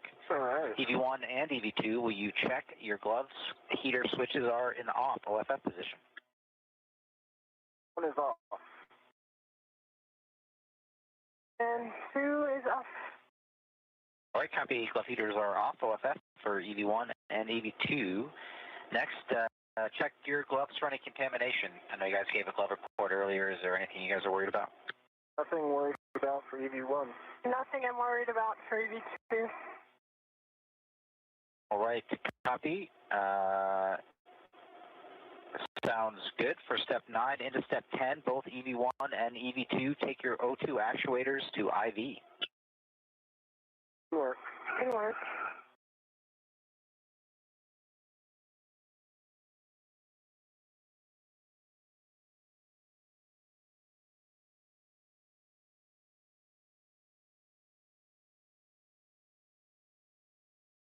One's an IV. 2 IV. Great work, guys. I hear EV1 and EV2, O2 actuators, and IV. All right, next up, I'm going to take the equalization valve back up to start repressing, and we'll continue at the nice slow rate we've been at. Thank you. One copy.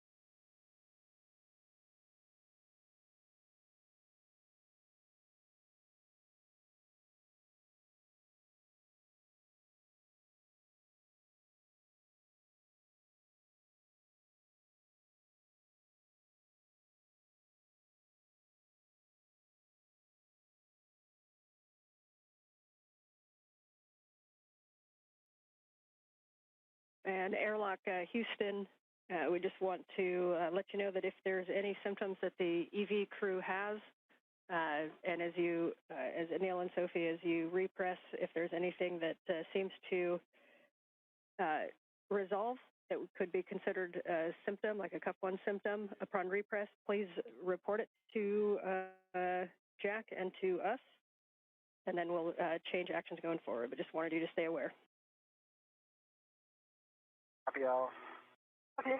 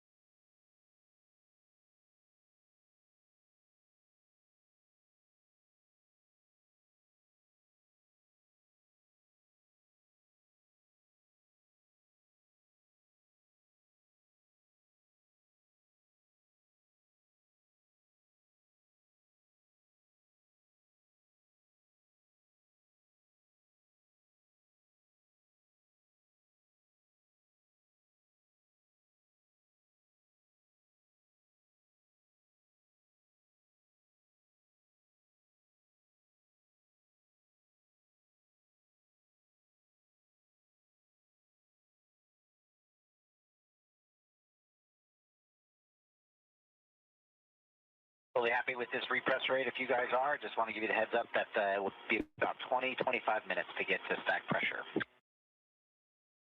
Okay. I think I'm happy with this rate. Sorry, Anil. No problem. I don't have anywhere to go. I got 8 more months here. I'm sure you would love to go outside again. Nice.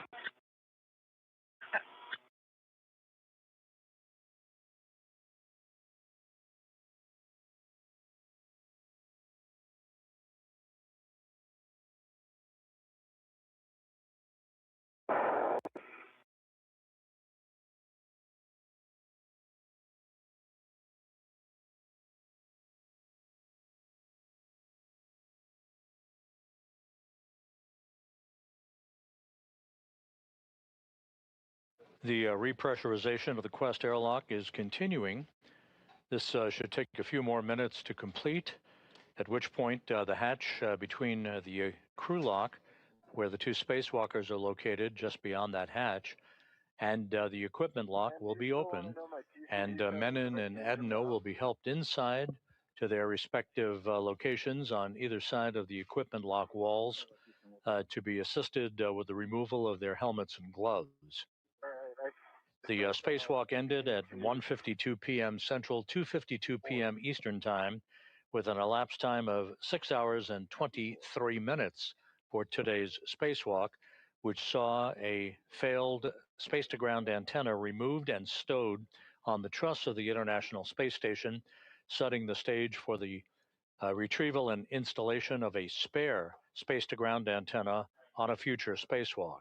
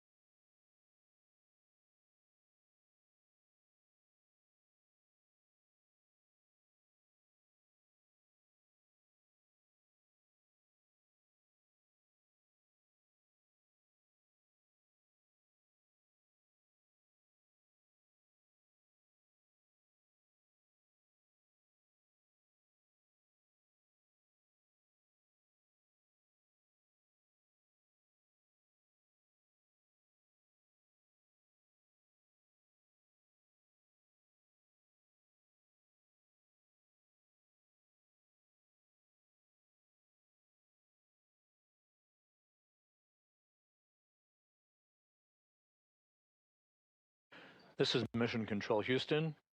Once again, monitoring the slow and steady repressurization of the Quest airlock. You see Jessica Meir in the equipment lock section of Quest. She and Jack Hathaway awaiting the full repressurization of the crew lock section of Quest so that they can open the hatch and bring the two spacewalkers back inside.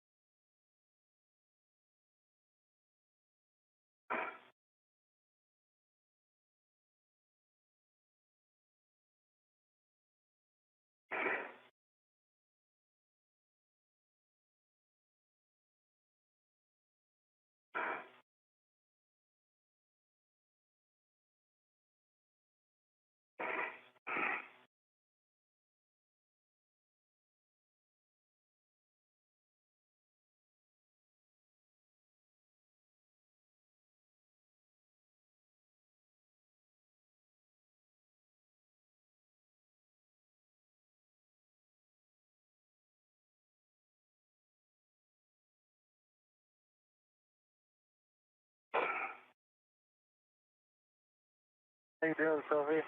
Yeah, good. Sorry, I think this is really the max rate I can handle. Oh, no, I'm just checking in, that's all. Yeah, thanks. Thanks for checking in.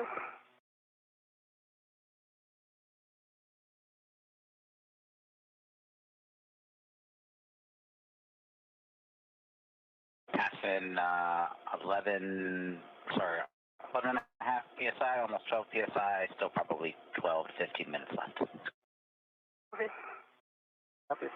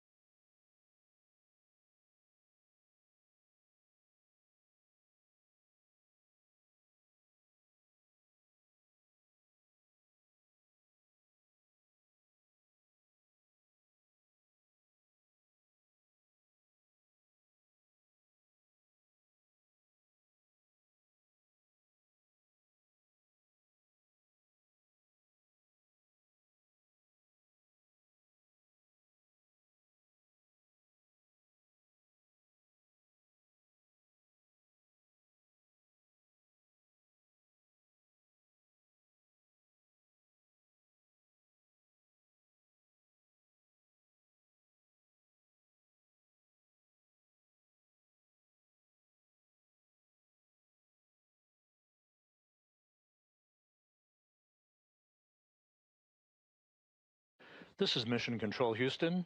You're looking at Jack Hathaway at the hatchway of the Quest airlock's equipment lock, separating it from the crew lock section of Quest.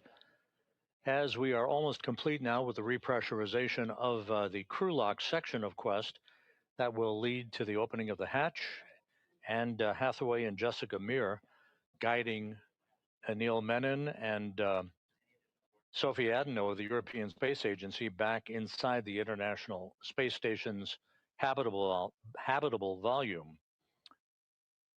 The 6-hour, 23-minute spacewalk concluded a short time ago. The major objective to remove the failed space-to-ground antenna was completed. That antenna was tied down with a series of tethers to a truss structure near where it resided on the Z1 truss of the station. However, it took longer than expected to undo electrical connectors and bolts holding the failed antenna in place, and the clock ran out on the two spacewalkers, so we did not complete the installation of a spare space-to-ground antenna, which remains on a spare parts platform on the Port 3 truss of the International Space Station. That work will be done on a future spacewalk.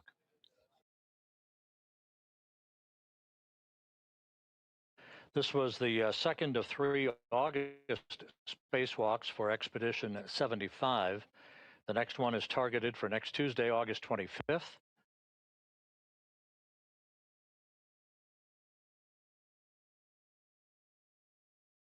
That will then in turn lead to the mid-September launch targeted for September 12th of the Crew 13 crew on a SpaceX Dragon spacecraft.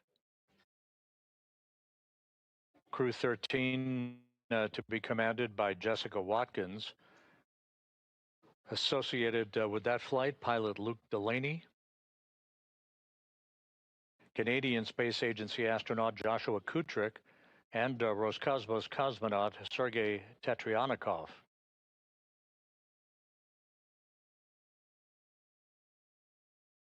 The Crew 12 crew will conduct a short number of days of handover with Crew 13 once they arrive on station.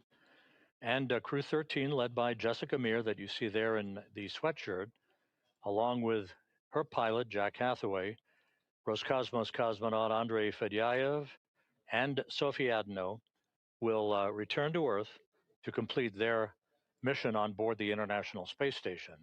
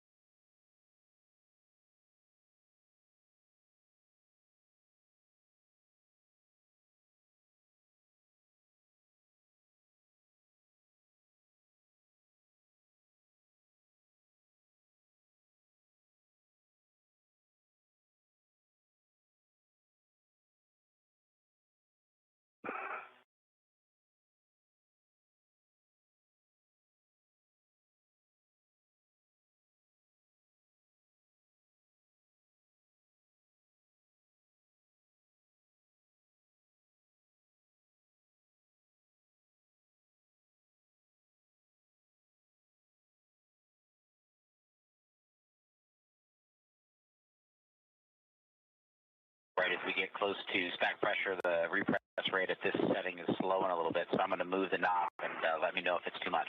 Okay.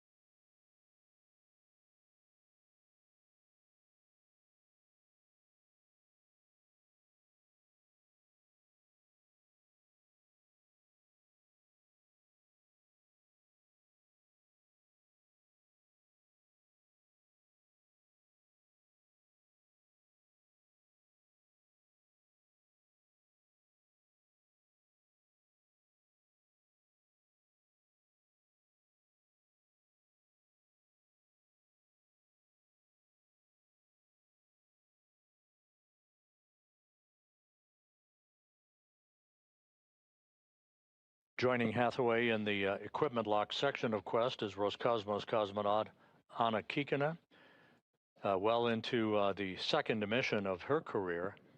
She launched with Anil Menon and Station Commander Pyotr Dubrov to the International Space Station. They launched on July 14th for the start of an 8-month mission on the International Outpost.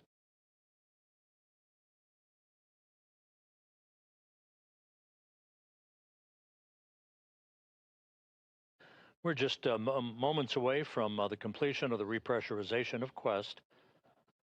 The repress has been conducted in a deliberately slow fashion, and once pressure is equalized across the hatchway, that hatch will be opened and the 2 spacewalkers will be back inside the equipment lock.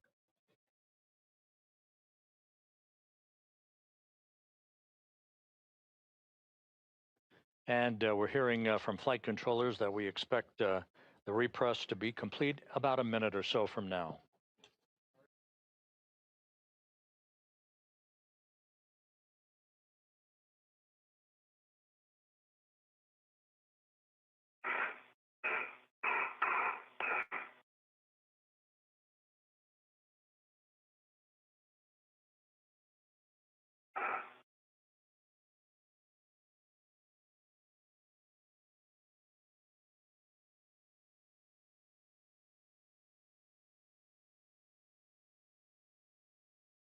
All right, we're passing 740 millimeters on our way to 750. You guys will get alert tone when we level off.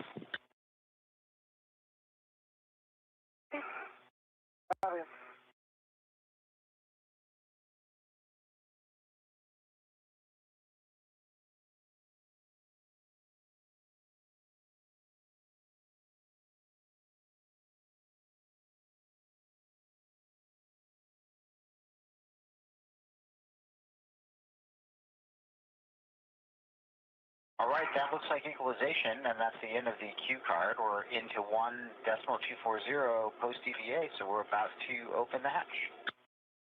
Hey.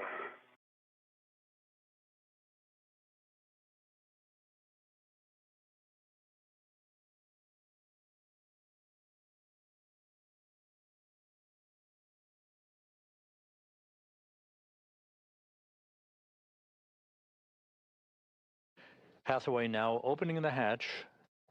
Jessica Meir and Anna Kikina awaiting the entrance of the two spacewalkers back inside.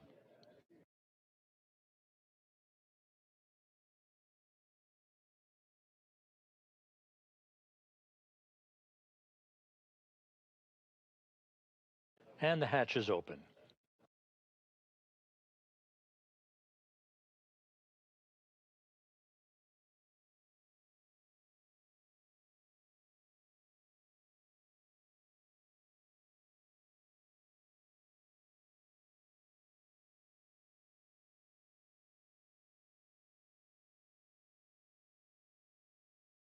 Airlock. Listen to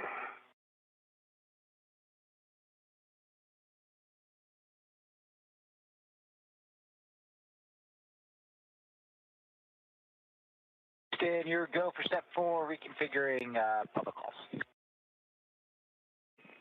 Houston copies. We'll take it. Sophie Adenot, the first French woman to fly in space, back inside the equipment lock with a big wave and a big smile.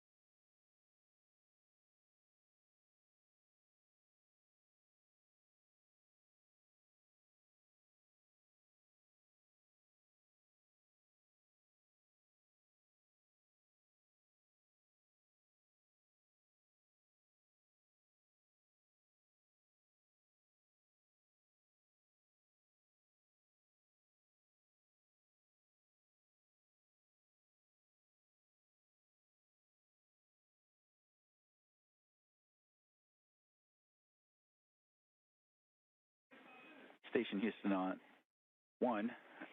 Just a heads up that we have configured comm back to nominal, and you are no longer hot mic. Anil Menon back inside the equipment lock, having completed the second spacewalk of his career.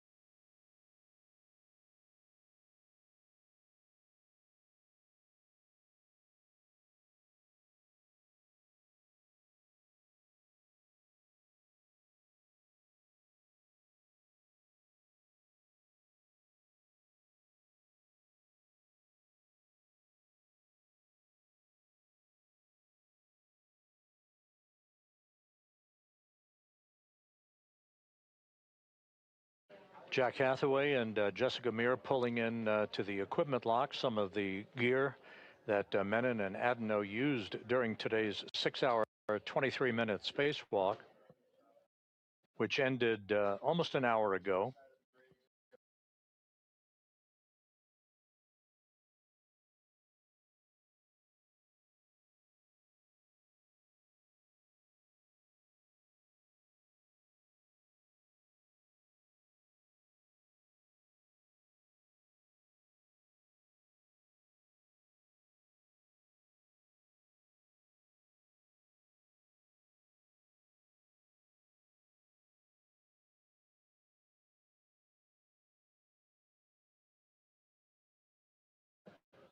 We're in a handover between satellites on our tracking and data relay satellite system.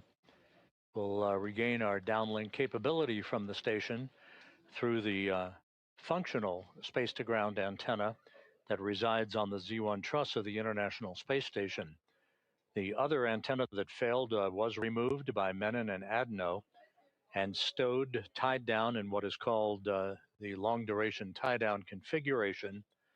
It was stowed on the truss. The crew ran out of time, however, before it could get to the installation of a spare that resides on the external stowage platform number 3 on the port 3 truss of the complex.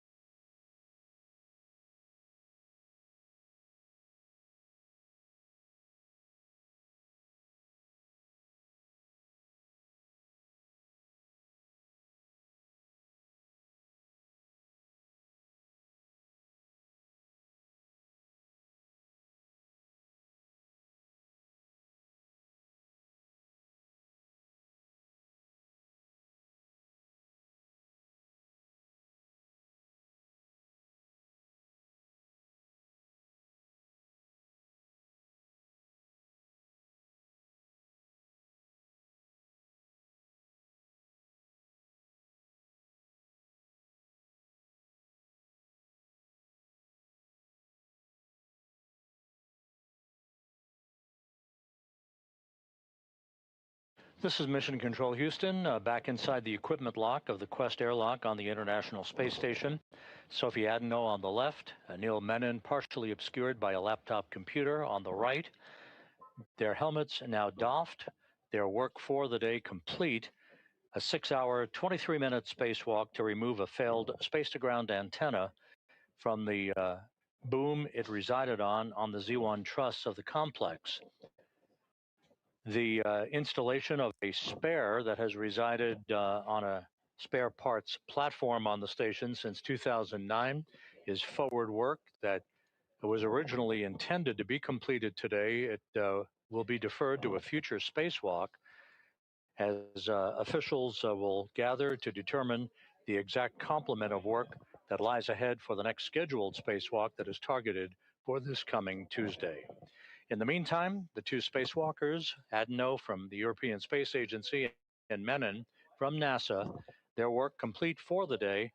They completed a 6-hour, 23-minute spacewalk, the 282nd in support of space station assembly, maintenance, and upgrades.